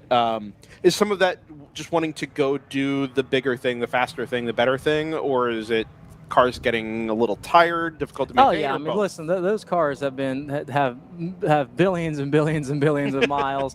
Have a ton of crashes. The NC Miata will always be my favorite chassis because I have taken some massive hits in that car. And then the next day we're racing for a podium. And I'll give you a funny stat. Denny Stripling with 3 Fast Guys. We were at the podium yesterday, and he turns around and says, "Hey, we would have been first and second in GP2, and we would have been our GP3 cars. We had done enough laps. We're fast enough with the weather." So. I think it's not a stat to the competition, but it's like you said, again, Mike Gorman open throttle, there was 2 or 3 cars there. We'd have 2 or 3. Rockwell's kind of, bringing a box here there. So I think there's still a lot of participation on it, but, you want to race the bigger fields and things like that. So, yeah, it's just a multitude of things. Those cars have served us very, very well. They will continue life on with some less intensive other types of endurance racing. But for next year, we got we're hopefully bringing a new chassis. We're going to have a GP2 entry and hopefully a GP1 entry here that we can kind of unveil here shortly. So have that going for us. And I can speak for Mike and Open Throttle. I know that the transition to GP2, as you can see this weekend with the amount of entries in GP2 and GP1, that's kind of the next frontier. And it's the story of again, a lot of the people in the series want to go a little faster. But at the same time, it's, you got teams wanting the drivers are moving on up there. So I think you got back to a green flag. We are, having just cleared halfway here, 3 hours, 5 minutes left on the clock. We are back to green flag racing with Gino Manley up here as a guest in the booth up here on the second floor. Kind of settling into the last throes of the 2024 season here. Getting the race back into a rhythm and closing out the season strong. Talking about GP1, you can say yes or no, or I don't want to answer that question. Is the GP1 entry an E36 or an E46? It will not be, no. Actually, right. No. It's I told this to, actually, again, I'm lucky to be a part of 2 teams. I think, I know I certainly want to be. I want to be a newer car, And the E46 is still the Swiss Army knife of racing, where anybody can get that car and put a little bit of work and have a winning car. But we want to be in something newer. You want to feel good about your driving, and the BMW flavor cars. People don't realize there's many generations after E46s that you can actually turn into race cars. But it's looking forward to that and to. Again, kind of increasing our portfolio of cars and next year. And I know Open Throttle's got some really neat stuff literally being built right now. So, but, again, it's, but a good way to kind of get those NCs, and have one last hurrah here in WRL. Yeah. And again, you probably will see them. It won't be our main entries anymore. We might do the odd, race here or there where we need to throw a car in there. So they'll still be around, but for next year, we want to have some new chassis and things like that. So our renters want it, our main drivers want it, and whatnot. So we're kind of taking the approach with GP1, not necessarily intentionally, but it's been a slow development in that class from being full of BMWs and specifically 36s and 46s to including some of the home-built cars that were originally designed for GTO being detuned slightly to run in a less demanding class. And you've ended up with this split where GTO is kind of a buyer's class where you go spend the money on the GT4, the TCR, the whatever you want to run up there. We found out this morning Thunder Bunny Racing is going to be running a GP1 Super next year. We obviously know some of the other really cool creative stuff that's going on in GP1 as well. There's a BMW 2 Series that Montgomery, now Bruce Innovations, has been running for the last couple of years. It is still racing at a really high level. You rightly pointed out the competition level is absolutely there, and if you watch onboards and you watch footage from GP1 specific competition, it is as riveting as the GTO stuff is. Well, I think it just goes back to, you can look at the GTO field, and I don't know what it is, but it's the appeal if you're a racer and you want to move up and get better with your craft. Again, that I don't know if it's because the budget's a little less, or you have a lot of owners that are more apt to give a pro guy a seat in one of those cars versus the big money GTO seat. But I think that's the appeal of it is, yeah, you're still driving GP style cars, but you've got a lot of really good drivers. If you'll notice, and you look at the rosters and all the finishing, from all the races this year, it's generally the same guys and the same cars. To me, that's kind of if I was somebody looking for a seat next year, I want to race in the series or the class where you have the same guys every single weekend. Again, and I look at PC Racing or or Palomar, really well-driven cars, really great teams. But again, too, it's who you're going to be racing that weekend. So that again, I started in the rain yesterday, and it was very, very dicey. You can't see anything, and I was racing a TC Klein, their 235 IR, and I know I can make that pass and not have to worry about it. And I'll be honest, when you're in GTO and you're racing some of those guys, we were fast enough that we were catching a lot of the mid-pack GTO cars in the rain. I went out for some passes. Like, I don't know who's in that car. I'm not going to do this because I'm going to, endanger myself, the car. And so that's the one thing is you want to be racing the same guys. And in 2020, when we won that national overall here, that kind of was the story with GP3. You had the same group of guys in every single car, every single weekend. But again, it's most of that. Again, GP3 has maybe you want to say become more of the renter entry level, which is okay. You need that. But I think for particularly for us at AOA, and obviously we've done other big types of racing, but WRL has always been home, so we want to kind of move up a little bit there. And obviously we field the RU M4 GT4 car, so that's watching their success, with that car. We wanted something just not quite that budget, so GP1 next year we got something we think in the works for that, but. Again, just really, really good, clean racing, here all weekend. I mean, I don't think people at home can really appreciate the changing conditions even this morning. It was still, 40 degrees and relatively wet. And now everyone's basically running dry times across, across every class. So, again, too, we want to be here to race, and we're just trying to find, the right class for next year. And I know it sounds like everyone, I've been listening to all the interviews, that GP1 all of a sudden sounds like we might have a 30-car field, which will be more or less exciting for next year. So, I'm excited. So I'm not a car guy as such. I'm a racing guy. I like to follow racing. Having internationally relevant cars like GT4 cars, TCR cars, whatever the case might be, is something that draws my attention and my interest. The home-built stuff, to me, yes, it's interesting, but it's just a personal preference. That being said, the future of GP1, the opportunities that are presenting themselves in GP1, you could make a case that it is the highest level production-based racing class in the country, to where you can just go build a car from scratch. IMSA Pilot is now, right, there's no tuner opportunities to come in, build a car, and field it at a high level. It's not like, Connie used to be back in the days, so, but I'll tell you this, you want to be careful with that statement because, again, there was, I think the GU had the TC Civic in GP1. The TC Klein car is a factory-built BMW. Sorry, I'm not saying it's exclusive to that, but if you are going to go build a race car, you would have a very tough time. And having raced a home-built car in GTO last year with the M3, it's nearly impossible. Somebody says they can build a car and go be competitive in GTO. I'm sure you could. Yeah. But just here, listening yesterday in the weather, in the rain, when you hear the G82 M4 GT4, when you hear the rain mode on that car, it's you hear the immense amount of assist that the rain modes are doing to those cars. It's amazing to watch. I'm more of a car guy than I'm a racer. Sure. Unfortunately, I have to race cars to be around a lot of the cars I want to drive, so that's kind of go hand in hand. But it's the factory-built machinery in GTO is amazing. I don't think the home-built cars really, and I've seen cars many across the years. Everyone remembers the chill-out Miata in GTO. I mean, it was a P3 car they stuffed into a Miata, essentially. and again, and that's about as close as I've seen in a while. Obviously, the Screaming Goat, M3 on the right day when the stars align. Obviously, those kids, I say the kids, I kind of getting older now, but just, really, really good, well-driven car. Yeah, you have a chance there. But, again, I don't know if there was a red tag sale on Aston Martins last year and just all of a sudden everybody had an Aston Martin. And so it is cool. I've been around the series long enough to see the hot car come and go. I remember when it was the RS3, when it was the Cayman, just recently it was the Supra.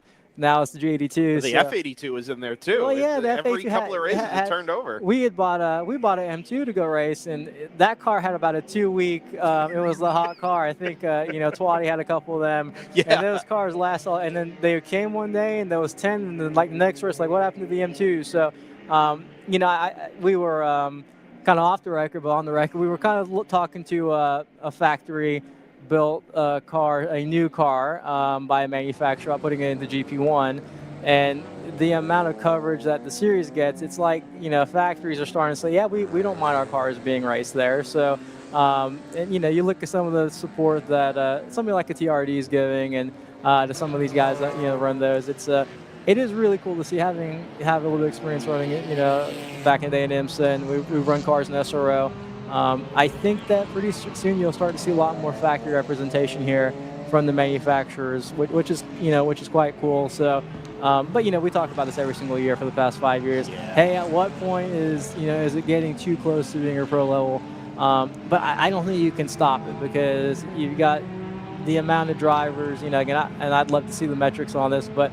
Again, how many of the drivers that were here 5 years ago are still here? I bet your number's pretty high, and a lot of them are moving up to different cars, and eventually on that different series. So, again, it's the sky's the limit for what WRL could do, but I do think you need to keep those GP1 or the GP classes, to keep those home built cars. You look at some of the cars here that are home built. There's some really nice equipment out there that's still competitive, even with some of the factory built stuff.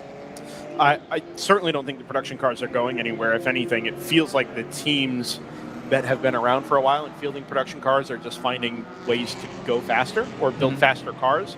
And it's compressing what used to be 3 or 4 production classes, 5, I guess, if you include GDO, down into what could become two primary production classes, a GP1 and a GP2, right? Yeah. But all that really does is add depth to the classes that are there, right? Instead of racing 6 or 7 guys, you're racing 18 or 19. So again, but it's just going back to series. Listen, I was here when we had GP4.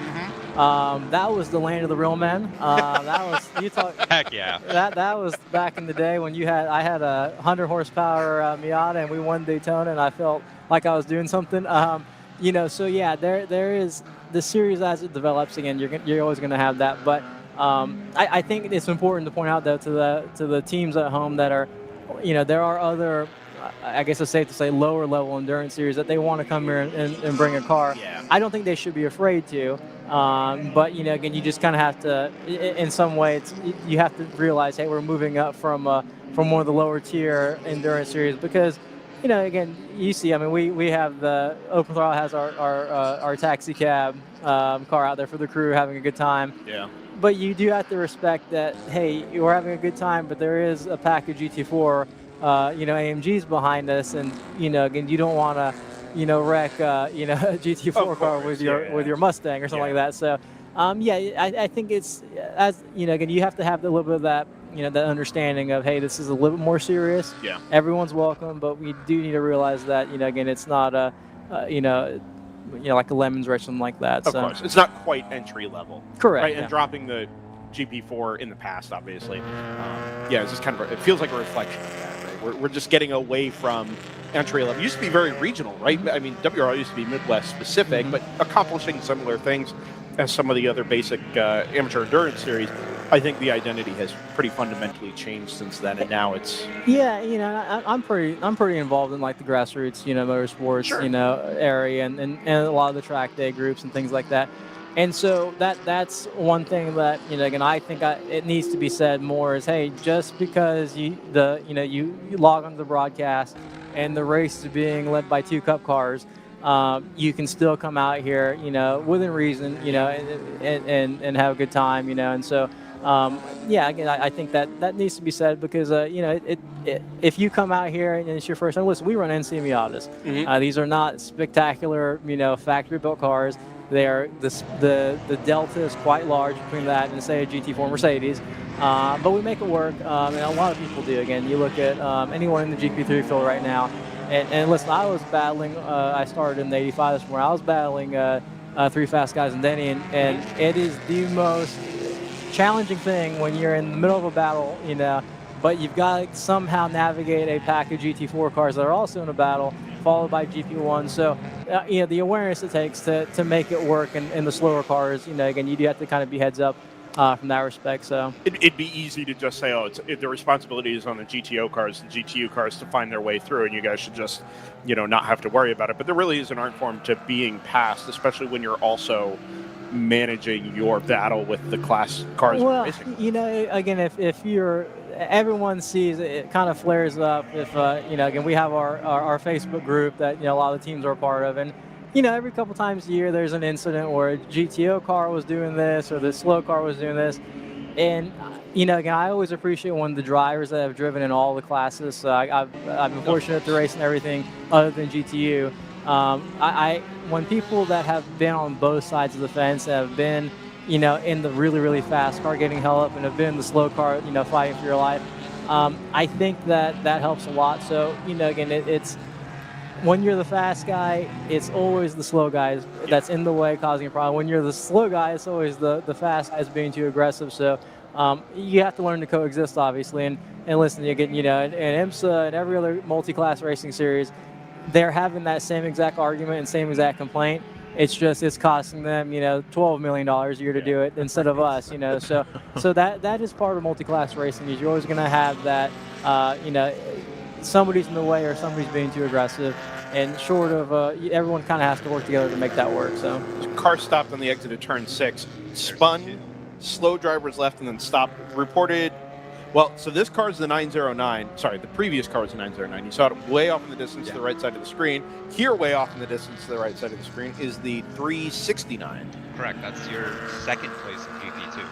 Okay. The 909 Automatic Racing NP01 looks like it's continued. Kinda. Or is continuing. Here we go. JT, Ryan, if you have anything else for Gino, feel free. Otherwise, we'll let Gino go back to racing 2 different cars today. Gino, I know that you're big on racing what you sell, obviously, and that's the name of the game here. Is this GP1 car going to be a VF8?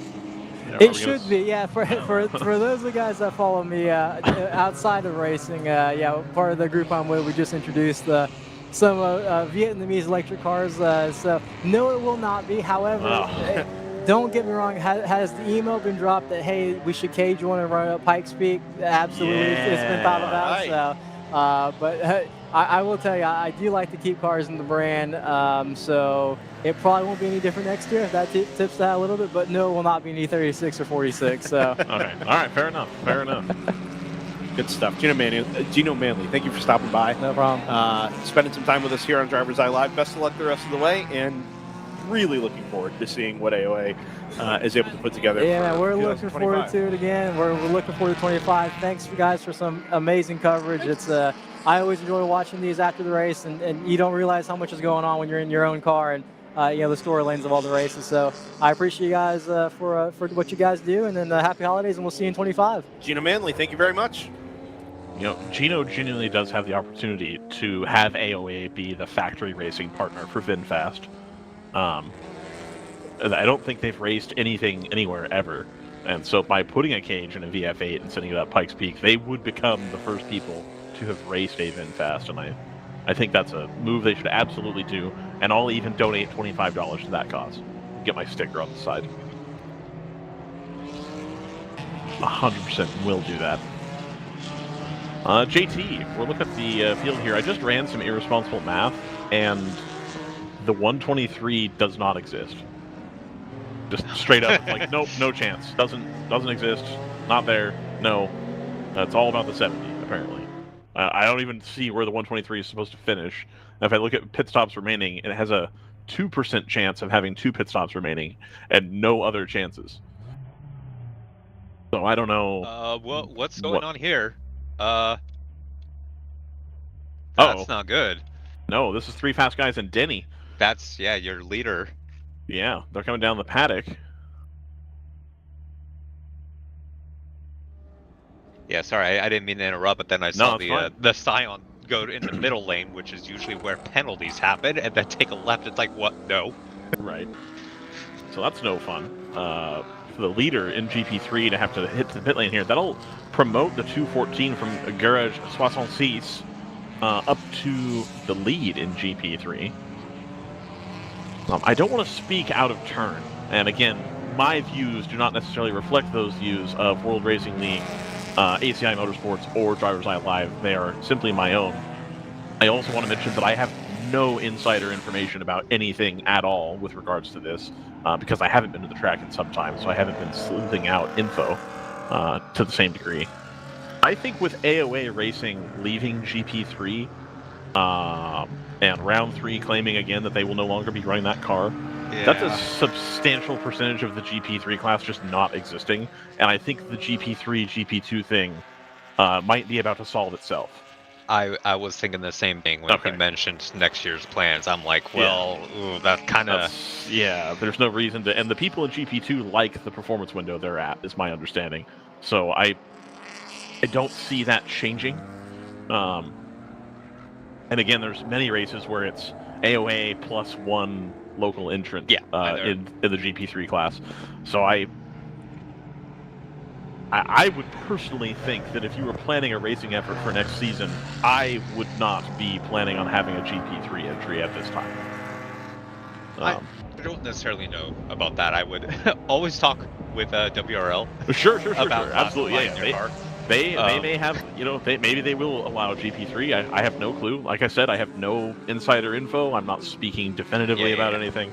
But in a class where the primary entrant, I think it's fair to say, is no longer going to run in that class, I would probably start looking into making some adjustments here, for sure.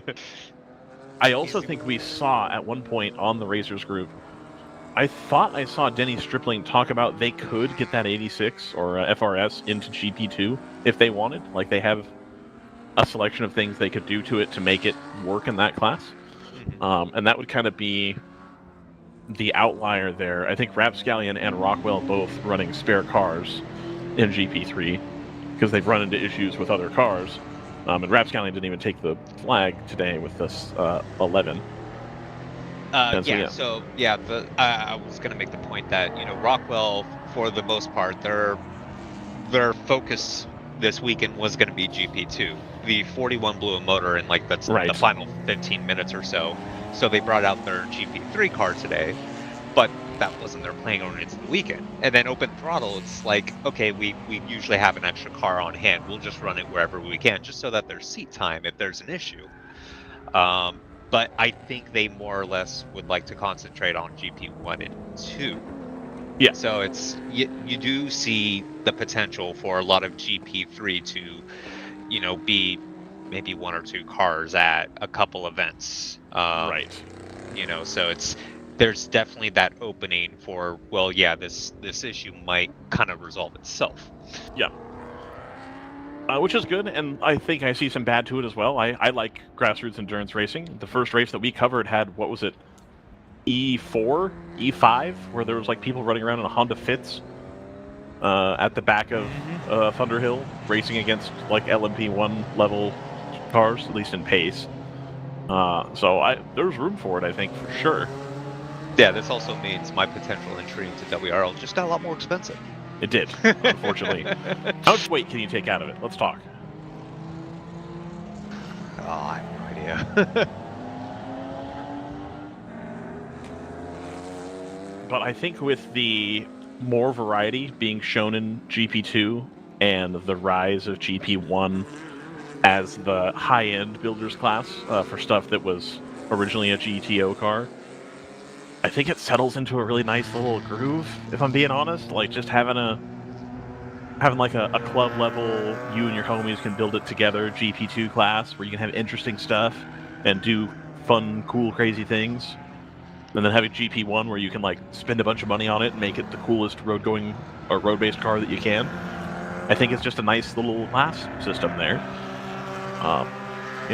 again, I feel for it. It was the same thing happened when they got rid of GP4, where it's easy for me as somebody who's not financially invested in a race car at this time, although I kind of am, and my race car would be.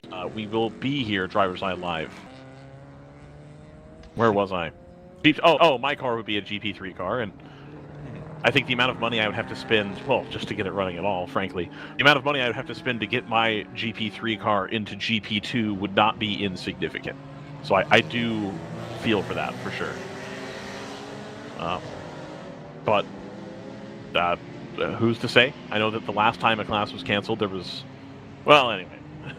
If you know, you know. If you don't know, you don't know. I'm not going to put that out there and have people expect something that I'm not in charge of talking about. So, anyway.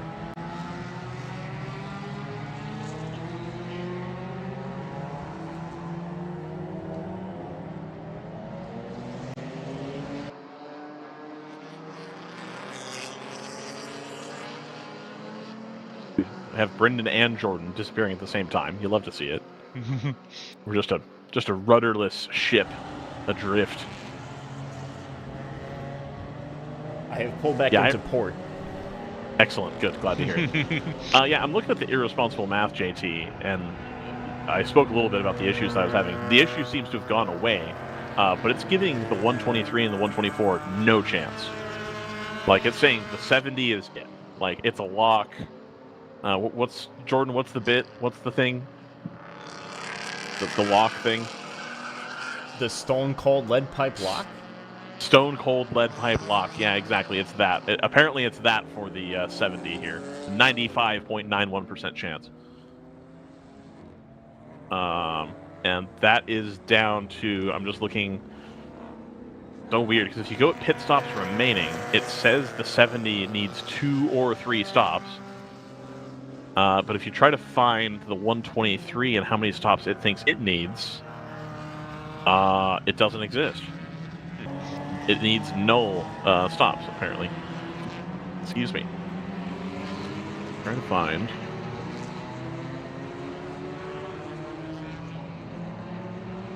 Double click on trace to isolate one. Oh, look at that. You can do stuff. Gentlemen. Brendan. Yeah, we've rolled the guests back to back here. This one is less obvious driving guest and more join the broadcast for a little while, hang out, talk shop, I guess, talk race cars. Yeah, I'll unmute your mic there. Hi, my name's Larry. How are you? Larry Webster, editor-in-chief of Haggerty Media, who last we saw back at Michelin Raceway Road Atlanta. Yeah. He's one of the drivers on board the. Were you in the 91 that weekend? Oh boy, I forget. It's a white one. Let's see when it goes by. I think it's 92. Yeah. Okay. Anyway, it was the Ford Performance Racing School Ford Mustang GT4. At the time, we just thought you were a driver along for the ride on a little bit of an opportunity given to. Well, I mean, you've had various opportunities behind the wheel of various Mustangs. You were in the Mustang Challenge back in June, back in Mid-Ohio. But all good things. But this one I'm paying for. Got it. Got it. So we're just I'm a customer. A renter. Yes. A customer. There you go. I like that. So you will know a little bit more about FPRS over the last couple of races than I will. Were you at Watkins Glen? Yes. I'm the one who put it in the wall. Were you? Yes. What happened? First, are you okay? Second, what happened? Oh, well, I mean, my ego's crushed, but Sure. yeah, otherwise I'm fine. I just overcooked it. You know, this was the downside of data. My co-driver, James Walker, he was going through there like a mile an hour faster. And then going into 6, it was like, well, okay, I'll just brake a little deeper. And I knew immediately it wasn't going to turn, and I had gone in too deep. And then after that, who says what could happen? I probably panicked, and I knew I was in the marbles on the outside of the track, but I have a hunch if I had been smart enough to get off the brake, it probably would have turned. Oh, interesting. But it didn't, and it just pushed into the wall, and I remember going into the wall, and I'm like, this isn't that bad. And then, boom! And we, later looked, I hit the wall at 54 miles an hour. And just obliterated the right front corner. Yeah, we saw the damage after it had happened. Yeah. And it obviously wasn't pretty. So all that for a mile an hour.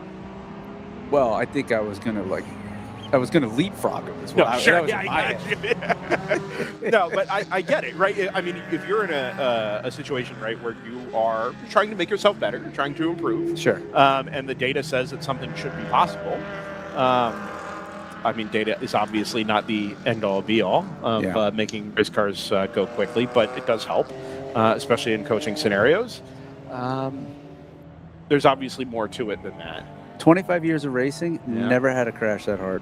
Really? Yep. Just little bumps here and there, nothing that big. Is it the angle you hit at that did the bulk of the damage? No, 54 is not a huge number. It's a good hit, but it's not, I've never made that egregious of a mistake. But that's all it was. It was a big one. Yeah. It wasn't like a little mistake. It was a big Sure. mistake. That was a brain fade. I was like, well, now I'm in my 50s. I mean, I left that going, interesting. What's happening? And I hated it. I still feel bad because I almost ruined the weekend for my co-drivers. And luckily, the FPRS crew, it happened on a Thursday. Yeah. They were able to get a truckload, a van load of parts because it just obliterated everything. Yeah. And they got it back together for Friday, and then we could race. But, that was a big, big lesson. Yeah, sure. Yeah. Well, that's the advantage of being in a car that has the forward heavy hitters that it has, is that you can make replacement parts appear really quickly. That's true. The Multimatic guys, they loaded up a van and left Toronto and drove it all the way to Watkins Glen. Yep, it came from the factory. Okay. That's where those cars are built. Right, that makes sense. Okay, And- I was thinking of it coming from Michigan or whatever, but like Nope.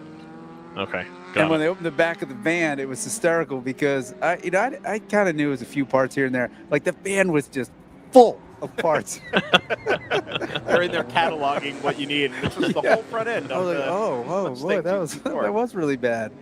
Out of curiosity, is Multimatic involved in, or have they been involved in getting the GT4 cars down to WRL GTO spec, or was that all FPRS just kind of? No, well, my understanding is it's Multimatic. They cool. built them and developed them along with the Ford Performance people in Dearborn.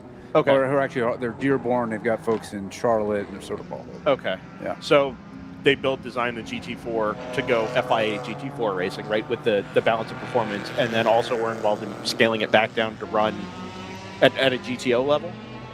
I mean, I don't know what the rules are here for GTO. 9-to-1 power to weight is usually the number. Yeah. Right. So it's With taking a some power cars. hit for sure. Yeah. Okay, I see.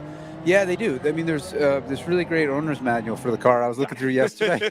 And it had like, well, here's how you adjust the wing, and this is how it's going to change your aerodynamic pressure. And this is where, I mean, just give you I thought a really helpful roadmap to run the car and to use it and to maintain it and all those things that I don't know who else would know unless there's a book about it. And there's a book about it. Somebody had to write it. And somebody had to write it. Yeah. And it has a lot of pictures because, I don't know. Who reads anymore? You need the pictures. You need the pictures. Yeah, No, yeah. I get it. So how's today's race been shaping up? Yesterday we went into the wall. So the car was out of commission for most of the day getting fixed, but now it's fixed. We're running pretty well. How's this race shaping up? It seems like not a lot of yellows. Everybody's No, much. I don't know that cleaner is the right word, because I don't think yesterday was particularly unclean. But you make mistakes, things happen. The race has to get interrupted to go, clean it up or recover a car or whatever. Today's been a lot smoother, I would say, a lot more predictable. We've seen a lot less chaos. The red flag certainly threw a wrench into things a little bit ago, but it kind of set us up for this last 3-hour or so run to the checkered flag that. I mean, the thing that I found in cruise mode right now. Yeah, I was the second driver, and it was really, really hard. I thought because you're passing a car. There's a dry line. You go off the dry line, and you don't really know how much grip you have. So the last thing I want to do is crash the car again for my co-driver. So I was really cautious. And then the faster cars, wholly aggressive. I mean, I was just really shocked at the risky moves I saw out there. Let's put it that way. So I'm interested to hear you use the word risky, because that's obviously something that WRL is trying to avoid or promote. You and I had a brief discussion offline about some of that stuff earlier.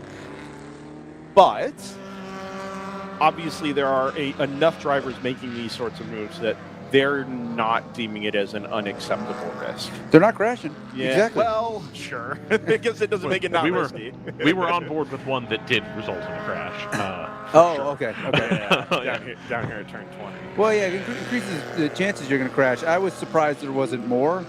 And of course, we're in I'm in a different mode. We had a rough day yesterday, so we all want to get our turns in the car. So I want to make sure I'm not that guy again after Watkins Glen. But still, I've been racing a long time, and a 10-hour race, you're not allowed to touch. There was just a lot of I felt like I got past a lot of times where that car passing was expecting me to not hit them. Either a late move down the inside and things like that, and I thought, well, okay, it's fine, but it's, sooner or later, that probability is going to run out. And I guess you said it just did. Yeah. I mean, and this is the last race of the season. Is there a championship on the line? There are national championships on the line, particularly in GTO, and there are some points swings that can still happen there. But generally speaking, most of the lower classes are already kind of sorted out.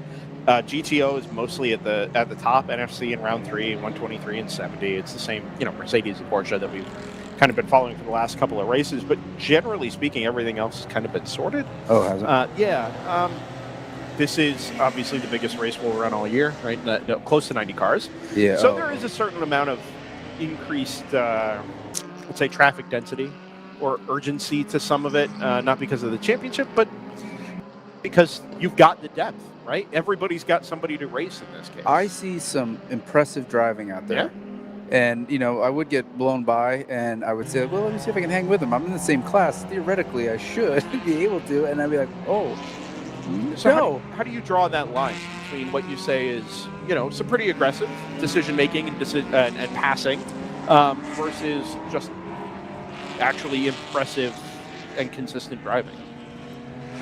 I think it depends on the track. At this track, the S's where I see, I think what I saw was other cars trying to distract me to get off the line, or you could see in the mirror going offline themselves, like they're going to go on the inside or the outside of you. And so then you're kind of like, well, where are you?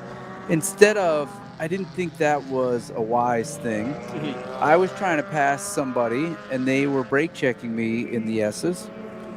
Like, to the fact that I almost ran into the back of one of them and getting really wide and see me going wide. And it was just blocking and things like that. I was just like, just didn't make any sense. Did it feel intentional? Totally. Oh, weird. Yeah.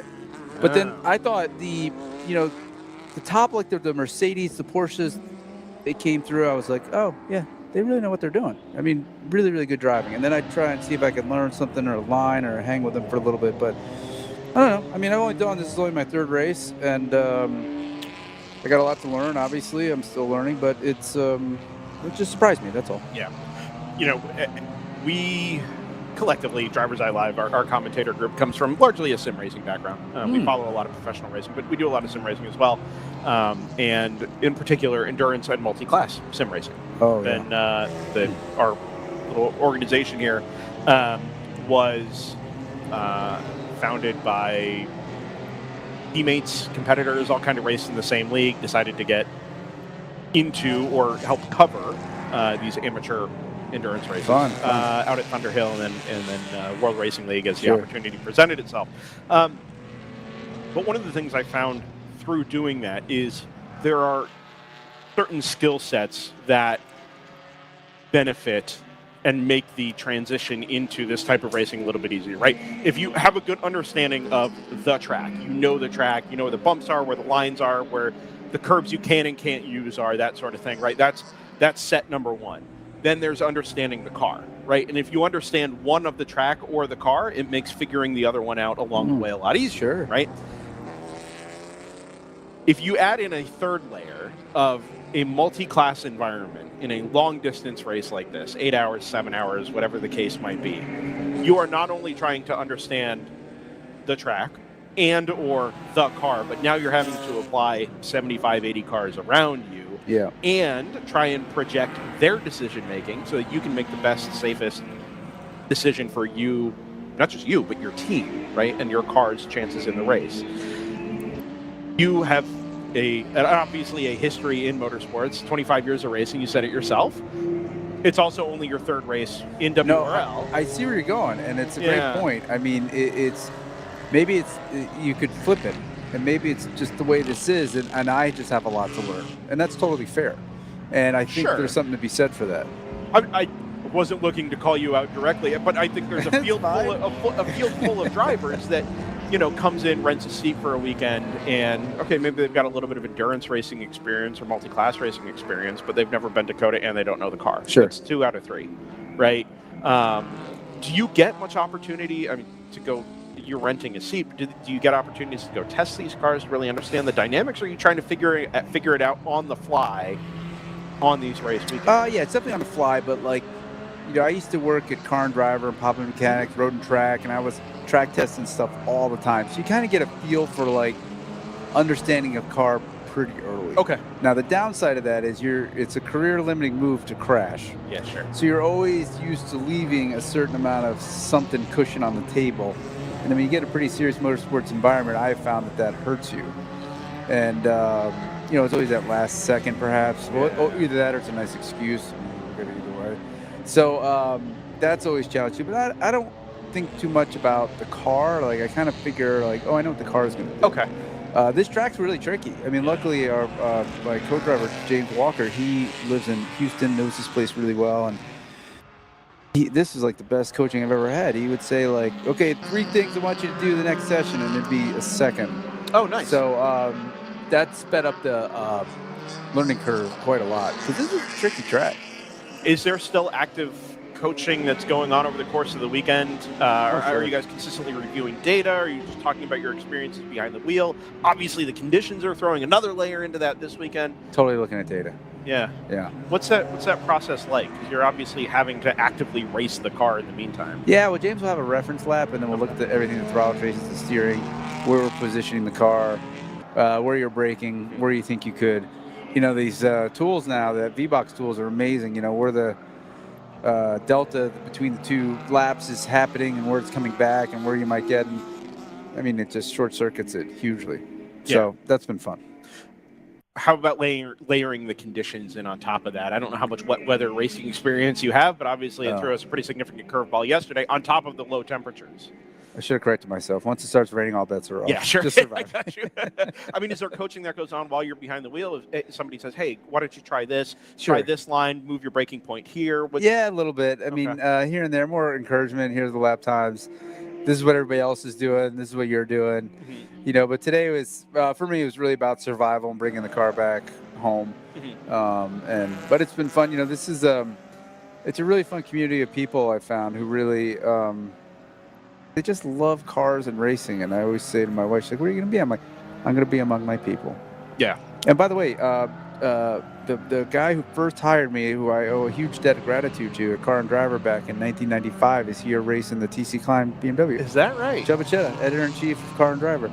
Oh, cool. I saw the name on the side of the TC Klein car when it came into the pits earlier. He started both days, yesterday and today. Very cool. Yeah, totally cool. Have you guys crossed paths? Oh, yeah, we went, we caught up, and, it's the community is, I've been thinking about the community because TC Klein, same thing, way back when I built my first CRX, and I asked for his help with something, and he let me bring the car down to his shop in Columbus, and he had a lift, and I took the motor out there at his shop, and I had no idea what I was doing. We got a double yellow. Yeah, we do. Car stop, drivers right at turn 11. This guy just spun. Did you see that? And spin it, backwards Aston Martin, the number 172 from TLM USA. Looks like the car stopped up at 11 is 233. Is that CHR? It is CHR. That's a top 15 GTO car. Way out the north end of the circuit. By the way, this Mustang GT4, it has enough downforce, I think, that at the end of my stint, my neck was tired. I was pushing it harder. I was leaning it on the side of the seat to let it rest. So, when we last talked to you at Road Atlanta, as we get the field now under control underneath the double yellow, I think we're cut slightly short by the quiet hour red flag on Sunday morning. Oh yeah. But we were having a discussion about Ford racing, specifically Ford's racing exploits and the change in attitude to develop a customer racing platform, right? And I don't know that we need to rehash that whole discussion, but having had I think a reasonably successful debut season for the Ford Mustang GT3, also the GT4. Oh yeah. We come down the ladder a little bit into what is ostensibly a customer racing entry under the guise of FPRS, Ford Performance Racing School. You are a repeat customer. There are also high-level people at Ford that are repeat customers, if you like to use that Sure. term. But Yeah. fill the seats in the car's the same. Is there a purpose to what FPRS is doing within the World Racing League as part of a broader approach to what Ford is going? Do you get that sense at all? Or is this just, hey, it's a place for us to make some money and rent some seats out? You'd have to ask Mark Rushbrook. He's a global head of Ford Performance and Motorsports. He's my co-driver. We used to share a Spec Miata. We each owned half of it long time ago. So we go way back, and our buddy James been racing together forever. So he's a real gearhead. And so I'm going to try and explain a little bit what I've heard from him. It's Ford Performance has a whole ladder from the Mustang GT to the Dark Horse Street Car. It's really nice. I'd like to have one of those. Then it has the Mustang Challenge. Okay. And that's the Sprint Series that started this year. Then they've got the GT4, which is what we're driving today, and then the GT3. And yes, so they are building a whole family of Mustang race cars. Yeah. And they're customer racing. They're thinking of experience next year. If you're in the Mustang Challenge, that series is going to Le Mans. And it's going to be a support at the 24-hour Le Mans. So there's things like that they're going to be able to offer. And they're really making it, I don't know what the price is, but they're going to arrange shipping and all kinds of things. It's sort of, all these sort of motorsports experience. But then, maybe one of these races you get Mark up here to talk about all the off-road stuff. Because they've got the Raptor, Ranger Raptor. Mm-hmm. They've got the Bronco Dakar, aren't they? Yep, they're in Dakar. They got the Ranger Raptor. They've got the Bronco DR, which is a desert racer. You buy and you can just race it Baja. It's like a two-frame thing. It's crazy. Very cool. They've got the Street Bronco F-150 and the Bronco Raptor, the Raptors. So, and through Ford Performance Racing School, they have all these experiences that you can do with your Broncos. With your Raptors and your Mustangs. So it's sort of like a whole driving suite of stuff. Sure. At Hagerty, I published an article in the Drivers Club magazine where I quoted Jim Farley, the CEO. It was amazing. He said that Ford is going to preserve the art of driving on and off road. And my chin hit the floor because we've been hearing everything's going to be autonomous. But they are really into the experience and enjoying cars and driving, which is, of course, right up my alley. Yeah. It seems, you could put race cars on a track just about anywhere, right? Whether it's wheel-to-wheel, time attack, whatever. There are so many options to encouraging people to race cars quickly in a competitive environment. For us specifically, in the type of racing that DriversEye Live covers, World Racing League seems like an interesting choice to put cars, not just with a Ford badge, but Ford effort branding, right, through FPRS to give people an opportunity to go endurance racing. Oh, okay. I'm glad you brought that up. This isn't a Ford effort. Sure. We're here as just buddies renting a car. But FPRS is. Yeah, so there are other teams that are fielding a car and renting out seats. Yeah. Okay. So they've seen a business opportunity there to, hey, we'll put a car on a track, let people rent some seats out. They're getting some data, but ultimately they're filling seats. Well, yeah, I guess the way to think about it, and you'd have to talk to Brian or Mr. McKeever, but you get a half a day or a day of driving school when you buy a Mustang GT free. Oh, you have to get yourself there. We just ran a piece on it of a guy who works at Hagerty. His dad bought a Mustang GT, and they went to the school. They had a great time, and FPRS puts that on. So, for them, you think you get people into driving, and then maybe they want to go racing, maybe they want to get their license, and this may be, just another step, and somebody wants to get a better taste of motorsports. I got it. So it's essentially just allowing opportunities for people who want to go racing to racing with a reasonably well-supported effort through FPRS to go do that at a high level. And by the way, props to that crew. The race mechanics, they're the most impressive people in the world. They got both our cars back together yesterday. It was, our splitter is stacks of plywood gotten from Home Depot or somewhere yesterday, and it looks really good. And the car was working pretty well. They didn't fly him in from Toronto or No, anything, it's too far. Yeah. So they had the home bake, everything. It was impressive. It's funny you mentioned that. I did notice the right front corner of that car this morning. Yeah. Not quite looking like I would have expected. I couldn't tell what it was, whether it was just duct tape or what was going on there, but that is genuinely impressive. Isn't that cool? So there it is right there. It's right behind the pace car. Does it drive noticeably different? I did not notice a difference. I mean, not huge. So I was... Replace carbon fiber with plywood, and it turns out it's exactly the same. It totally works. Go So, figure. you know. So what are the races that we're thinking of within the race? Where is the opportunity for drama today? What are the storylines that are developing? I think it's going to be hard to top yesterday. Yeah, yesterday was good, wasn't it? But I mean, today's a championship finale, right? So 70 versus 123, round 3 racing versus NFC Motorsports, Porsche v Mercedes. That is primary interest number 1, I think. Secondary, wow. We're up to 18th in the 92. Yeah. Awesome. There goes Mark. Go. I think secondary to that over the course of the weekend, if you're going to go down the class list, GTU, which is the little Sepico NP01 prototypes. That car is set for some meaningful growth in 2025. What do you mean? You'll see more of those out here? Yeah. So it was for most of the season that Stratus Racing would run 3 cars, the 58, 59, and 60. Jumped on board with. They've got quite an 58 operation. here. They sure do. So not only are they running their 3 cars, but there are 2 teams that are running those cars next year. Round 3 Racing is going to run a pair of them. And Automatic Racing, which had previously campaigned at GT4 Aston Martin, is going to run at least 1, possibly 2. Yeah, they're going to run 2. I had dinner with Yeah, Dave okay. and last night, and one of the persons driving his car, Steve. I don't know his last name. Super fun dude, and they're pretty excited about those cars. I mean, they got some plans to develop them, and So they're cool. So the baseline for those cars has all been supported by Stratus, right? Basically, I think Stratus has a reasonable interest in increasing the amount of participation in GTU. They've got a couple of teams on board now with Round 3 and Automatic. You obviously know a little bit more about their plans for the future than I do, but we are kind of watching those cars debut and get their first race laps in real time, right? So Stratus is obviously the oh my gosh, the standard setter there. They needed a whole crew to assemble their canopy on pit road. It's like this big, tall thing. It's like showing up to an IMSA, man. I saw it. Right. So they're not only running their 3 cars, but supporting the, getting the cars off the ground or the operations off the ground for Round 3 and Automatic. So I learned yesterday from, I think his name's Charlie, the one who runs Max Attack. Oh, Charlie Stryker. Yep. Yeah, does a really good job running those Thursday track days, I thought. And this car is it's a DP or NP01. It started life as that one they were making for NASA. Yeah, so it started life as an Elan chassis. Right. Okay. Built down in Atlanta. Was a tube-frame design specifically for NASA. NP is NASA prototype. Oh. Yep. It was a sprint racing.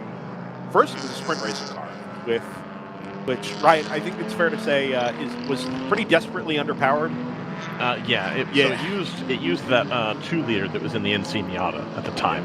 Okay. Which didn't have nearly enough power, and then also at the time wasn't really reliable. But the whole intent was that you could take the shocks and motor powertrain components off of an NC and mostly bolt it up to the frame, and then it'd be good to go.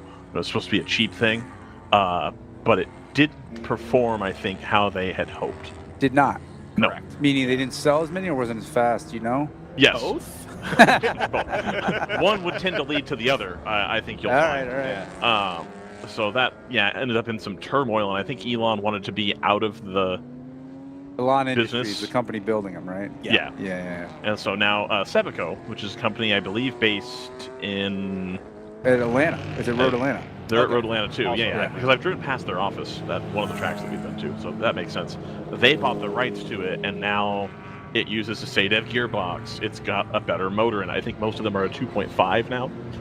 So it's the same MZR Duratec 4-cylinder that's in all the Fusions and stuff like that, Mazda 3s, things of that nature. And they've really developed the car into what's a pretty serious weapon, and then they make one, I forgot what it's called, where it's turbocharged, and the bodywork, it's like a long tail. And they run it at HSR occasionally. Automatic does, I think. Yeah. That does. They have a class for them through HSR. No, I think it's SVRA. One of those two. The PSSA. Yeah. We were talking about that. I think Charlie was talking about they're going to try putting in a Ford 4-cylinder turbocharged. Oh. Maybe that's what you're talking about. But anybody who is curious about it, you should head on down to the Stratus guys. They'll tell you all about it. They've got quite a setup there. Oh yeah. They've been committed to the program and the project for a long time. They've developed their cars. So, the nice thing about the World Racing League is every class is an open book format, right? GTO and GTU in particular, you don't take modifiers for the overwhelming majority of performance modifications, aero modifications. All those things are open, right? So once you have the car in your hands, the Evo kit, the Sepico NP01 Evo, is kind of the baseline platform for that class, if that's the chosen route you want to go. The development plan for that car is open to you after that, right? You don't have to run your car if you're round 3 or automatic the same way Stratus is running their car. If you find something that suits you or your team better, or you think you can improve the car, that's always an option for you. I see. So we've seen that car in various stages of development. I think it has a long way to go, but the base platform hasn't really changed. It's still a really affordable, What's affordable to you? They posted it on the page. I think it's right at 110 if you that want. car started at like 60 or 65 without the engine. I think I heard 170. Oh wow! With the engine? There's like you can buy it. You can buy the endurance one that Stratus has all their cool parts on it. There's like different levels you can buy in at. I see. Yeah.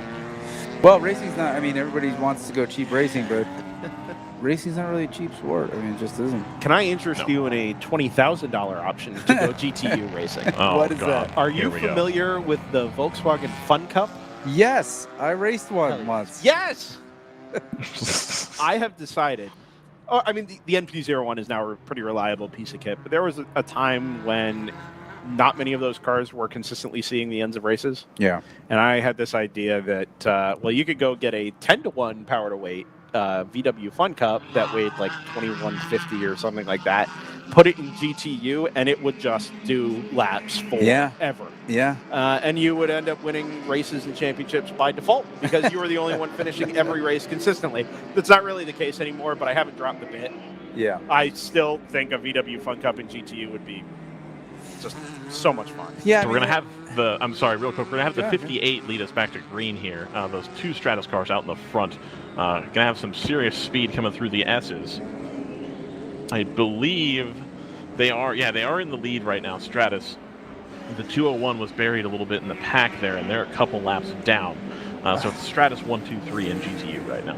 I got all kind of sympathy for those in the GTU cars, those Stratus, because, I personally would pass them on the front straight knowing they're just going to hate me in the S's. Oh, believe me, we've heard what they say in the helmet. Yeah, we know. But there's your number 91. 91, by the way. White card? No, it just came through on screen with the big white duct tape over the right front It's corner. silver. Yeah. It's got like this metallic tape. Gotcha. And if you guys get a chance to see the craftsmanship, it is first rate. It's super cool. But, you talk about the classes in racing and you want to do Fun Cup and you want to do this. It always strikes me as it's like one of the challenges of racing is that everybody's always got a better mousetrap. Yeah. And it prevents a critical whatever number getting to something, right? If you could just say, look, we're going to do 3 things, not 20 things. Yeah. And I always think that's, I remember in karting when I started karting, we were back, oh, there he is right there. Yeah. Really go, sticks Mark. out. Go. Between the one headlight on one side and the silver tape on the other side. Yeah, he's really moving. very recognizable. He's totally moving. We had a chat earlier about in the history of racing, nearly every category bar 3, possibly 4, have spent themselves out of existence. Yeah. And, the more open a formula is, eventually somebody is just going to say, well, I'm going to spend more money than everybody else, and I'm going to, like you said, build a better mousetrap. Make it go faster and do things better. Yeah. Not because we're smarter, but because we can spend more. And then you create this arms race that is almost impossible to recover from. I think, here's a theory. Let me throw this one out. I think that too few people are realistic about their objectives. And I think a lot of people show up like, I want to win. Okay, sounds great. Are you really prepared to do what it takes to win? It's fine if you're not. Like when I started club racing 25, 30 years ago and I saw what the winners were doing, I was like, okay, I'm not going to be able to devote that kind of time, energy, and money, but doesn't mean I don't want to do it. And there's not a way to, oh, look at this. Mark is right behind the 70 going through his S's. You go, Mark. And I think that's worth seeing. I'm racing at Waterford Hills, this local track in Michigan, and my sons and I are doing Spec Racer Fords. They've got a nice little local class. It's only for there. It's Gen 2 and Sports Renault, so they're really early ones. They're $10,000 cars. Now, this could go sideways in a hurry if somebody shows up and decides they are going to be there just to win and dominate, and they get new motors or whatever. Right now, it's this nice little incubation where we're out having fun. We want to race each other hard, but everybody has that shared objective. So I think that's what's the hardest thing about amateur racing, in my view, is this ideas of grandeur that prevents, I think, too many people from just accepting where they are, being okay with that, and just enjoying that this is a hobby. Does that make sense? You buy that? Yeah, absolutely. So, that line or that understanding gets blurred depending on you get the red where race. In the ladder you are. Of course. Right? Like we're human. RJ is not going to mind me saying this. Different amateur endurance series specifically are designed to accomplish different things. Lemons is not designed to accomplish the same thing as the World Racing League. Yeah. Same thing goes and is true even for Chip Car, right? Which is a step up from Lemons, but an obvious step down from where the World Racing League is at in terms of the quality of preparation, let's say. Sure. I am intrigued now that this is your fourth event? Third event with WRL. Where you think the series lands with what you just said in mind about people being honest with themselves about what they're intending to accomplish, because this is obviously not Lemons and obviously also. I think the idea where it's really, really stringent about the no contact rule, I think that helps a lot. Beyond that, I think it's dangerous. I mean, I don't know him so well enough, but it seems it's getting dangerously close to that kind of level of preparation. I think beyond that. There are drivers in this paddock that have run IMSA series in the past that have been left bitterly disappointed because the driving standards are go like hell, win at all costs. And it's not, the end result is not pretty. Well, it's just like there's no such thing as perfect. You could let the perfect be the enemy of the good, and nothing's forever, right? Like I said with the little thing, you sort of, I think they're doing their best to maintain a culture of camaraderie and competition and driving, but not win at all costs. Here, WRL, I'm sure they struggle with that, and it's a tough balance, but that's the hunch I get. The downside is it doesn't take many bad apples to ruin a culture. And I think you have to be the bulletin I saw that came out before this weekend, it was like, okay, maybe if you even have contact, but if you think you're overly aggressive, we want to watch that. I was like, that's really smart. You're just sort of sending out those messages like, it's not what this is about. If that's what you really think, maybe this isn't the place for you. But that's a job that's never done. The active participation in coaching drivers and making sure they're just of maintaining the right a culture of a place. That's a job that's never done, and that's what you're trying to do. And now there's probably different ways you could do that, I'm sure. I mean, RJ seems like a pretty smart guy. I'm sure he's thinking about it. And but that's one thing I would always tell the competitors to kind of keep in mind, like, we're all in this together. Yeah. The word over the years, identity crisis, has been thrown around, depending on who you ask. And it's generally the faster and more expensive the car is, the more the owner will use the word identity crisis. Because I think... Identity crisis? Yes. Like, what do you mean? I think... I'm going to be careful here, but I think the tendency is for, I am building a very fast car, and I'm spending a lot of money to do it, and I'm paying a professional pit crew and all these things. I should be able to race these cars like they're in a professional series. And so they will say things and have said things like, This series should cater more towards that than it should towards the amateur. Right, the seat renter, the one-off, the natural tension between different objectives. Yes, for sure. But I think what we're finding, and this is purely my opinion as somebody who watches an awful lot of this type of racing, is that we're settling into a place where you can buy affordable, reasonably affordable, factory-built and prep race cars, GT4 cars, TCR cars, whatever your heart's desire is, up at the very top, and go race those in a modified fashion, but race them very quickly and competitively. If you're a car builder, you can go build a car to a similar rule set as a GT4 car, without all the bells and whistles, without the electronics and the driver's aids and all those things. Sure. And run it in GP1 at the highest level. Or in GP2, GP3, the lower end production classes, you can put together a affordable but well-balanced race car that doesn't demand that you do what you're doing at the very highest level, but does still require that you care about what you're doing. It's not three buddies on a shoestring budget trying to get a cage in a 1991 Miata and see what it'll do for 8 hours at a time, right? There is a level of care, investment, and intentionality to what people are doing. Right. That is all to say that, like, that word identity, or that phrase identity crisis that has been used over the years, I think is poorly founded. And now the series finds itself in a place where it allows maybe not the best of the best worldwide, but the people who care the most to invest a little bit extra and do this at a higher level than you might get in SCCA, NASA, Champ Car, Lemons, whatever. There's room for everybody. I think so. No. Maybe not everybody towards the bottom end, but at the high end, you can. The high end is still pretty deep. Sure. Yeah. It's been fun to watch. The transition has been fun to watch.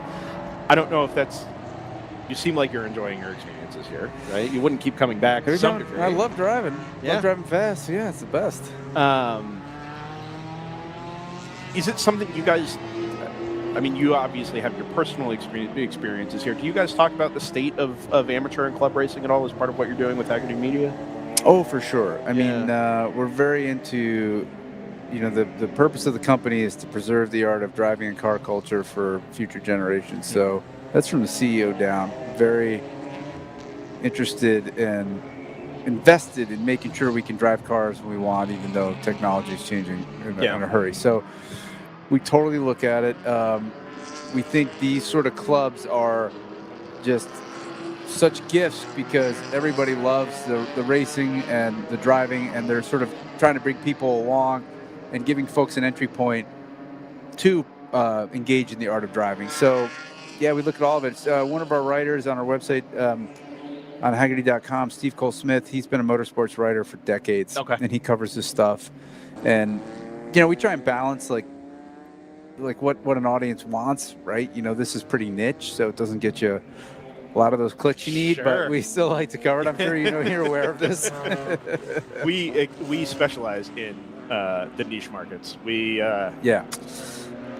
we don't get a whole lot of views. Yesterday, obviously, we did well. The interest is there and it's building, but also, I mean, we just put on our Haggerty YouTube channel.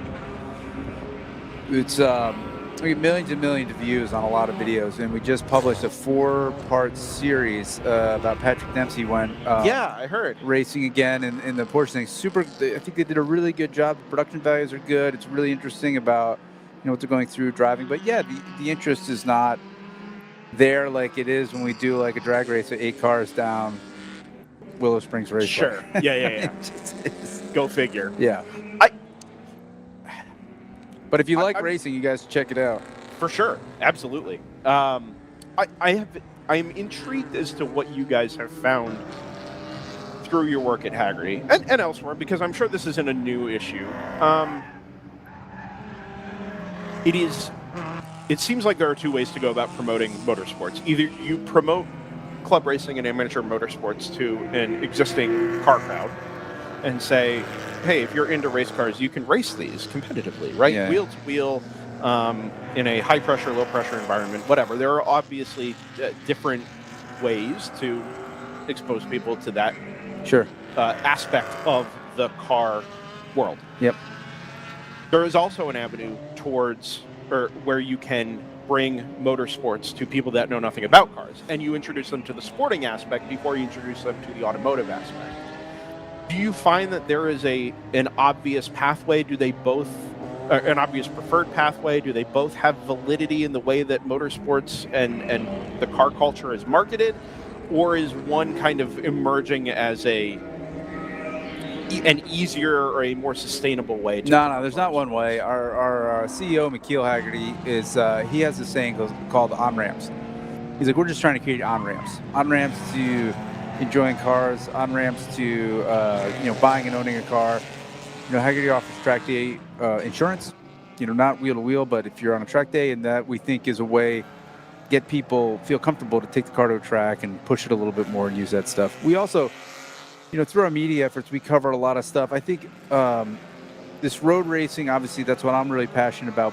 But my son and I got into dirt oval tracks with mini sprint cars. Yeah. And that really opened my eye because we were driving around the Midwest going to these tracks. And, I had somebody write a piece about, I said, these tracks, they seem like in these small towns, this is the center of the town. It's almost like the town square. Is that true? And he's like, totally. So he went to Knoxville. And, that track, that sprint car track, that dirt track is right in the middle of the town in Iowa. And, they have weddings there. And so... Yeah, sorry, there's a couple of backwards cars over here at DX at turn 18. One of them is the automatic racing NP01. There is a forward-facing open-throttle BMW.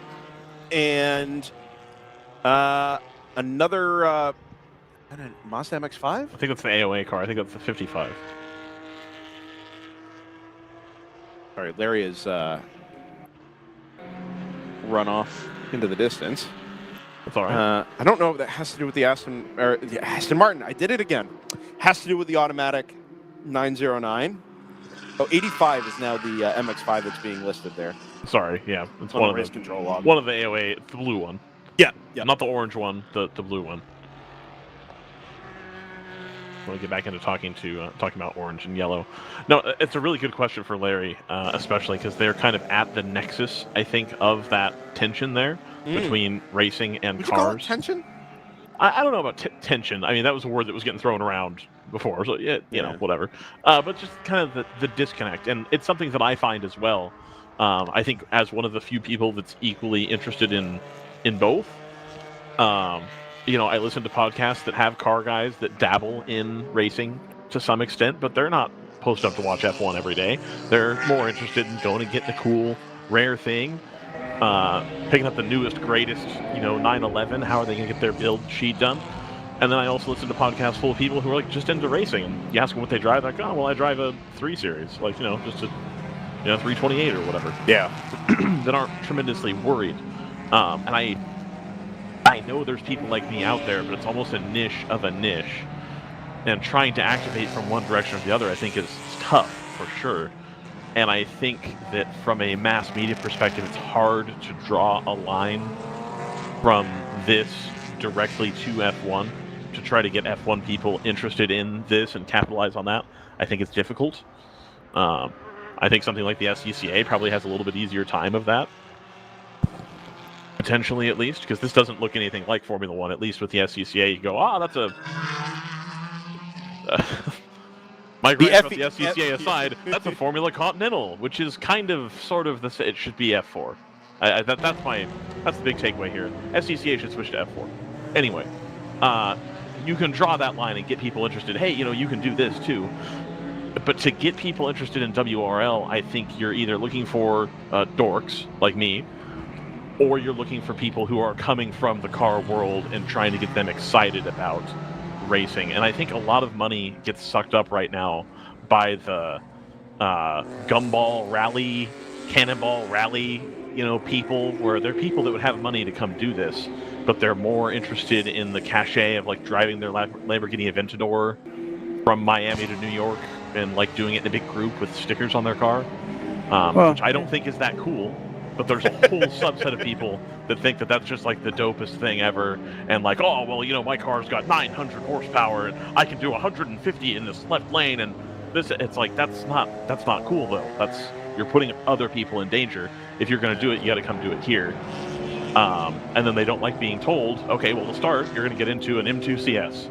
Oh, my street car's got more power than that. It's like, so what?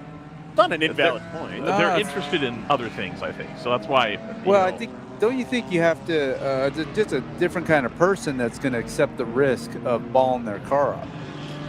Absolutely, right? But the person who has the risk of balling their car up can afford to do it, whether it's on the street with unwilling participants or on the track with willing, to some extent, participants. I think it's the same person. It's a matter of what they individually value. Do they value having the thing with the most cachet amongst their buddies, or do they value, for lack of a better term, like athletics, getting better at the thing that's directly measurable and working hard at it? Well, what's going to get me more Instagram likes? Exactly, and I think that's the problem. 100%. I think that's the problem, genuinely. And so trying to change the culture around racing is, in fact, cool. I think there's a lot of podcasters, for example. Larry, I think you know Matt Farah. Sure. On the Smoking Tire. He's pretty forthright about, I used to be a rally guy, and now that I've done wheel-to-wheel racing, that's 100% what you should be doing instead. And driving around too fast on the street is not cool. You shouldn't be doing it. I think you need more voices like that to continue to push, you really should be trying to do this on the track. Yeah. That's how we're going to get this type of sport to be a bigger deal, because I don't think we're getting direct help from the advancement of F1 in this country. Yeah, I think there's a lot of positive, though. I think if you think of in the past 20 years, we don't just have SCCA, now we have NASA. We have the proliferation of track days. Yeah. We have new tracks going up everywhere. There's another one being built in Howell, Michigan. There's that one in Tennessee that's growing built. So it may not be happening at this degree that we want, but it's still, I mean, compared to 20 years ago, there was WRL, there's Camp Car, there's Lemons. I mean, there's so many more on-ramps getting yourself on the track. But I think, if somebody's got a job and a family and then to expect to go through a licensing process to really learn it and to build a car, it's a high bar. Just absolutely. Yeah. So you're just not going to get a lot of people doing that until they have the time. But, the other thing is, we don't talk about this much because we love road racing, but the roundy round world is it's super welcoming. Because we would show up. I was amazed. I was like, well, I got my car and I put the new belts. I got this little micro sprint car. And they'd be like, yeah, that's fine. You pay your $25? Sure. All right, you're good to go. All right, let's go. And so it was anybody can just show up, and they are. So I feel like it's never been bigger, amateur driving and racing in motorsports. So why does it feel like we're still fighting, like rolling this rock up a hill like Sisyphus? Yes. You feel that way? Do you not? No. Interesting. I feel like... Do you feel like we're making progress in terms of the broader sporting awareness? Totally. Really? All right. I'm interested to hear you say that. Well, because we look at the value of cars. Okay, so tomorrow we're going to publish this thing at 8 o'clock on our website called the Bull Market List. And these are the cars that we think are going to appreciate in value. And we've been doing this for 7 years. And the interest in these sort of enthusiastic cars is growing like crazy. And then when we look at like the value of cars, the ones that have manual transmissions are 20, 30, 50% higher than ones with automatics. So that demand is there, that popularity is there. And even if the new car manufacturers aren't building necessarily the cars they want, there's tens and hundreds of millions of ones in this sort of classic used market that are preserved and loved and people are appreciating. So I feel super optimistic. And the other thing is the average age of the person that calls Haggerty for a insurance quote is now younger than 50, and it's getting younger. So we see the next generation in love with cars just as the previous generations were. Maybe they just experience it a little differently. We have these Radwood shows, by the way, that are for post-1980 cars. The attendance is growing every year, and those are around the country. And if you look at the average age of our YouTube channel, the biggest cohort is 25 to 34 years old. So I feel really positive, frankly. Is that specific to motorsport, though, club motorsport? Well, I think it starts with automotive enthusiasm. Okay. Right. And then, I don't know what the numbers are now, but SCCA was like 50,000 members. Not small. No. And they do that track night in America. And, there's still another people who could do this and NASA. So there's way more on-track racing and on-track activities that they're building more tracks. There's more organizations doing it. Is it like as uniform as football? No, but is it bigger than it was 10 years ago? For sure. Oh, here comes Mark. Yeah. I'm gonna go down there. See how it went, but he brought it home just fine. So does that make sense? You buying my argument? I buy it. Okay. I keep abreast of a lot of this stuff. Yeah. I think that what Haggerty has done for stuff like Radwood, for example, the SCCA doing Track Night in America, things like that, pushing the proliferation of that stuff at that end of the market, I think is great. I unfortunately think the gulf between someone going to Radwood and somebody participating in something like this is getting bigger because of the lack of affordable options, I think is part of it. And if there's no affordable options for the grassroots to start to take things more seriously, then you have to end up, okay, well, where are you going to continue to fund this growth? You can't just be satisfied with where you're sitting, right? You have to start to look to where are we going to start pulling more people from? And it's got to be people who are already interested. But as you've said, the interest in manual cars is going up, and I think you'll see things like the T50, for example, the Gordon Murray design car, where I think car manufacturers at the high end are really starting to value experience over bench racing and look how fast this is. It's got 9,000 horsepower and this and that. But at the bottom end, it's shrinking. You can't go get a CRX manual anymore. You can't go get a 240SX. You can't go get, all these cheap kind of things that the normal working person could get into and then have an option to go do autocross are starting to go away. And I'm a little bit concerned about that limiting the growth of this amateur racing space. I just think it's a big ask. I don't think what we're doing here today, in my opinion, at an amateur level, will always be niche because it's expensive and it's time consuming and there's a lot of expertise, and you really have to be single-minded, passionate about it to participate. It's not just a casual thing, and I think that's hard for people. And a lot of folks, even if you look at the housing that gets built, they don't have garages, right? They've got condos and things like that. So I don't know if the opportunity's there. So I feel like all those barriers and how it's growing and where it is, I'm frankly amazed. Is it ever going to be so mainstream? It never was, and I don't think it will be. Yeah, that's fair. I know you mentioned the oval track atmosphere. That culture has always been really, really strong in the Midwest. Dirt tracks in particular, right? From Indiana out to Iowa, Nebraska, Oklahoma, Texas, like maybe a little bit further. California is a pretty decent scene out there for oval track racing as well. But attendance, both in terms of participation and spectator attendance, has, I think, been down. Right, the interest there is less, and that is still arguably the most affordable way to go grassroots racing. It's fun. We had a good time. I know. I'm right there with you, and I would love to cover more of it as part of what we do at DriversEye Live. It's not something we've had the opportunity to do, but like you hear about, and there's a whole Facebook group of abandoned racetracks, and another one gets added to the list every 2 or 3 months. Right, of racetracks that are shutting down, and that's gonna be the end of it. I mean, not everything lasts forever, but it's not like there's not new ones. There's that Flat Rock Motorsports Club. They're opening that track in Florida, right? And then they've got the one in Howell. I mean, I think but a lot of that is funded by people like the country club approach, where you've got to buy in, be a member, and you're just to get the thing off the ground is funded by people who are willing to spend $40, $50, whatever $1,000 a year in order to keep the thing operational. Oh, I think you'll find it's more than that. I probably. I would just say, like, I'm way more optimistic because some of the things that I've seen, our local dirt track closed, and that's what got us into dirt track racing, and that was a problem. So for a whole summer, we were driving 4 hours to Indiana to go to the dirt tracks. But what they did with that local dirt track, to me, is they turned it into a venue for the Mid-Michigan Drifting Club. And I went over there, and I was like, wow, what a cool scene. I mean, this is like they're having fun driving their cars, they're modifying.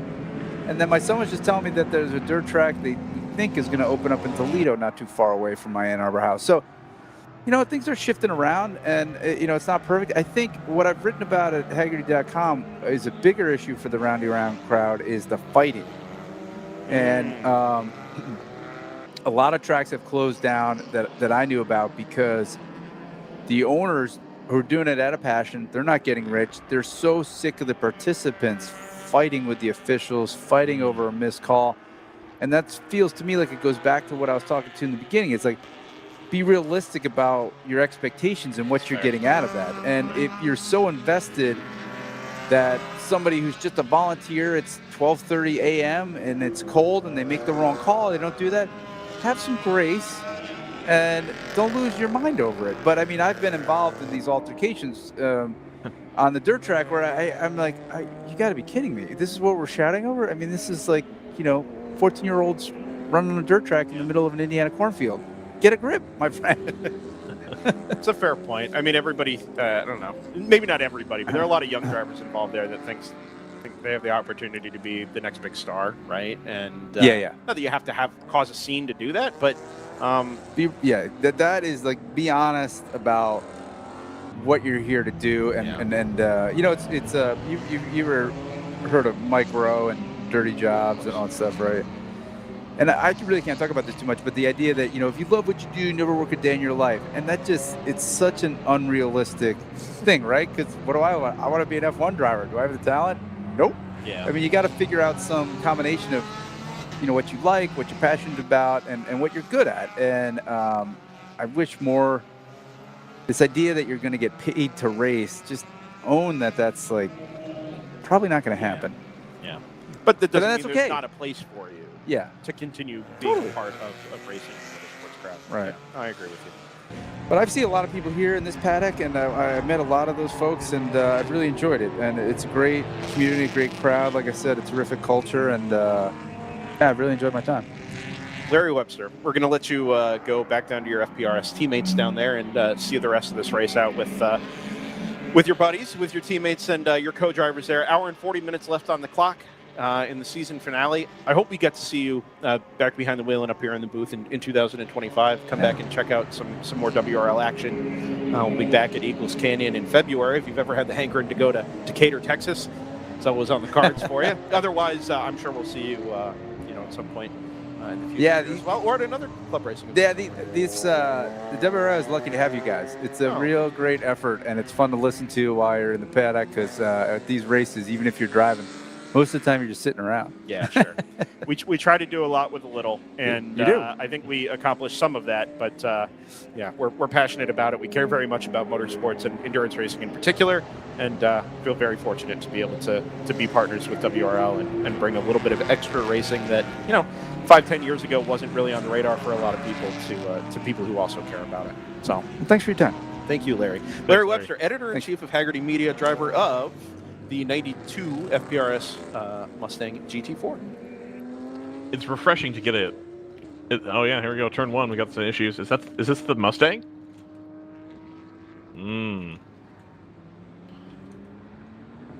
Yep. It's that same 55.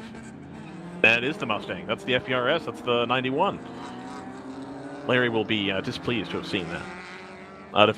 To round off that point, I think it's interesting to get a perspective from somebody like Larry, who is removed from the commercial ebbs and flows of racing, particularly. And it is really easy to kind of say the sky is falling. I do it a lot with regards to road racing specifically, because I think as road racing fans, we're used to things coming and going, especially in the last 15 years. The amount of change that's happened at the professional end, especially. But he's not wrong. The amount of opportunity for people to go racing at this level has only grown as the years have gone by, and I think it is a reasonable perspective to step back a little bit and take stock of what it is that we have here that we haven't always had. If you recall, JT's not here, of course, but if you recall, us covering the 25 Hours of Thunder Hill at the time was really cool because that was kind of the only game in town for this level of racing. I don't know if Brendan can hear me or not. Yeah, sorry. We had a bit of guest overlap. Oh, no. No, it's not a bad thing. Not a bad was it thing. Alex? Yes. How did you Alex know? texted me as well. So. Oh, okay. I didn't know you guys knew each other. It's like this is Gino Manley 2.0 here. It's Alex Barroso, by the way, from Harrison Motorsports. I asked which car, and the answer was both. Yeah, that's true. Yeah, That's true. Yeah. So welcome up. Thank you for stopping by. No, it's really nice to finally meet you guys. I wouldn't say I actually know Ryan, just kind of communicated with him here and there, talking about broadcast stuff. But yeah, nice to finally get a chance to chat with you guys. Yeah. So Ryan, did we want to kind of do a recap rundown here now that we're with Larry for close to an hour there? Can you first support my point, and we can finich that, then do a recap, then talk to Alex? Yeah, I mean, we can have Alex be a part of this discussion. That's fine too. Yeah, absolutely. Which discussion point were we specifically honing in on? So I was honing in on, I think it's nice to take the perspective of somebody like Larry, because I personally, and I think you to some extent as well, because your livelihood, frankly, is intertwined with the commercial success of something like WRL, frankly. So it's easy for us to say that the sky is falling and that it needs to get bigger, better, now, more. When the reality is, when you started doing this, we were doing Thunder Hill because that was kind of the only game in town. Yeah, I mean, that's for fair. This level of racing, and it has grown substantially. I think to some degree, the Sisyphus analogy is probably the most apt one I could come up with. Sure. It feels like we're working very hard against something that is constantly working against us. Yep. Right? Club racing is never progressing at the rate we want it to progress. Is it progressing at all? Is there really a metric for that? Who can say? Right? We talk about all the reasons it's difficult to grow motorsports at this level. And yet, I mean, it's fair to say, like, DriversEye Live covers more amateur racing than just about anybody else. We do this like 35 times a year for 500 hours at a time. That's 500 hours of club racing that wouldn't have been shared with anybody, right, were it not for what we have the opportunity to do here. So that is a fair point. But also, people love to complain. Absolutely, they and rightfully so. Say that things aren't good enough, and it's hurting the growth of this thing that we all care very much about. So in some ways, maybe we're just pulling in too many different directions, trying to accomplish the same thing. And there are different commercial interests in all of that as well, that do kind of change things. But in the end, I think it is fair to say that things are probably healthy enough. You just always want it to be more, right? Yeah. You always want it to be more. Alex, I don't know what your perspective on motorsports and club racing is in particular. Well, if I could interject right there in particular, I don't know that you guys would have a whole lot to talk about if you weren't allowed to complain. So yeah, I think this would be a lot of dead air over 8 hours a day without that. So yeah, very human tendency. No, it's always hard to say. That was Larry on the broadcast. It was, right? Yeah. Yeah, I think I'm sure he's got a lot more perspective than I do, being involved in so many corners of it. Yeah. Oh yeah. I'm just a guy who goes to the racetrack a bunch. So me too. Yeah. It's always up and down. It depends on so many factors, like you guys said. WRL obviously is very, very healthy, and I'm really happy to see that. I think you guys have harped on it so many times, but there's just nothing else that exists like this that's accessible for so many people. I come from humble backgrounds of like Spec E30 racing, and have gotten opportunities to drive out here, just helping people out, and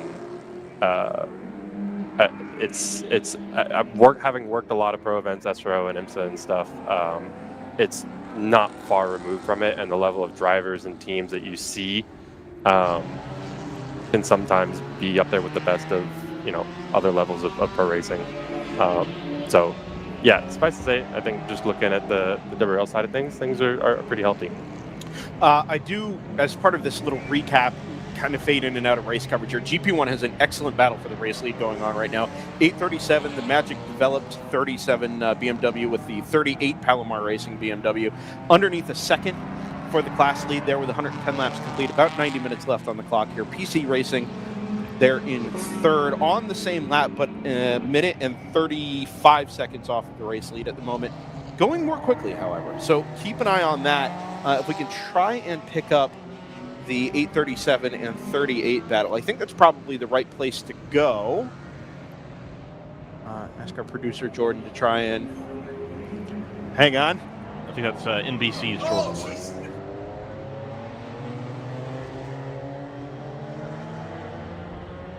Sorry, we're gonna kind of add headsets here. Yeah, go for it. I'll ask you to introduce yourself. Yeah, perfect. So I'm Nick Romano, and I'm actually one of the drivers for the 38 car. I just happened to be sitting here in the booth, and I heard the guys talking about our battle, so I was like, hey, that's me. I mean, we'll just kind of make this a round. I guess we make it a roundtable discussion. I actually happened to be going back through looking for something from Eagles Canyon back in February, and we actually did chat with you back at ECR. I haven't seen you since then. Maybe Ryan has. Almost certainly Ryan's been in here since then. Yeah, but things. We've been talking about the health of club racing, sports car racing, whatever, all kinds of ways to go in.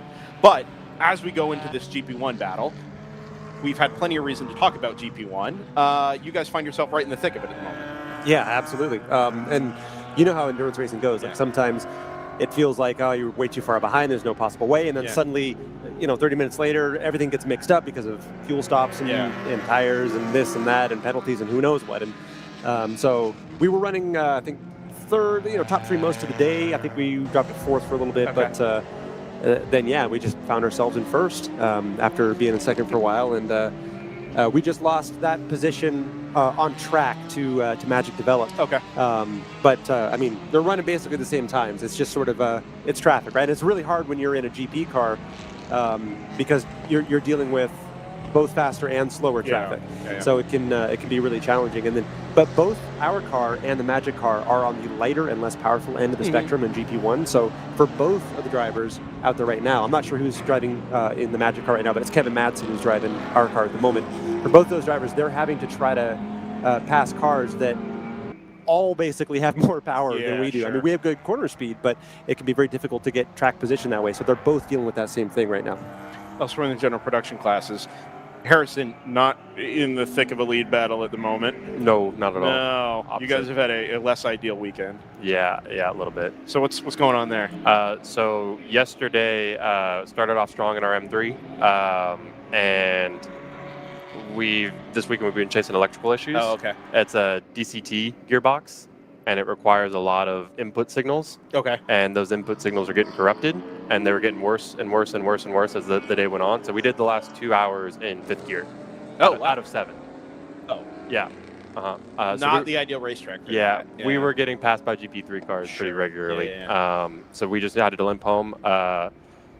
We were actually in the championship battle with Palomar coming into this, and unfortunately they had some issues yesterday.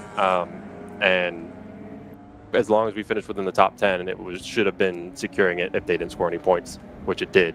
So I couldn't find the electrical issues. Last night we didn't really want to be here till 2 a.m. doing that, nor did we want to drive around in fifth gear all day today, because that just wouldn't be fun and productive and a little dangerous. So we just decided to park it, did a little bit of troubleshooting today, and that's the 164. No, sorry, that's the 392. 392, the GP1 car. Gotcha. Yeah. Okay. The 164. Oh, of course. No. GP2 car.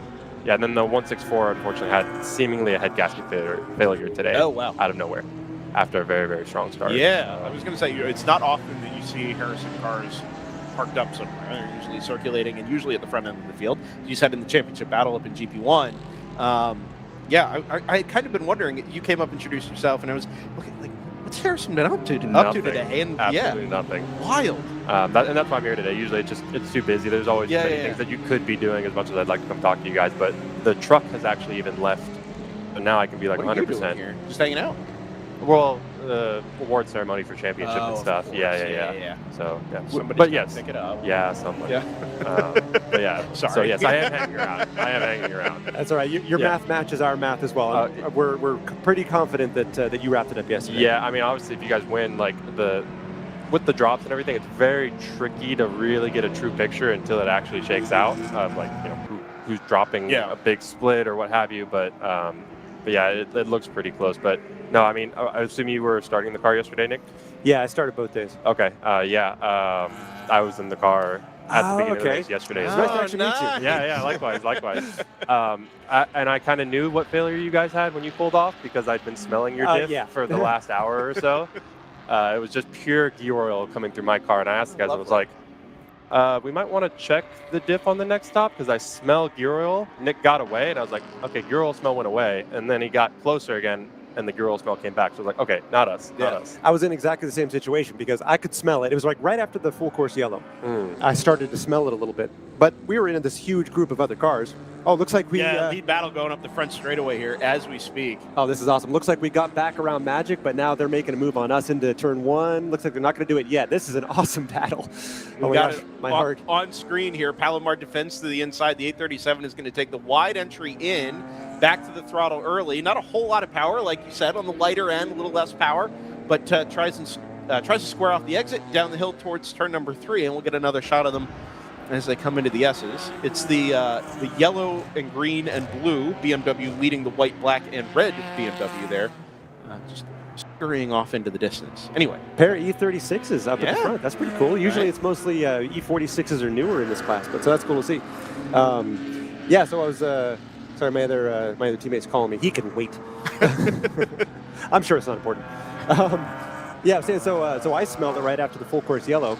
And we were in this big group of cars, and there was an NPO1 right in front of me. I'm like, it's probably him. Oh, sure. I called it in, though. I said, hey, do we have a diff by any chance? Because we might need it eventually. And sure enough, but it didn't affect performance for a long time. But eventually, I got around that NPO1, and the smell was still there. It's like, aha. That's me.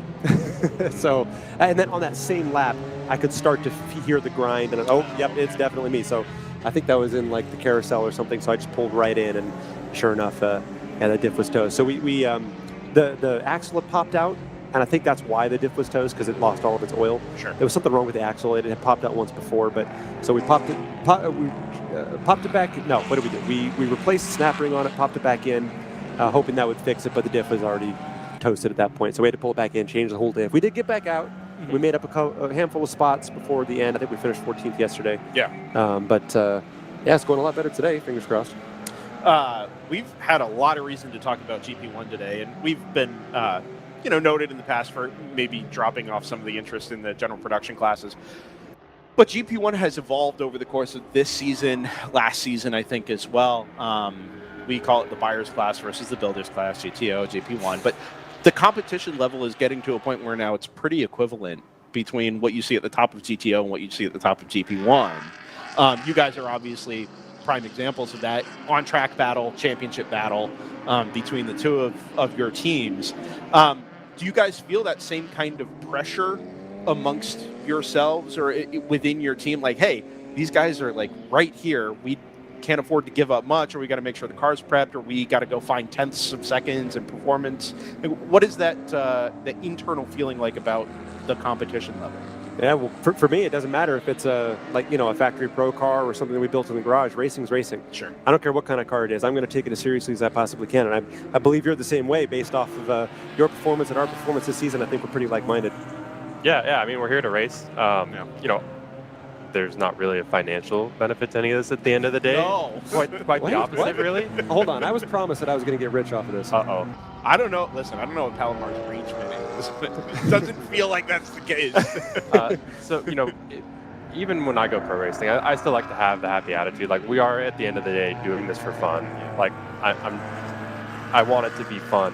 And so a lot of that enjoyment does come out of, the victory, but a lot of it is the competition and having tried against people who are also very switched on. Like, I've always said, like, my only dream to go pro racing would be to be able to compete against very high level people and really cool machinery. That's my big thing. So, like, we get a lot of that feeling here, which is really cool. Are you guys both, I mean, you seem to have, do you have a hand in the development of the BMWs?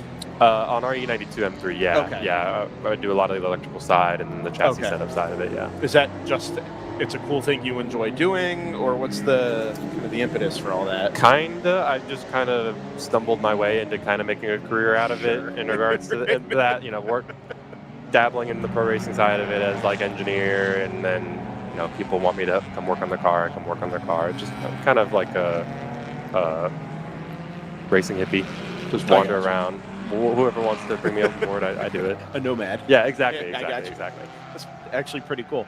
And convenient that we've got both of you up here at the same time. It's pretty perfect, right? Yeah. What are the odds? Yeah. I got to be honest with you. I was panicking because it's not that we don't like to stack the interviews, but we get nothing for long periods of time, and we're just chatting amongst ourselves. And then all of a sudden, at the end of Sunday, everybody's like, "Oh, I got 90 minutes left. I guess I should go say hi to the broadcast guys." And it's 2 or 3 folks kind of hanging out and waiting. But any moment now, Justin Ross is going to walk through that door. He's the engineer and the mastermind behind the Magic developed car. Oh, perfect. Oh, wow. Yeah, perfect. It doesn't get any better than that. You guys just put a little bit of daylight between yourselves now. Yeah, not a whole lot, though. 2 seconds-ish. Seems like fuel strategy is pretty close too. Looking at it, like they both stopped on the last yellow, so I mean it'll be an outright fight to the end, which is always so cool to see. Are you guys tracking that in real time amongst your competitors as well? Not just kind of running your own race and make sure you do everything right for yourselves, but also watching what the other guys are doing?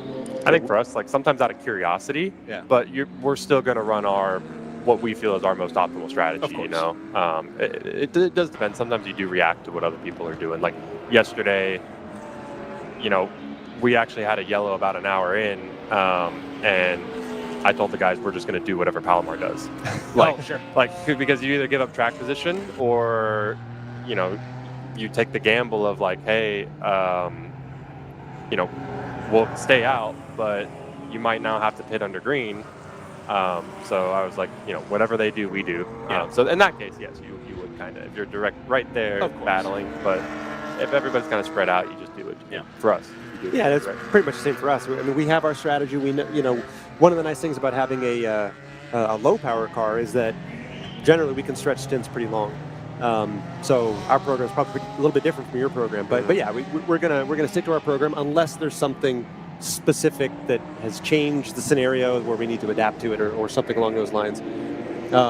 So I did want to talk about tires a little bit while we were here. Please. Because we did something we thought was pretty fun that we haven't done before, because this is not the first rain race we've had, but maybe the first one that I've been at where we've been on the Continental tires. I'm not sure exactly, but so we ended up actually doing a 4-tire change during this race to go from the wets to the dries. That's a backwards 837 being split by a couple of GTO cars on the way into turn number 13. I think it's furiously typing. Concerns. Updating the team, because I think I may know before they do. You're probably right. Well, we're shouting it over the PA. Yeah. Anyway, 4-tire change today? Yeah, that's right. So we started, of course, on the wets, and I don't know how many hours in, the track was getting a pretty significant dry line, and our car's not set up for that tire in the dry. Although they are very good in the dry, we're just not set up for it. So we were getting some push, some understeer, and it was really limiting our mid-quarter speed, especially in the high-speed areas, like 2 and carousel were sustained. So we timed it with a yellow flag, and we had 4 people that all had jobs. We had it perfectly orchestrated, so that during that yellow flag, we were able to do all 4, even though you're only allowed to take 1 tire over the wall at any point in time. And everybody had jobs to make sure it went as quick as humanly possible. And we got back out in front of the pace car. We made up all the time that we lost doing the 4-tire change, and then we had a faster car in the dry as a result. So it was pretty cool that we had this idea. We had never tried it before, but we were just deciding, you know what? Last race of the year, let's try something. Maybe we'll learn from it. And it worked out awesome. And, never practiced a 4-tire stop? Never. That was the first time we did it.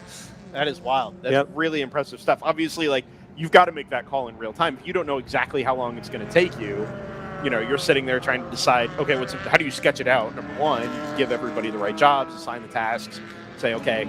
But you also have a finite time in order to get the stop done before you lose a lap, and then you're in real trouble. Right. And then the craziest part about it was we had just, me and Blair, the crew chief, had just talked about, like, hey, maybe we should do this. Yeah, okay, we'll do it if we get a full course yellow. And then immediately we hear on the radio, full course yellow. So we're like sprinting back to the garage and like trying to come up with a plan on the fly.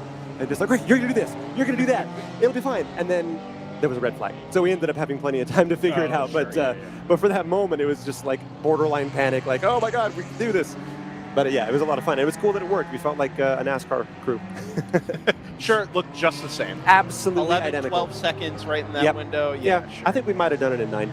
They could probably learn a thing or two from us. Sure. Yeah, send them the video. The 170 has made a couple of pit stops over the last few laps. It's the second of the round 3 racing with Porsches. Not really in contention at the moment, but it is worth noting that car's been in and out of the pit lane now a few times. Up at the front of the overall running order, round 3 racing, still leading at NFC Motorsports. The margin is 16.7 seconds. I don't believe, although I have to do the math, I don't believe that would be enough to swing the championship in the favor of the number 70. I think a couple of extra cars would have to slot in between Porsche and the BMW, and at the moment that doesn't seem likely to happen. But as I said, need to confirm the math on that one. Unofficially, in GP1 that seems to be settled. Speaking of GP1, I think unfortunately you have that on your mind because that is a Mercedes. I'm sorry? The NFC car? You're saying you... Never mind. No. Sorry, I'm saying in GTO, I think it's still going to go in favor of... Championship will still go in favor of the Mercedes regardless of who wins. Gotcha. The Mercedes would have to drop further down the running order. I just haven't sketched everything out yet. In GP1, though, it seems like the championship is decided. It's not official until the results get posted tonight, but otherwise, we think that we're pretty sure. Pretty sure. Hey, and I do got to run back down to Nimi. Before I go, into the pit lane comes the 38, interesting. as a matter of fact. Interesting. They're going to be upset with me. Well, before I go, let me just do a quick couple of shout-outs for the team. Palomar Racing, absolutely killing it. Car's awesome, super fun. I want to shout out my co-drivers, Kevin Madsen, Ryan Keeley, for both putting in awesome stints both yesterday and today. And also a good friend of mine, Andrew Gardner, who's driving, and Sean Milburn, who are both driving our other car, which unfortunately is out of the race due to a mechanical problem. But both of them and I are all coaches at my driving school, Fast Sideways. So it's just cool to be able to drive with my friends who I work with all the time and just do cool race car stuff with friends. Awesome. Cool. All right, thanks, guys. Nick Romano out of the number 38. 38 Palomar Racing BMW. Quick shake of the hands between Alex Barroso and Nick. Here comes Hat, and off we go. Thanks for your time. Alex. Yes. And Ryan's here as well. Ryan Russ is here, joining us remotely. That all happened so fast. Got to catch up to where we are here. Harrison finds itself in a pretty good place, generally competitive week in, week out. I think from our perspective, it would have been easy to say, oh, well, everybody else is, or so many other teams have jumped up to GTO. They go buy the GT4 car, do the cool thing with the professional and factory-built race car. The tune has changed somewhat, even over the course of the season. It's been a gradual transition back to, hey, GP1 is still a really cool class, full of really cool cars and people doing really cool things. Are there future aspirations for Harrison Motorsports to go do other things? Or are you pretty content with what you've got going in GP1 at the moment? Everybody likes to dream big. Yeah. There's always competing interests. It's two very big different ends of the spectrum in so many ways, cost being a massive part of that. I think some people feel that the spec tire has been controversial. I think we actually like it quite a bit. You run what you brung and what you run. Yeah, it's a very reliable tire. We have a 3,300-pound car, and we haven't actually tried it, but on the dry Extreme Continental or Extreme Contact Force, I'm pretty sure we could make a whole weekend. Both races on one set of tires. It is a very, very stout tire. So just tire budget alone going to GTO is such a massive jump. Sure.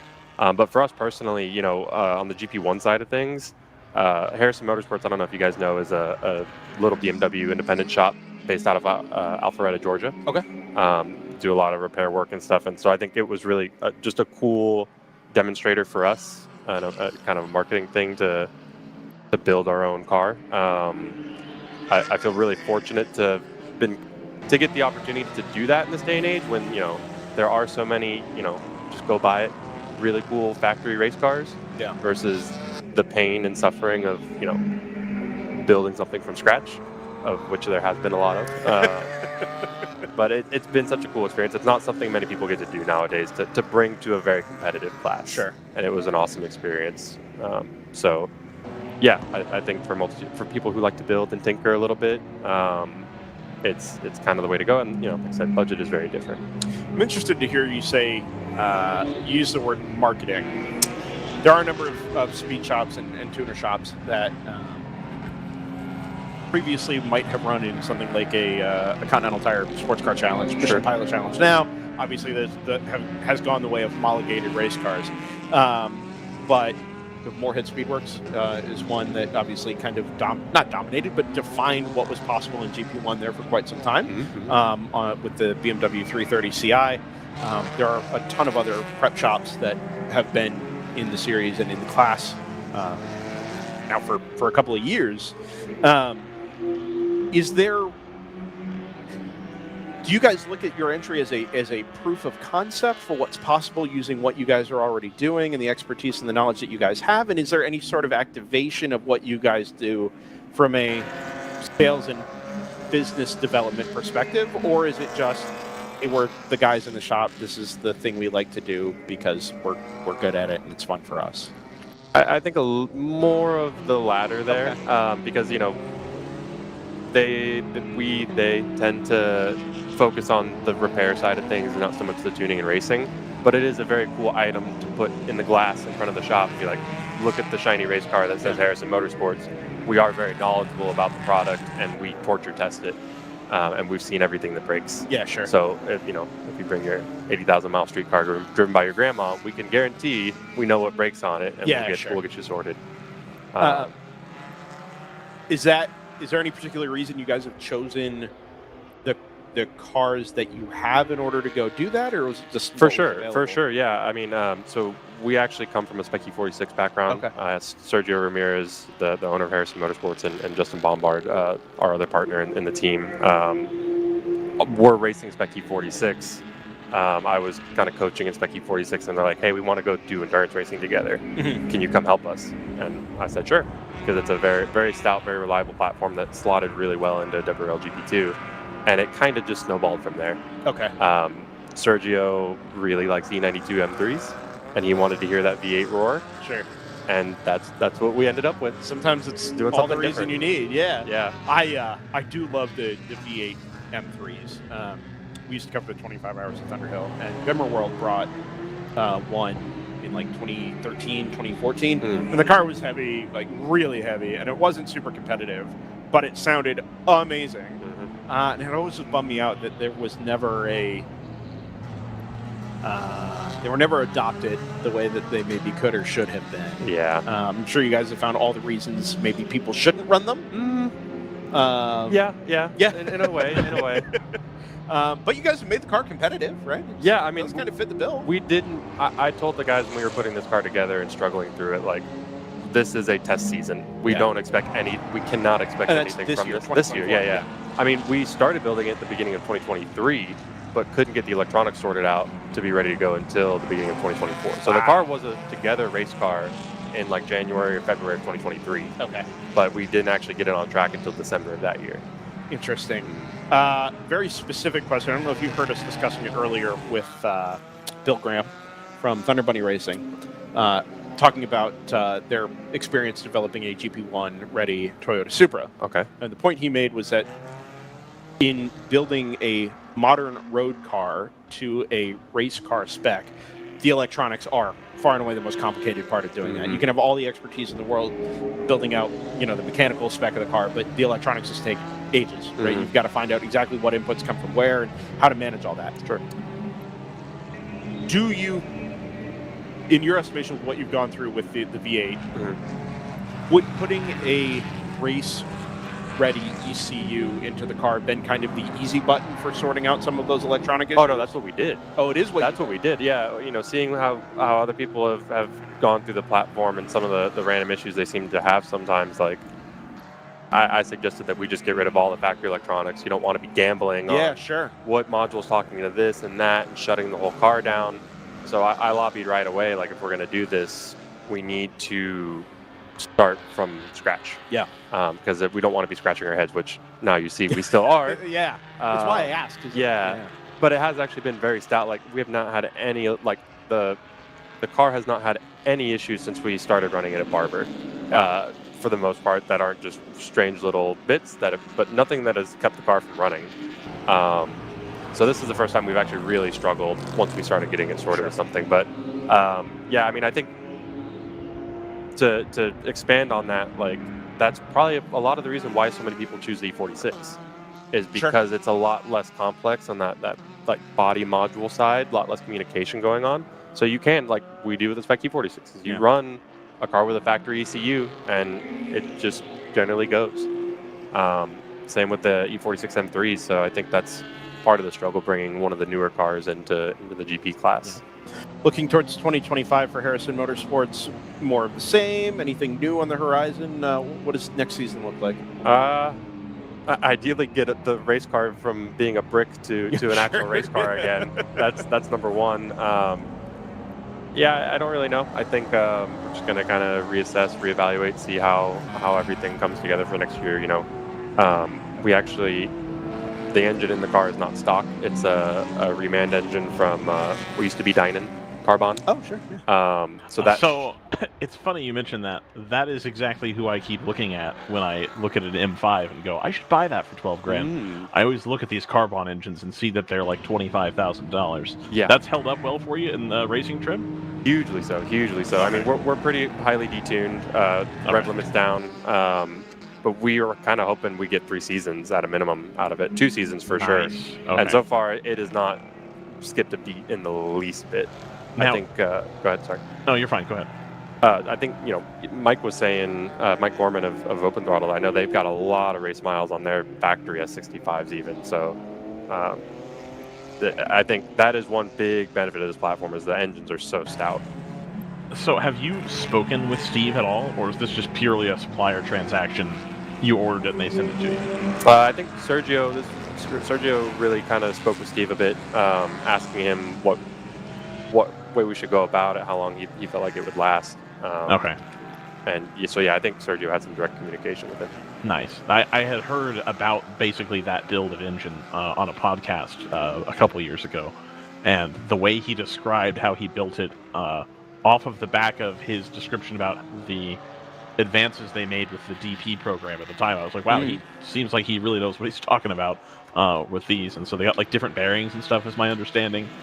I mean, depending on which one you went for, obviously, but it's interesting to finally hear from somebody that that's the decision they made, because I remember Mike Gorman telling me, yeah, no, that's just the engine, we're just going for it. And that's the thing I've told friends of mine in the paddock, like, hey, if you're going to do it, you probably want the race motor that BMW's guy built and still builds to this day. Yeah, I think if you were going to do anything other than that, you grab a junkyard engine and throw some bearings in it and let it rip.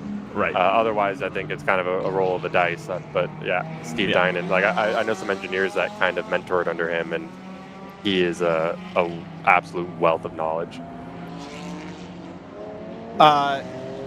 Plans for the rest of the day? Just hanging out until the championship ceremony? Yeah, exactly that. So, like I said, I was really happy to be able to finally come chat with you guys and let us know. We'll let you guys know what we're about, because I know we're just kind of faceless names rolling around the track. Otherwise, it's like 85% of the paddock to us. We know a lot of people in a lot of programs, but eventually new names trickle in, or we never really get to cross paths. No, we appreciate you stopping by and coming up and saying hello. Of course.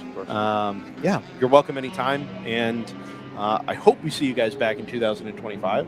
I think at the very least you'll see us at some select races. Okay. But yeah, actually, our E46 that we won the GP2 championship with last year has kind of become a rental car. Oh, cool.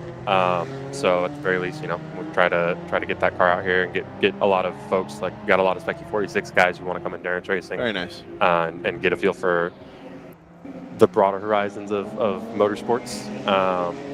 And so that's a really nice platform for them to kind of jump into, and it still sort of feels like home.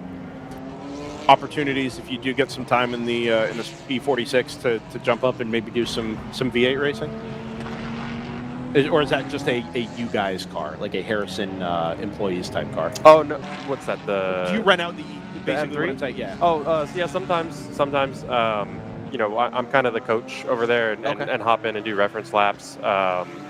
It always helps when you have people renting to help spread the costs around. So we do sometimes have other E46 buddies who come in and rent the car, the M3, and get to experience what a V8 is really like. Cool.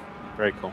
Alex Barroso, I appreciate you coming up and saying hello. Yeah. You're welcome anytime. And like I said, hopefully, as we get a spinner in the background there, hopefully we do get to see Harrison Motorsports back in 2025. Awesome. We appreciate you guys and everything you do. Thank you. Appreciate it. Thanks, Alex. Do we have immediate ID on that car? There's a very long slide into the grass there between turns 6 and 7. I do not. I was looking up something else. Like 903. Appreciate it. 903 is what gets listed on the race control log. Okay. I think that's the queue. Queue emptied out. Hour and 2 minutes left on the clock. We've ripped through. We made it. We're getting there. It's working. Yeah. So there's a couple of things that have happened here. The gap up front is closing. 70 back to number 123. It's down to 12.3 seconds. This is not quite a carbon copy, but very close yesterday to what we saw yesterday. The difference is it's just the two of them. The GTU trio of Stratus Racing makes up the next 3 spots overall, with 132 laps complete for the 60, 131 complete for both the 58 and the 59, who are in something of a battle between themselves there for the second podium spot in GTU. AOA Racing's number 74 sits third in GTO. NFC Motorsports number 124 back there in fourth. Actually just picked up a lap penalty on that car for repeated abuse of track limits at 149. So just actually a couple of minutes ago. That is, I will do 2 more spots. The 52 of ACP Tangerine Associates, 8th place overall, and 5th place in GTO, and then the number 290 of Moorhead Speedworks at Janetta. A consistent day, if not exactly a particularly flashy run for the G56 back there in P6 overall. Just actually gave up the spot. Looks like after it was just a pit stop in that number 290. Might be able to make it home without any more stops. So looks like could be likely to pick up a couple of more positions, especially if we stay green to the end of the race. Down at GP1, which we were just discussing, the Magic Develop 37 was, well, I was going to say was tagged, but anyway, had contact with the number 641 Ford Mustang down at turn number 13. We saw that on the broadcast. Producer Jordan caught that one in real time, more or less real time. One of the open throttle BMWs is out there in the paint at turn number 12. The 38 came into the pits while Nick Romano was up here chatting with us on DriversEye Live, and then picked up a 1-lap penalty in the pit lane. Which has, it's actually back in from the looks of things. It's serving their drive-thru. I'm kidding, that's not a thing. No, actually, they didn't come back out. Ooh. They never came back out. So it was a slow in-lap from that car, about 25 seconds off the pace for that number 38, and is now stuck on lap 117. So I was going to say that it fell all the way to 7th, but they actually never made it back out. And it's basically handed a 1-minute margin to the number 837 BMW ahead of the 44 of PC Racing, who now sits second in class. The 946 of Flying for Motorsports in third with their BMW M3. So an all BMW podium there at the moment. PC Racing in reliable run, shock. Yes. Bruce Innovations in fourth place, number 24, Montgomery Motorsports BMW 235. Only 28 seconds off of the podium spot at the moment. HQ Autosport in the number 189. Picked up a couple of tenths on the Bruce car in the run for fourth place in GP1. GP2, Nitro Motorsports with a 2-lap margin over the 469 from Rapscallion Motorsports. Further lap back to the number 66 of Open Throttle Racing, which is one of the Open Throttle cars that hasn't been into the pit lane over the last, well, other than its scheduled stop recently. The 64, 62 I've seen in and out of the pit lane a few times. 722 of Honda Research West in fourth place overall, a solid day for the Honda Civic, and then 151 of Kerdog Racing. That is the not GR Cup, GR86 entry. Kerdog. Yeah. Their spelling, not mine. Kerdog. We're a big fan of the dogs last night. Yeah. Yeah, that was a truly special experience. Rockwell Autosport Development leads GP3 with a lap in hand over Garage 66 and the number 214, and then the number 85 AOA Racing Mazda MX-5 that Gino Manley was driving earlier came up and chatted with us there on the podium in GP3. So I believe you were speaking with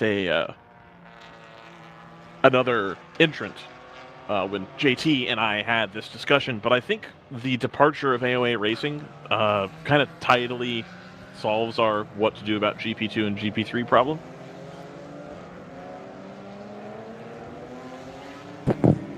Apologies, Ryan. We have another guest. One more guest. This one is less driver, more much closer to our end of the amateur endurance racing ecosystem.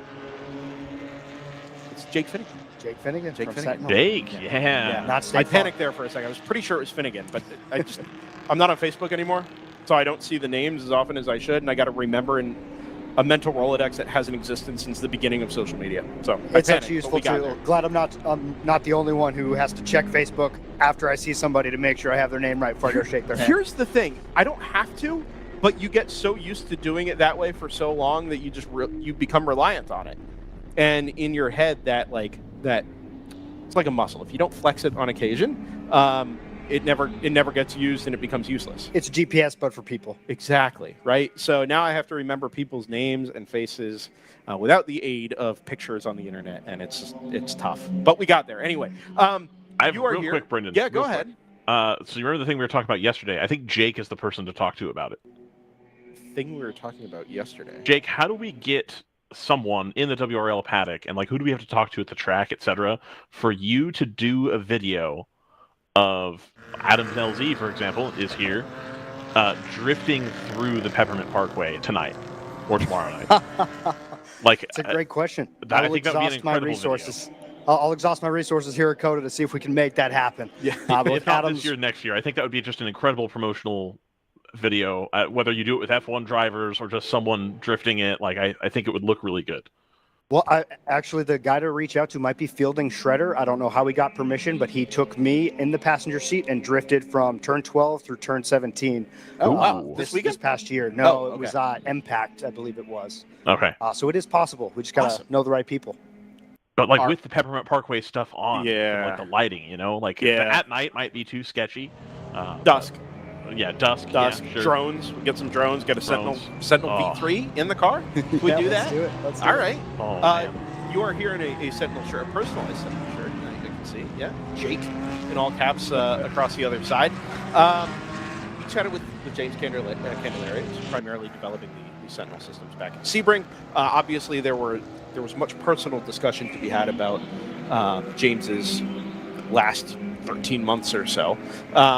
We kind of got that out of the way, and then discussion turned towards Sentinel, where Sentinel's at. It's obviously been a part of the WRL paddock now for at least 4 years, if not longer.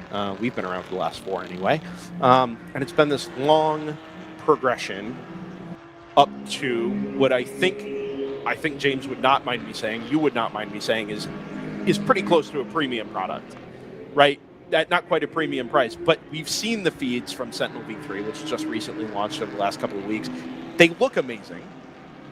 Scallion has been carrying one of those units this weekend, hence the Adam LZ reference.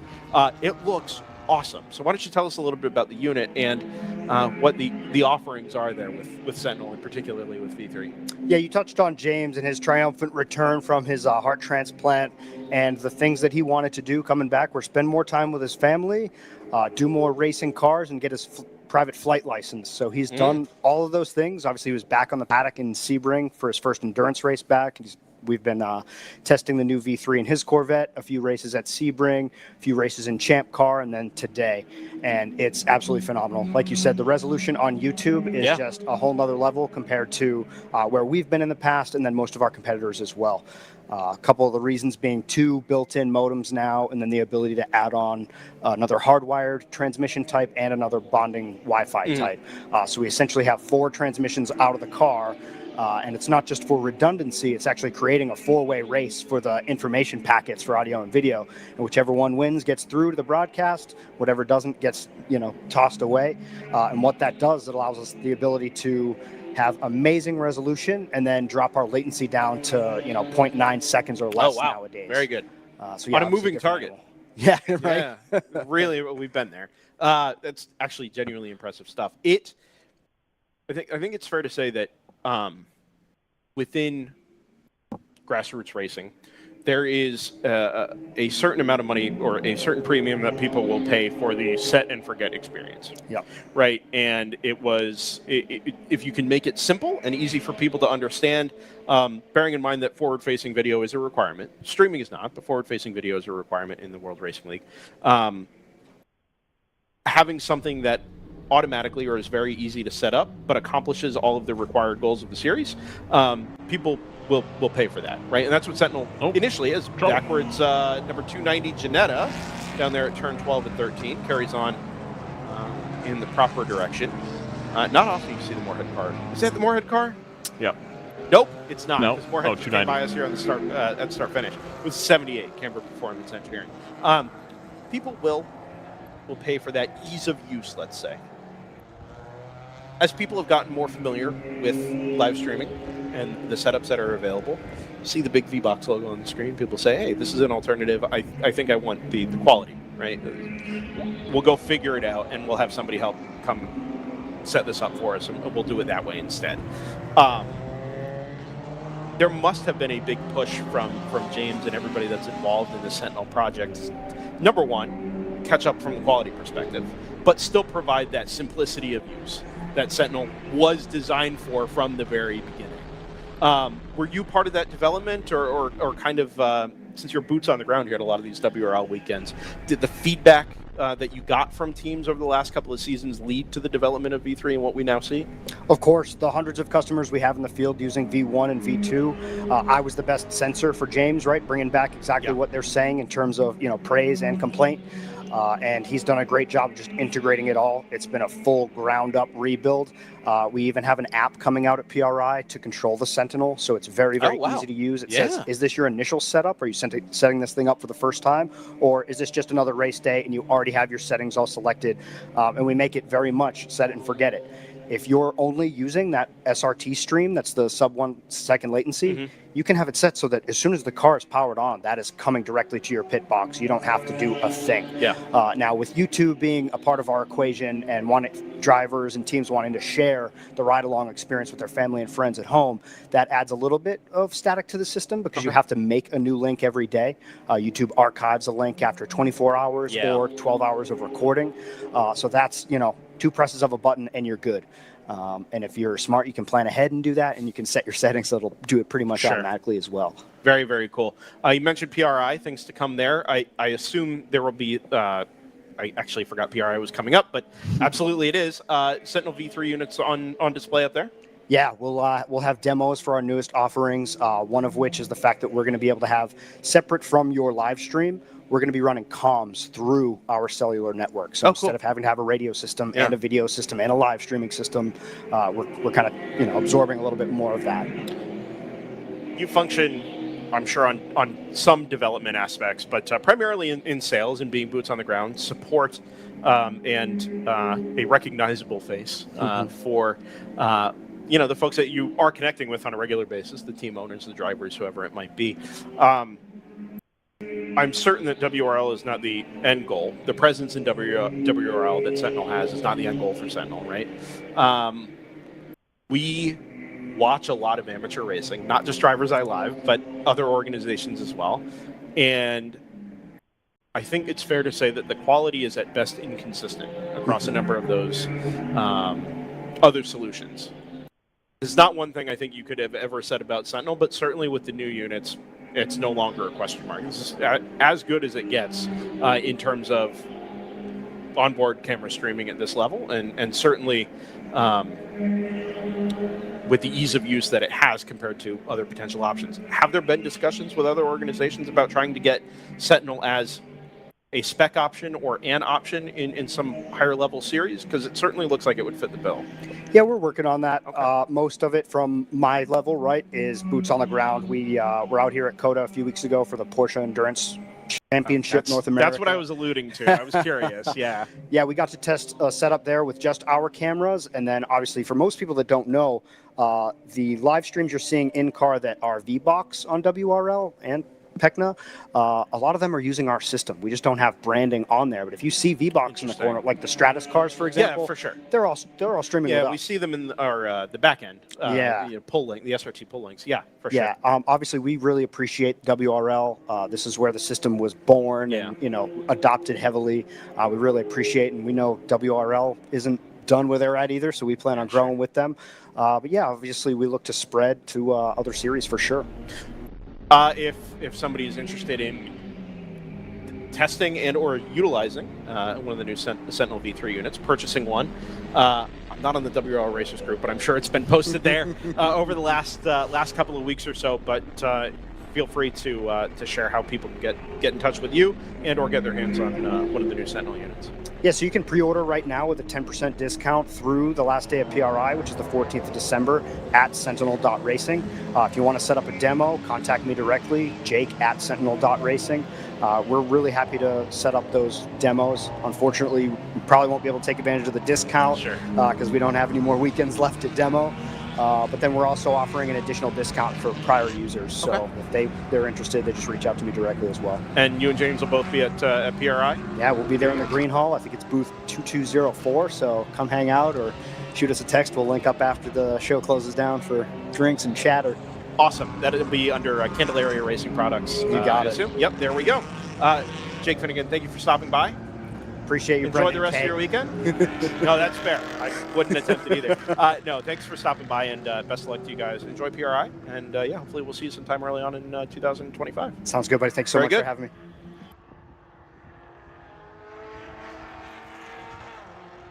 All right, Jordan, let's do one more ad here, and we can run ad-free to the finish, presented by Continental Tire. Got a car courtesy of fresh from Florida.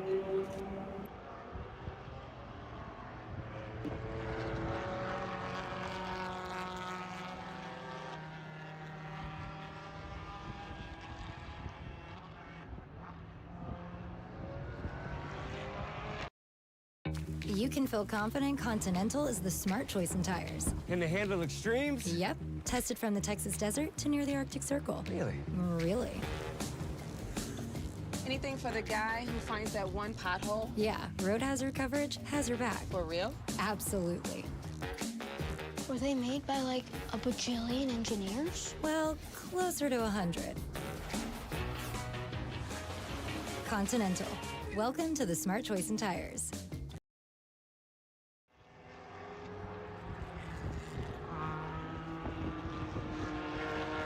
Back at Circuit of the Americas, the season finale, national championship weekend of the 2025 World Racing League season, 2024 World Racing League season. I've been talking so much about next season, 25 year. Almost lost track of where we were at here. Not quite ready to close the book. However, plenty to look forward to next season. As producer Jordan has queued up for us here, Eagles Canyon Raceway, of course, February 7th to 9th, is the opening to the 2025 WRL calendar. It will be live here on the WRL YouTube channel. Not sure if we're going to be on the PA there. Had some interesting experiences getting ourselves hooked up for a live broadcast last year, but I'm certain that the condos we were broadcasting from are no longer under construction. And we can get ourselves a little more integrated into the offerings there at ECR. Really cool venue. And I think one of the most underrated tracks in the country when it comes to wheel-to-wheel racing. Suited what we do here in WRL really, really well last year. But then we go to Barber, of course, for the Alabama Boat Show. And an 8 and a 7 hour enduro.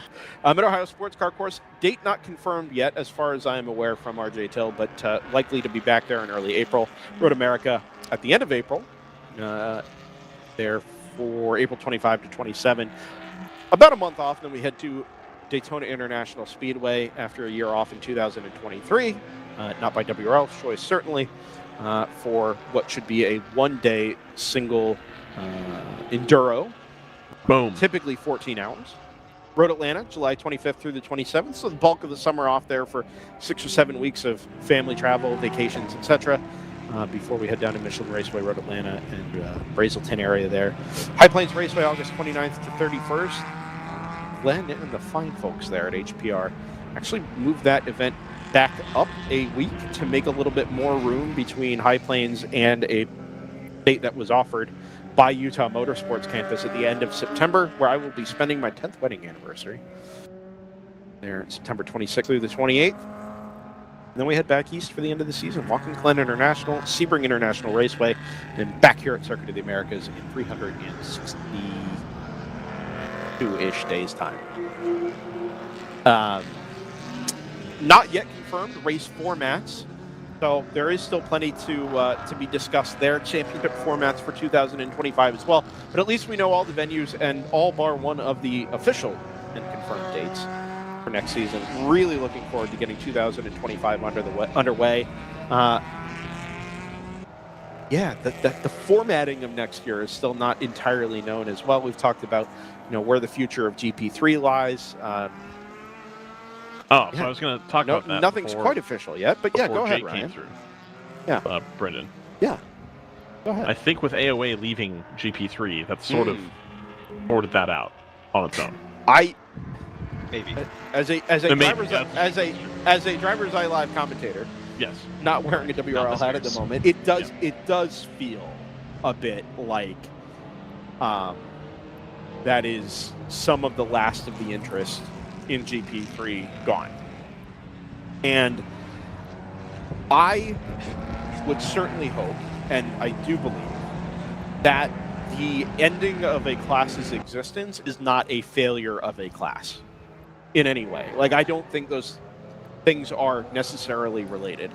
We saw it with GP4, where in the early days of the World Racing League, that class very much served a purpose as kind of an equivalent to a mid-pack champ car type of build, at the entryest level into multi-class endurance racing like we do and did here in the World Racing League at the time.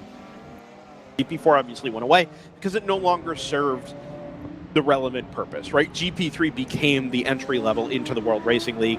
It had a vague equivalence in other series, and the racing was still quite good. The car counts went up inevitably once we combined, or let's say ditched GP4 and encouraged teams and drivers to move up to GP3. And it just is, it is feeling like GP3 is no longer serving the purpose that brought it into existence in the first place, or brought it into popularity in the first place.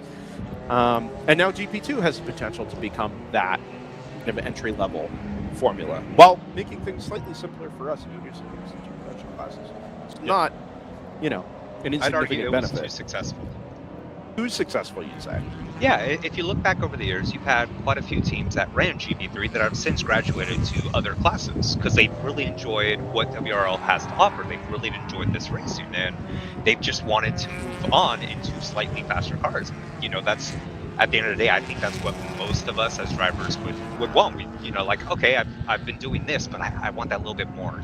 That sort of sense. So I think it's been very successful in launching teams to run into some of the higher general production classes, or even GTO, and it's been successful in that. It's been a victim of its own success because it just hasn't been able to bring in enough new teams directly into GP3 instead of going elsewhere.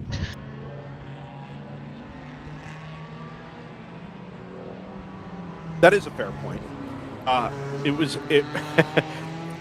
I struggled to kind of get the sense of successful, but I think in that way, it has just been successful.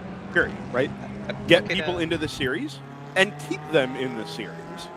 Yeah. So, for example, we look at 2021. Okay. So you had TC Klein in GP3, you had Overnight Motorsports GP3, you had 9-4 Motorsports in GP3. And those guys are, for the most part, they went on to GP2 or, in 9-4 Motorsports, they've dabbled a bit in GTO, GP1. Didn't they briefly have a GTU car? Who was it that had a GTU car very briefly? 9-4. Yeah. Yeah. I think that's an excellent example. They went from those, Another one, yeah. the very cool Lexus, what were they, 3 something?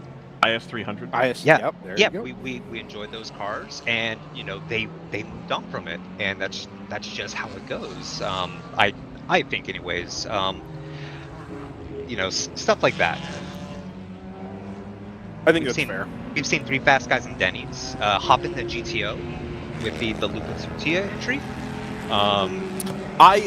So 2021, I didn't know who the 3 fast guys and Denny guys were. Obviously, we spend a lot of time with DriversEye Live on the SCCA Super Tour through the first part of the season. I now know who all those guys are. They could race anything. Yeah. They just happen to, I think, really like racing a Scion. But, I mean, there's no reason that, they couldn't run something in GP2, GP1 if they wanted to. It just happened to be, the right option for them. And they've obviously had a car that was eligible in that class. JT, are you sitting in front of a fan? I have now turned that off. Sorry. I immediately parked the car at the end of the race. I said, "Bye, guys. I gotta run," and I went straight here. I appreciate your commitment. Real company man, JT Tammy, is back with us here. That's fair. I hope for something official to come out of the series soon regarding GP3. As we wind this one down with 37 minutes left on the clock. And still some really good racing going on, by the way. The lead has changed hands in favor of the number 123 of NFC Motorsports. Missed that, such has been the rate at which we've been welcoming guests to the booth. Yeah. Talking about unrelated things. Non-racing related things. But we are spooling season down, so to speak. Yeah. Here. Oh, yeah. And it is appropriate to look forward to next year and some of the open-ended or the unwritten answers to questions that I think we have here at DEL and that much of the paddock would have as well. That do affect next year, yeah. Yeah. Today is where the book begins. The rest is still unwritten. The smart choice in Proverbs. Natasha Bedingfield is the smart choice in Proverbs. The poet of our time, truly. Thank you, Jordan. But is she from Berks County, Pennsylvania? I didn't think so. Probably not. Is Matt Connolly the Taylor Swift of Hellertown? Of the WRL? Not. No, probably not. I would say no.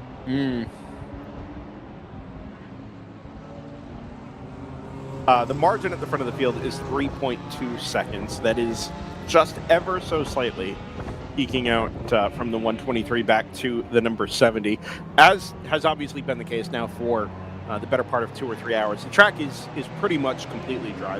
You see a couple of damp patches, but really not affecting grip, tire temperature in any super meaningful way. Although I did notice the number 52 ACP Tangerine Associates BMW M4 pulling all the way to driver's left down the front straightaway here. Presumably to try and cool tires? I can't imagine they're still on anything resembling a wet tire. But so I got some intel that I was reminded of, and I did know this and I forgot. The wet tire is actually a harder compound because the tread is deeper. Oh, so to prevent the move blocks around from breaking apart or moving around. Yeah, Right. I guess that makes sense. So if you're running the wet, if you've run it all day, theoretically, you can get it to last until the end of the race. And by the time the end of the race comes around, there's even less tread on it, and it moves even less. Yeah. Whereas the dry is actually a softer compound. Okay. And now that was important last year because cars that were really heavy that were trying to run the Continental found that they were using the wet compound most of the time anyway because it was that much more dry, but it's also harder to get heat into. Yeah, I mean, we heard that yesterday Yeah. about issues with getting tire heat generated and obviously maintaining it.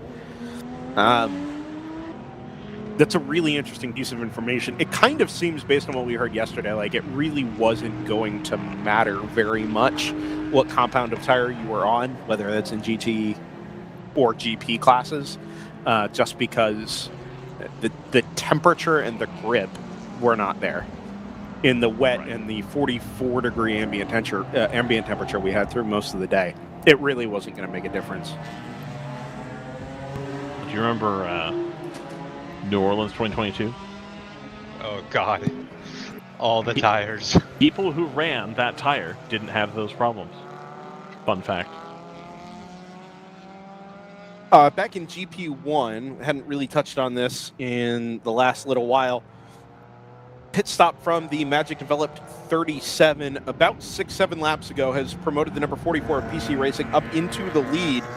The margin, refresh to show me GP2 instead. The margin is now 1 minute and 26 seconds in favor of PC Racing. Now this is pretty interesting to me because the Magic Developed 37 car was ahead. They've both made what should be their final pit stops. And the PC Racing car's stop was longer. Did that 837 pick up a penalty?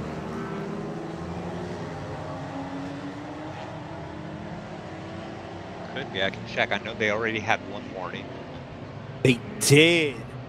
They picked up a penalty for the contact that spun them around at turn number 13. Oh, yeah, with the... Contact incidental. Very interesting. The Flying Horse Mustang. Yeah. That is really interesting. Okay, well, that explains everything then. That 837 by rights would have been back into the GP1 class lead with the demise of the Palomar Racing number 38 from the class lead, but obviously the penalty there has promoted the PC Racing number 44, who is having an all-timer of a Sunday, given some of the reliability issues of that car over the last, year or so. It's been a really, really good day for that number 44 and capitalizing where that 837 has caught a bit of bad luck. Bruce Innovations in the number 24 up into third, ahead of the Flying Fur Motorsports number 946, which was on the podium. That number 24 will almost certainly owe us a stop before the end of the race.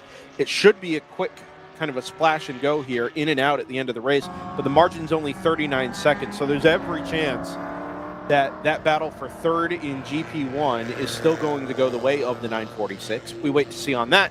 The number 189 of HQ Autosport, 5th place in GP1, has made its final stop, so we will see where that leads us. GP2 still led by Nitro Motorsports by a lap over the 66 of Open Throttle Racing. The 722 of Honda Research West is being chased down quite rapidly by the 469 from Rapscallion Motorsports. 14.3 seconds separates those two cars in the battle for the final podium spot in GP2. Kurdon Racing a little bit further back, but also being chased by the other Honda Research West, number 723 Honda Civic. Yeah, consistently it's been the Honda's been a couple seconds quicker here. Let's see if we can. All right. Brownie got me. 722 just come by start finish, headed up the hill into turn number 1. Where is the 469? There it is. 13.7 seconds. So picked up about another 7/10 on that last lap. We'll wait for the 151 and then the 723 as well. We jump on board the... Oh, this is the 469, isn't it? Yes. Yeah. Am I missing something? Is there an obvious way to tell which car is which? I've been winging it. I just remember it. I think they both have red hoods. This one has a black nose, so it's kind of hard to tell. Right. But yeah, you can see trackside the little white, the white accents on the 135. Yeah. Yeah, So you're right. it's hard to tell that way. And then also the, if I remember correctly, we had discussed these drivers yesterday on being part of the car. Yeah, for some Pretty reason sure I thought that's they were in the 135, but that is almost certainly the 469. Through goes to Cameron Performance Engineering Janetta. Ooh, 837 gets sideways on the exit of turn number 20. Catches the slide very, very nicely.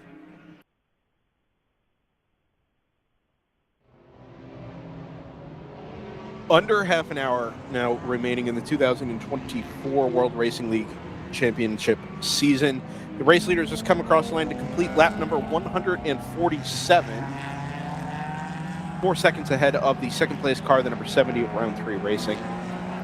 The championship math almost, but not actually, almost not worth doing at this stage, as that number 123 was going to have to concede points to the number 70 in order to lose the 3-point margin it came into this morning's race with.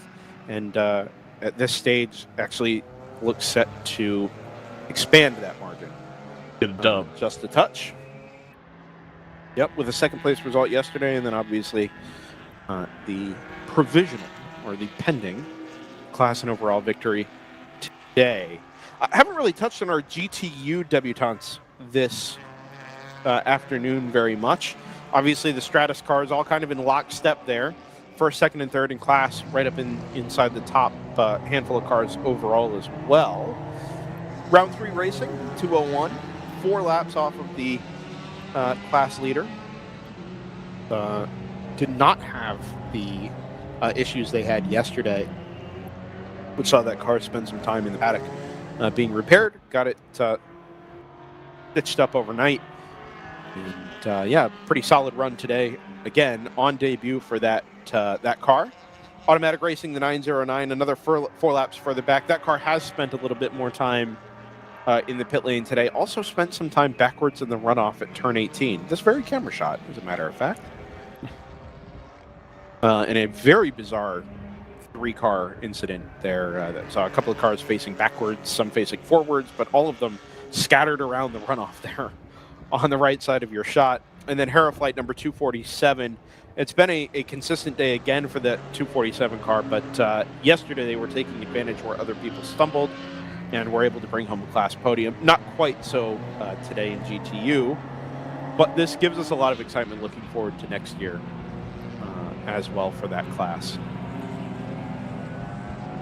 With another round 3 racing car to come, the second Sebico NP01. Same thing goes for the Automatic Racing stables, planning to run a second car next year as well. Obviously, the DriversEye Live VW Fun Cup entry will be present next year as well. Will it? Nope. But it's a nice thought. Wind. Nice thought. Can we get iRacing to scan the VW Fun Cup? Probably not.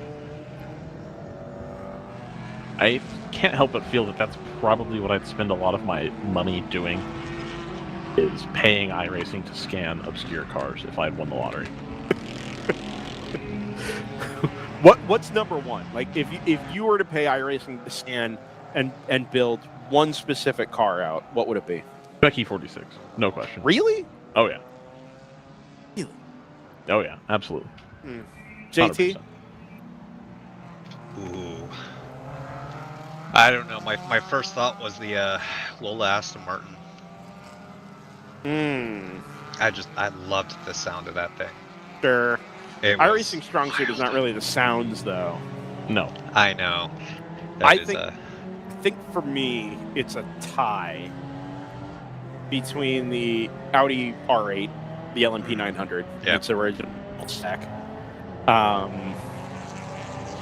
and the BMW 320i STW, the Super Touring car, with the transmission line. Yep. Straight cut gears. That is my favorite. I think it is my favorite race car of all time. But it's mostly because of the sound, ironically, after telling JT that iRacing strong suit is not sound. But I mean, Super Touring was such an iconic era of motorsport worldwide. I mean, even in North America, it was attempted, albeit slightly unsuccessfully.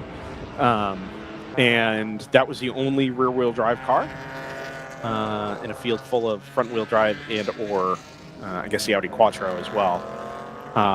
But that car was just awesome, and it looked like it could really kind of be thrown around. Very, very fun to drive. The competition was extreme in Super Touring. I feel like my answer is the one among both of your answers that would be the most commercially successful. The Spec E46? Yeah. Probably, but I think that has mostly to do with the fact that iRacing is also a driver coaching tool, in addition to having the wheel-to-wheel online ladder as well. Not a historics racing. And the tool. fact that historic content has not exactly been crazy successful in iRacing. Yeah. That's kind of why I ruled out the Selena 7R, which would fit great with the DBR9 and the C6R. It would. But, that would be but good. those are already not super popular cars. Exactly. That's why I ruled it out. Are they just picking the wrong cars to scan though? Like, have they not found the right type of historic content? I don't think so. I don't think that's the problem. Maybe a 956 or something. Yeah, I mean, you would think a 956 or a 962 would get more buyers than the Nissan, just because of what it is. I think people would buy it, but I think races wouldn't be well turned out. Yeah, that's a fair point. Okay, Super Touring it is. Works for me. Whoa, what? What? No, I'm pretty sure mine is the winner here. I think I won. So the answer is the Ferrari 499. Got it. Coming. It's on the way. That should be. Maybe the Valkyrie then. I don't know. Oh, the sun's coming out. Are you kidding me? Guys. I gotta go get before I cameras. get sunburned. The sun's coming out. That is how this weekend feels. The 124 is into the pit lane after being salmon on Race Hero. Has that car stopped somewhere out on circuit or had an issue? Which car? The 124 is a 4-minute 16 lap. Not noted. It's not. Where did it go? It's just been a pit stop situation. Oh, it's going into the paddock. Yeah. I wonder if that is mission accomplished for the 124. I don't think so. I really don't. I feel like that's the second car. This was the spare car, or this was the car that got used all season. Oh, sure. Running out of time on the components situation. Right. My point is it's not... Sorry, I realize how that was probably perceived. And it wasn't exclusively how I meant it, although it was part of it. Like, it was one of the storylines we were tracking this weekend, was a 2v2 fight between NFC and Round 3. But in that case in particular, okay, if you can go win a race with the 124, absolutely. And I believe it did in the latter part of the season. It did. But also, if it's not really in contention, are you gaining anything by running it around at the end of I mean, it of a race? sounds like there's people who have paid to rent the seat in that car. Oh, is that? I haven't talked to anybody in NFC. Well, I mean, I assume that Aaron Russell is paying for the seat. Maybe not. Fair. Maybe he's being paid. I have no idea. Yeah, but my assumption is, yeah. Yeah, I think that's got to be a reliability issue and or a mileage issue rather than especially if we it don't need was anymore. stopped for a time. Yeah.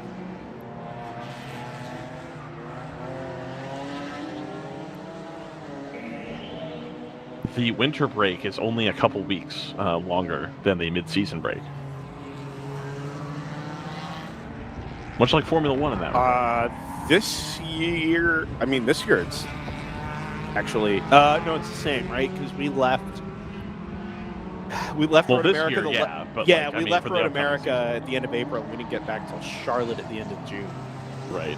This does not feature on the 2025 calendar. No. Much to my chagrin. Love a Roval. I understand why the series is going back there, but I had a great time there. I think that would be part of the reason why we might not see Homestead anytime soon. Great Bosnian restaurant near Charlotte. Indeed. Yeah. So you say. Lowe's Motor Speedway? The house that Jimmy built? I was waiting for the comment.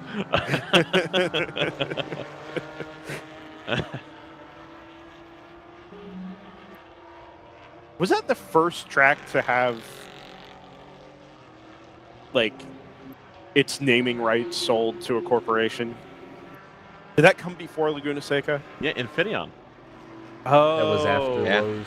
It was after Lowe's. It was? Infineon was about 03. Lowe's okay. was 2000, I think, 99 or 2000. Yeah, I think you're right. Okay. Because All right. before it was Sears Point. Yeah. Right. Correct. Which I learned is the name of a town out there. It's a sure. I guess you could call it that. It's one of those towns. Like the address would still say Sonoma on it. Sure, it's a village. Yeah. A hamlet. We were in New York. Sure. Hamlet. Yeah, understood. Yeah, I had no idea. I thought Sears Point was like related to Sears, like No. the company. When I was a kid, obviously. No, it's the name of the bit that juts out into the estuary right there. They're actually redoing. So for all you race fans on the West Coast, they're actually redoing that bit of highway between Sonoma and Richmond and Vallejo, which is currently one lane each direction. Is that the town that Jimmy built? Wait, haven't they been fixing that little highway road or whatever for like years? They have, but now Since, they're like, actually COVID. going to fix it, and it's going to become a toll road, so that it actually is funded. It'd be monumentally expensive. Would not be more parochial, given the context of the World Racing League and the event footprint. You know, I hear every time I turn on the TV about specific boroughs of New York City and specific freeways in the southeast, and nobody seems to mind that. So I'm going to take this opportunity. I'll give you a quick anecdote. When I was training at Newark, still, I was just about done with my training on this position they have where basically you control the air traffic up and down the Hudson River.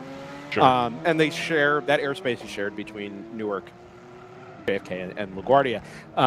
A helicopter came up one night asking to transition through the airspace to go fly over or film at the at Yankee Stadium. Mm-hmm. I had no idea where Yankee Stadium was. So I asked the guy, the pilot, assuming he had done this many, many times before, who he needed to talk to for that request, and I would just tell the controller what he needed to do and where he needed to go. And he didn't seem to know. So I said, well, can you tell me where Yankee Stadium is? And he goes, yeah, it's in the Bronx.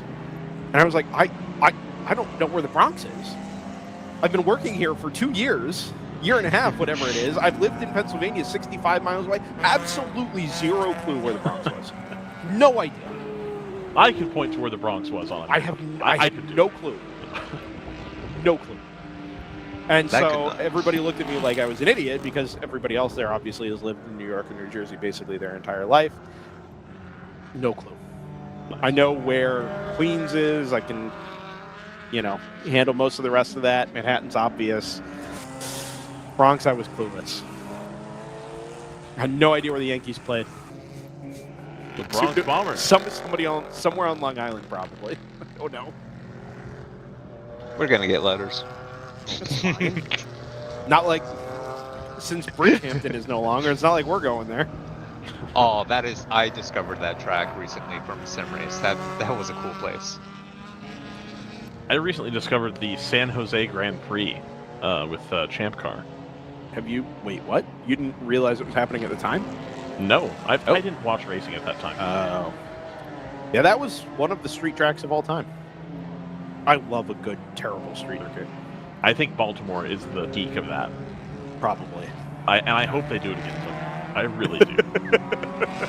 That was a great track, the Baltimore Street Circuit. Yeah. And that would have been a great track to run NASCAR at as well. It would have been terrible.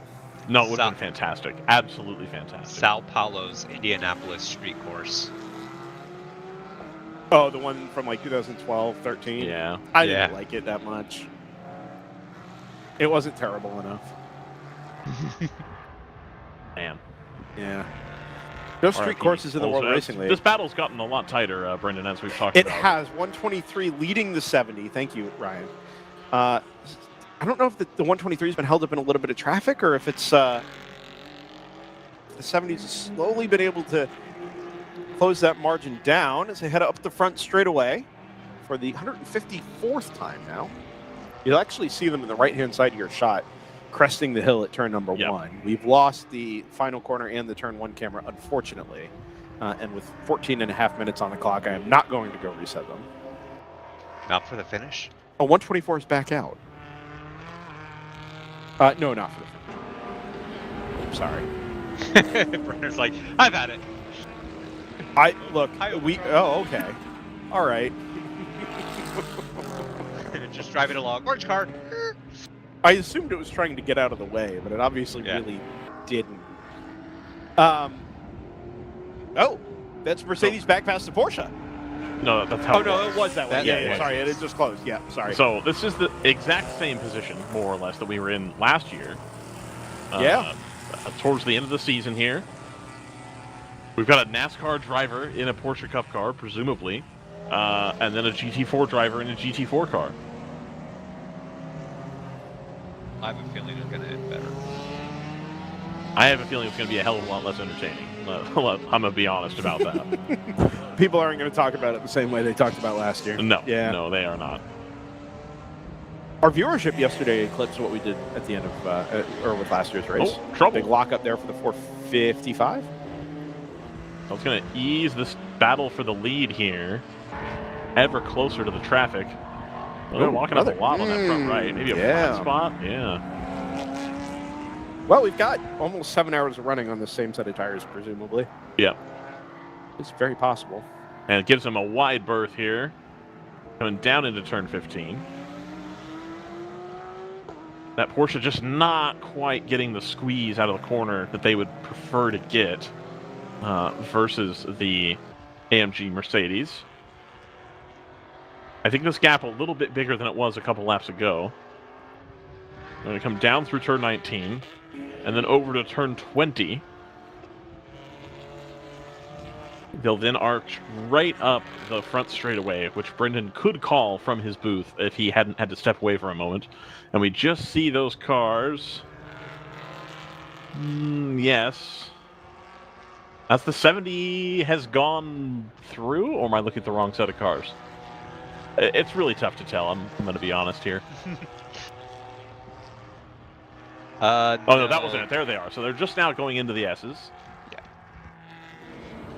You pull up the S's cam. Oh, maybe not. Maybe I looked at the wrong car again. Right here. Oh, there they are. Perfect. Yeah. I don't know why I doubted Jordan for a second. He knows what he's doing. So more traffic here is going to allow the 70 to close up onto the bumper of the 123. 70's going to take a look. No. Right on the tail end of that FPRS Mustang, and then also being held up by the GP1 class open throttle BMW. Leading that gaggle around here. We can just see in the distance here, they have cleared that traffic and are now racing together again.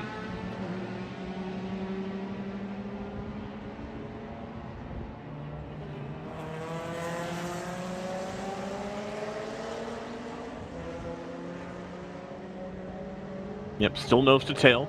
A little bit more traffic to deal with here as we go through the arena section at Circuit of the Americas here, down into turn 13.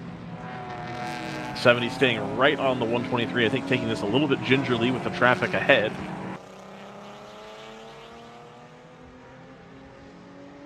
One more car, just got to clear the PC Racing GP1 entry. That car having a great outing, one of the best outings they've had all season. Currently in the lead over the 837. I think that's going to be their first win of the season, JT? For which car? For the PC Racing number 44. No, I believe they've already won this season. Let me Did they double win? check. Okay, all right. Well, then a second great opportunity this week. Yes. It's been a tough season.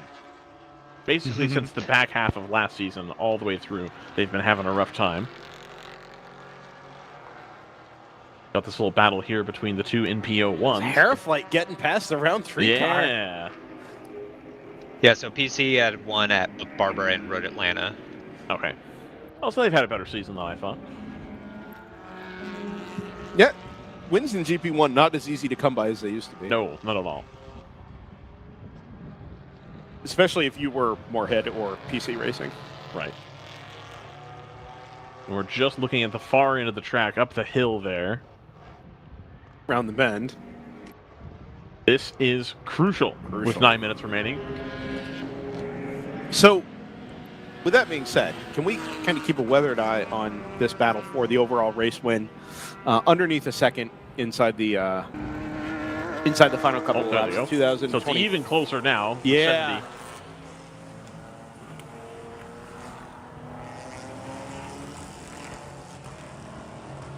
Get him again down at turn number 12.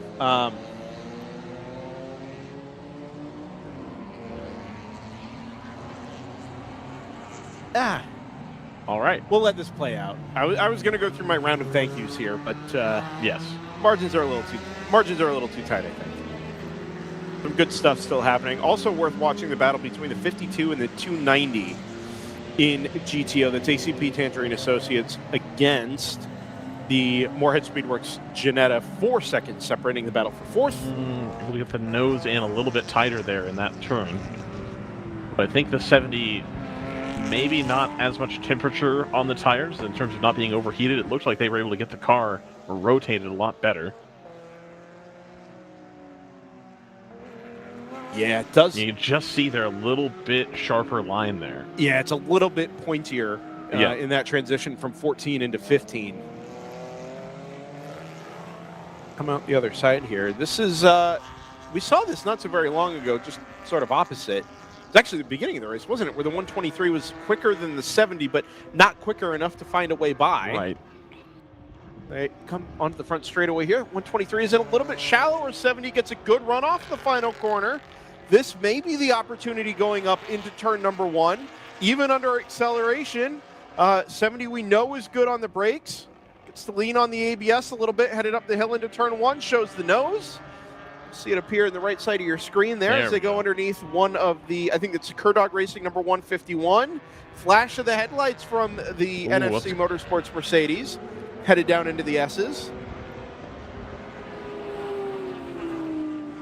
Not really a There they are. Definitely not a passing opportunity here through the S's. The 70 has just got to kind of hang tough with that number 123 who hangs it out just a foot or so off the apex at turn number 5. And shallows up the run into 6.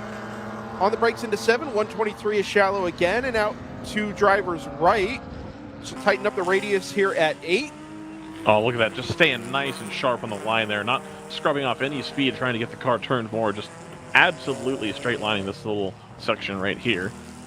Trying to carry all the momentum they can to get past the powerful Mercedes twin-turbo V8. Onto the long backstretch here. Coming down into turn 12. Just see the cars in the distance there. Up over the rise of the hill, down the long back straightaway, top gear, something like 140, 145 miles an hour before you jump on the brakes. Mercedes is able to just draw a little bit of a gap here to the number 70, but it's all going to come back together as they work past the fifth gear, number 550, down behind the 837 through what we've referred to as the arena section, turns 13, 14, and 15.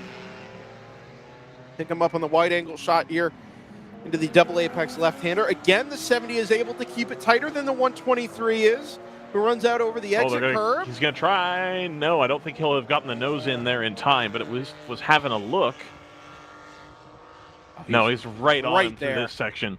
123 goes defensive. That is the first really defensive move we've seen from the Mercedes-AMG GT4 in this run to the checkered flag. I think they're feeling the pressure down there, and then I see the number 70 gets another really good run off at turn number 20 and heads up the front straightaway. Now for the 158th time. I just don't think the 4-liter naturally aspirated motor there has the ponies to keep up with the Mercedes up the hill. Which is really interesting, Ryan, because it was the opposite yesterday, where it certainly seemed like in the early part of the acceleration phase, especially down the back straight, the 123 was quicker, but the 70 drew even and was able to hang tough into the braking zones. Now, it just doesn't have that ultimate top-end speed, it would appear, to be close enough under braking. Almost certainly going to take some traffic for the number 70 without some kind of a lunge or a mistake from that number 123. Again, so far, it's been nice and tight. Been basically inch perfect from the 70. The 123's been a little bit more ragged, I think. like I said, I think running out of tire here. I think the tire's getting a little bit hot trying to force that car, big heavy motor out over the nose, letting the car start to slip and slide a little bit, trying to force the car to do what you need it to do here at the end of the race with not much tire left. The front tires on that Porsche likely in much better shape than the front tires on the Mercedes. And here they come in the background here. We can see just going up the last little bit of a hill before we come down into the left-hander for turn 12. Not enough space here to make the move. It's about a car length, maybe a little bit more between the two of them. Just too much leg on the Mercedes, I think. Just enough to keep the Porsche at bay going down into turn 12. I honestly think this 13-14 complex is going to be where the 70 has to get it done. And they're not currently close enough. Pit stop from the shift up now by AE Victory. Audi not quite able to stretch it through to the checkered flag on fuel. It should be a quick splash and go here, but that's out of 8th place. The Stoic Racing Toyota Supra comes across the line. Yeah, big gap now. Yeah, that is going to change 8th place in GTO on this lap. Fueling is done on the Audi. It's going to be really close. I think they're going to get 2 to go here. Certainly, yeah. 2 laps to go. So we'll run ourselves a little bit past 3 p.m. local time in this Sunday 7-hour season finale at Circuit of the Americas. Race leaders off there in the distance, up over the hill at turn 1 once again. 123 using every inch of road on the exit and the transition back to turn number 2, just trying to open up the radius at turn 2 as much as possible. I almost think the driver of the 70 may have backed off a little bit to get themselves more space to get a better run through one of these corners here, because there was a time where they were really, really close to the bumper of that Mercedes and probably not able to gas up as early as they would like to get a run, which is what they're going to need. Is this the traffic the 70 was hoping for? Not quite, but they're going to go over the drop at turn number 10 underneath the walkover bridge in the braking zone to turn number 11. We don't have our camera up there at the moment, but they will reappear to us. Actually, you can kind of see it off in the distance there. Headed down the hill into 11. But anyway, they've already cleared that area, and we'll begin that run down the back straightaway, up through the gears into 6th gear, and top speed VMAX on the track. Wonder if the 70 got held up there instead of the 123 as they work their way past one of the Rapscallion cars. 70's definitely better on the brakes, just has not been close enough. They come up on the number 74 BMW M4. Yeah, it's the AOA Racing BMW there. They're not just going to give this up here. It's going to force the 123 to go wide. The 70 is going to pinch it on the exit. No, not going to have the legs. Yeah, there's no overlap. No overlap there, but it was a good thought from the number 70 driver, who we think is Josh Balicki at this point, to try and show the little bit of aggression there and split the lapped car, catch the number 123 napping. I think the 123 is a little wide there at turn number 19. May give the 70 a shot going into turn number 20 for the penultimate time. He's made the move. 70 is up the inside of the 123. They are side by side across the start-finish line as they take the white flag. The 123, with a wider radius out of the last corner, is able to stretch the legs on the 70 and takes the lead back, headed into the braking zone at turn number 1. The margin at the braking zone there is about a half a car length, but I think the 123 isn't just a touch deep. Gives the round 3 Porsche a shot, and down into turn 2. There it is. Not quite. They'll disappear from our view very briefly underneath the bridge at turn number 3 through the S's. It's going to be Mercedes leading Porsche for the time being. There is one more lap car between themselves and a little bit of clear track before we get up to the north end of the circuit, where we've got a handful of cars that are going to have to be dealt with. They do not clear what appears to be the Nitro number 813, nose to tail. The 123 backs off and gets a good run out of turn 8 and 9, up over the rise at 9 and into 10. See if we can pick them up there in the distance. No, not quite. Oh, there they are. So still about car length and a half, it looks like, as they make the run into the turn 11 braking zone. Zeros are on the clock cars coming through to begin their final lap of the 2024 World Racing League season. It was nothing to choose between them last lap. 22 thousandths of a second for the final overall race win, the final GTO trophy of the 2024 season. We go onto the brakes into turn 12. The last great passing opportunity. Deep.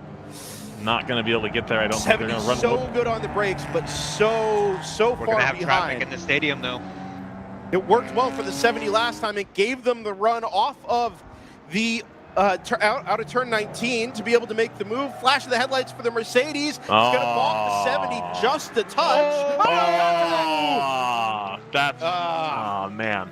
That 70 was forcing the way through there. I don't know if the other car thought the Porsche was going to be there. I think the 70 contact was showed made. the nose to the outside. Was going to go around and then decided at the last minute to try to cut back to the inside there. It's done damage to the number 70. It ends the charge on the final lap. The race win, the final race win of 2024 is going to go to the number 123 NFC Motorsports Mercedes.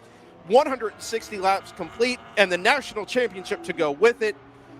Mercedes NFC win in the finale. Round 3 Racing comes home second. The final margin is 4.5 seconds. AOA Racing 3 laps further back.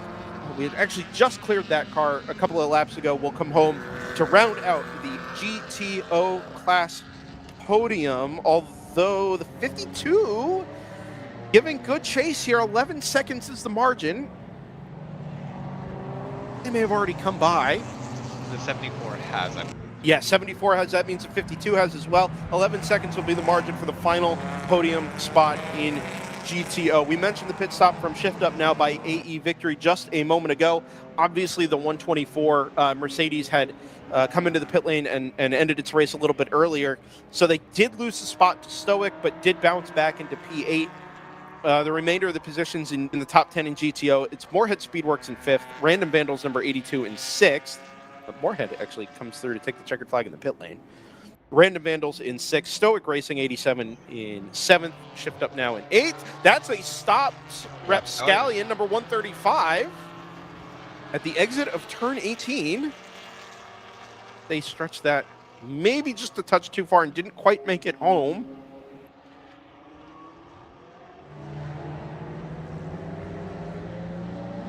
That is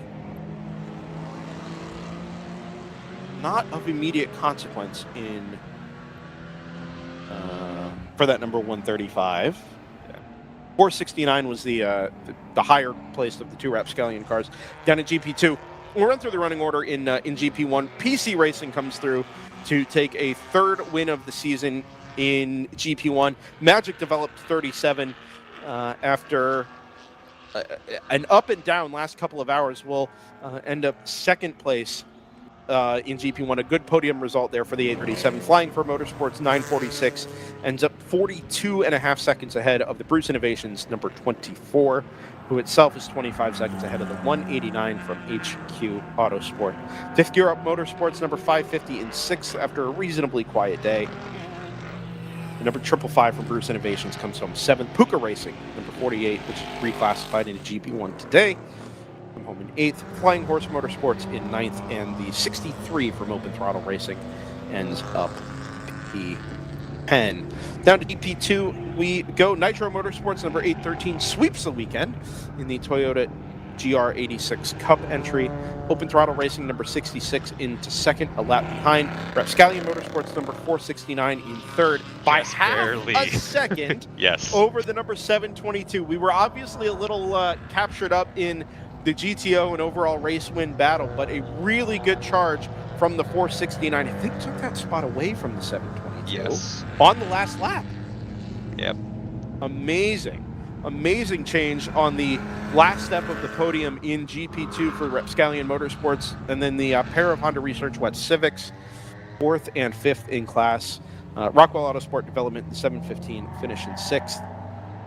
4.1 seconds ahead of Kerdog Racing number 151. A really good charge from that Toyota GR86 to come home 7th. The 135 that was stopped over there at the exit of turn 18 finishes 8th.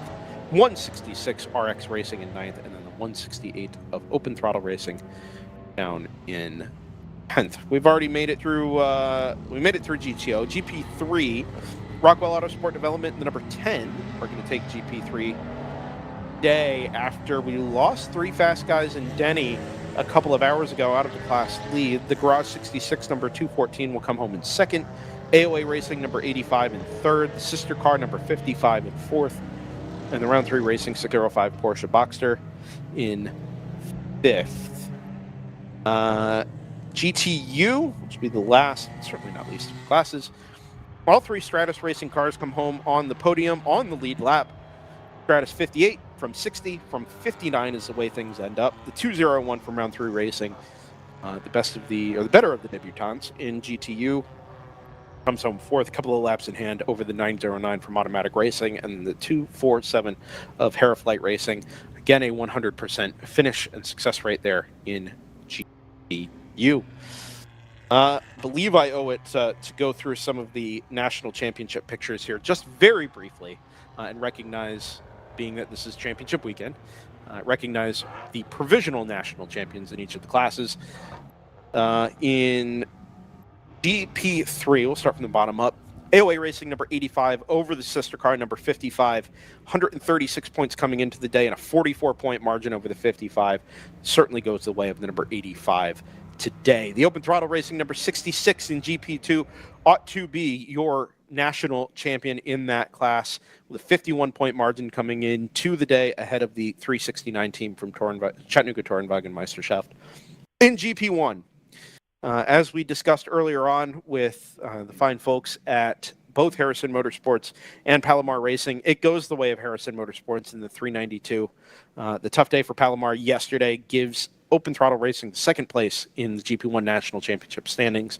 Palomar Racing, the number 38, into third for the time being. We may have to do the math to see if PC Racing, with the class win today, is able to actually turn that third place in favor of PC. That will all be made official once the results are made official from today's 7-hour finale. In GTU, it's a really strong day and a really strong season from the Stratus number 58. Should give the championship to that lead Stratus Sebaco NP01 in GTU. And in GTO, we anticipate the number 123 NFC Motorsports Mercedes, unofficially your national champion.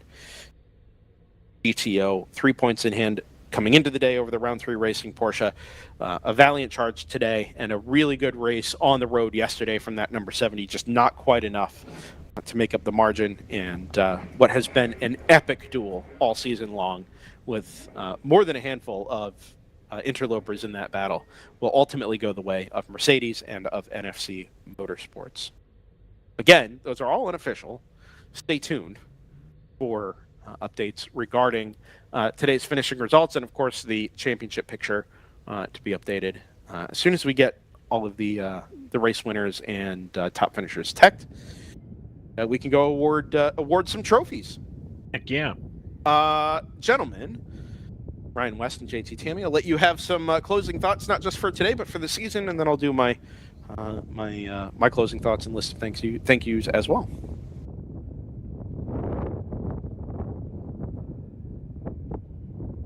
JT, why don't you go first? Sure. It was a season. It was so good. Basically every race we had, developing stories. We had so many good fights, so many high levels of competition in every class. This was just about a perfect finale as you could ask for this season, and I'm really looking forward to next year. It's going to be great. It's already shaping up to what little information we have to be easily just as good, if not better. I can't thank the WRL staff enough for bringing us out here, every weekend to do this. Shout out to all the corner workers out there, our pit lane marshals, everybody who helps make these weekends happen. And it allows the racers to come out and race, do what they love. It allows us to tell a story that unfolds, and it's just such a good product. And I hope everybody enjoys it just as much as I do. Indeed, I've enjoyed the season thoroughly. It was a pleasure to get to cover this again, get to go in person to some events, cover a lot of these from home. Both are very enjoyable, of course. The connections you make in the paddock, connecting the passion that we all have for this sort of thing is really what gets me excited about, and I'm really looking forward to next season. Another great battle, I think, the 123 capping off a second consecutive season of successes here and able to take away the championship now. So I hope we see them again next season. Obviously, it would be really easy for them at this point to decide to want to step away and do something a little bit higher profile, but it's really great having them in the paddock pushing everybody forward. And so I'm excited to see what next season brings. Looks like there's some big changes at hand as far as entrants and people bringing vehicles, etc. And I'm really, really excited to see what goes on in February. So thanks everybody for having us out here, and I've really enjoyed it. So thank you. Yeah, looking forward to 2025. Obviously, we've talked about the options for the future at some length, but ultimately, WRL never stands still.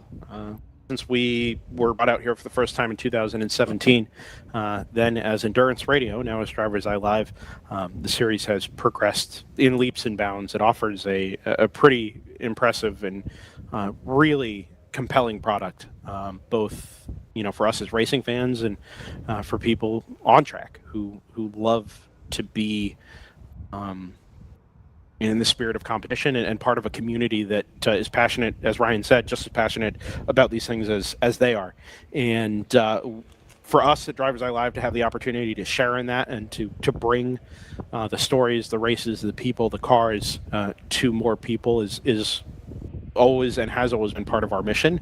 WRL is sort of where it all started for us in 2017 with live video. And WRL has given us a tremendous platform over the years to be able to grow and find something that works for amateur motorsports and for fans of amateur motorsports, which is where we all are as well. I have a list of thank yous here that I actually haven't written down, but inevitably need to get through here. First to RJ Till, Vice President of World Racing League, who we've worked hand in hand with since really the beginning of our time in WRL, but certainly over the last couple of seasons, who believes in what we do here at DEL as much as he believes in what his work is in helping to grow the World Racing League. It's in a tremendous place right now, and our ability to share in that is due largely to RJ championing our cause as much as he champions his own and the series cause as well. Kurt Swearingen, owner of the World Racing League, a tremendous person and somebody who is very trusting of what we do with what is ultimately his asset and how we help promote it. And hopefully more good things to come there in 2025 as well. To my wife Layla at home, who is celebrating a birthday tomorrow. Fortunately not completely traveling over the birthday weekend, but excited to go home and celebrate with her. It's been a tough season, tough end of the year for DriversEye Live. Won't go into all the details there, but there have been challenges. Ultimately, we end it with 3 really good race weekends here in November and December, including our coverage of the FARA series. 2025 is looking up, which is wonderful. We get to talk about lots and lots of racing next year, show lots and lots of racing next year, and excited for 2025 to begin with our coverage of the SCCA Homestead Majors in January, the very first weekend in January. You can find them on DriversEye Live here as well. To Jordan Worth, who has been an absolute star on production, didn't know a thing about vMix, our production software, learned it in real time during the Barber weekend, stepped in for Mid-Ohio, and then at last minute notice basically covered the rest of did cover the rest of the season for us in software he was learning in real time. Has been absolutely tremendous. Number one, we're told on multiple occasions, the vibes are back. And number two, everything we seem to need to talk about, Jordan had already found and was showing on screen. It was genuinely remarkable, almost telepathic, the work that Jordan Worth did in syncing up his work with what we do here on the commentary side. Cannot express my appreciation to Jordan, the bottom split CEO, the professor, Jordo, as it were. I cannot express my appreciation to him enough. To the fine folks at various racetracks around the country, especially here at Circuit of the Americas, who have helped us technically along the way, get us plugged in up on the Jumbotrons, and of course over the PA, have been a big part in our successes as well. And finally, to all of the fans, drivers, their friends, families, people who tune in over the course of the year, you are ultimately why we do this. The ability to share this with you is frankly what keeps us coming back and doing this. We certainly wouldn't talk into a vacuum if there were no audience, but having you out there as an audience and participants really in what we're doing at DriversEye Live makes it all worthwhile. And your time, your dedication, your interaction, your passion for the sport is really crucial to our motivation to continue doing what we do at DriversEye Live. So with that, we draw the 2024 season to a close. As we mentioned, the next time we'll be live with DEL equipment and voices will be at the SCCA Homestead Majors. The first weekend of the year, the second weekend of the year, we kick off our Super Tour coverage, the SCCA Super Tour for the third year in a row. Please do go find us on YouTube and across the internet for that coverage. And then we kick off the 2025 World Racing League season back in Texas at Eagles Canyon Raceway, just up outside of Fort Worth, for a pair of endurance races. Get to kick off a whole new season of storylines, a whole new season of cars, drivers, teams, and formats that have kept us coming back to WRL action over the years. So until next February, when we get to do this all again on the WRL YouTube channel and back over in person on the PA and the public address. Thank you all for joining us. My name is Brendan Kazmarek. That's Ryan West. That's JT Tammy. And Jordan Worth has been on the logo spinner and the ones and the twos. Thank you all for joining us. We will see you in February. Until then, take care.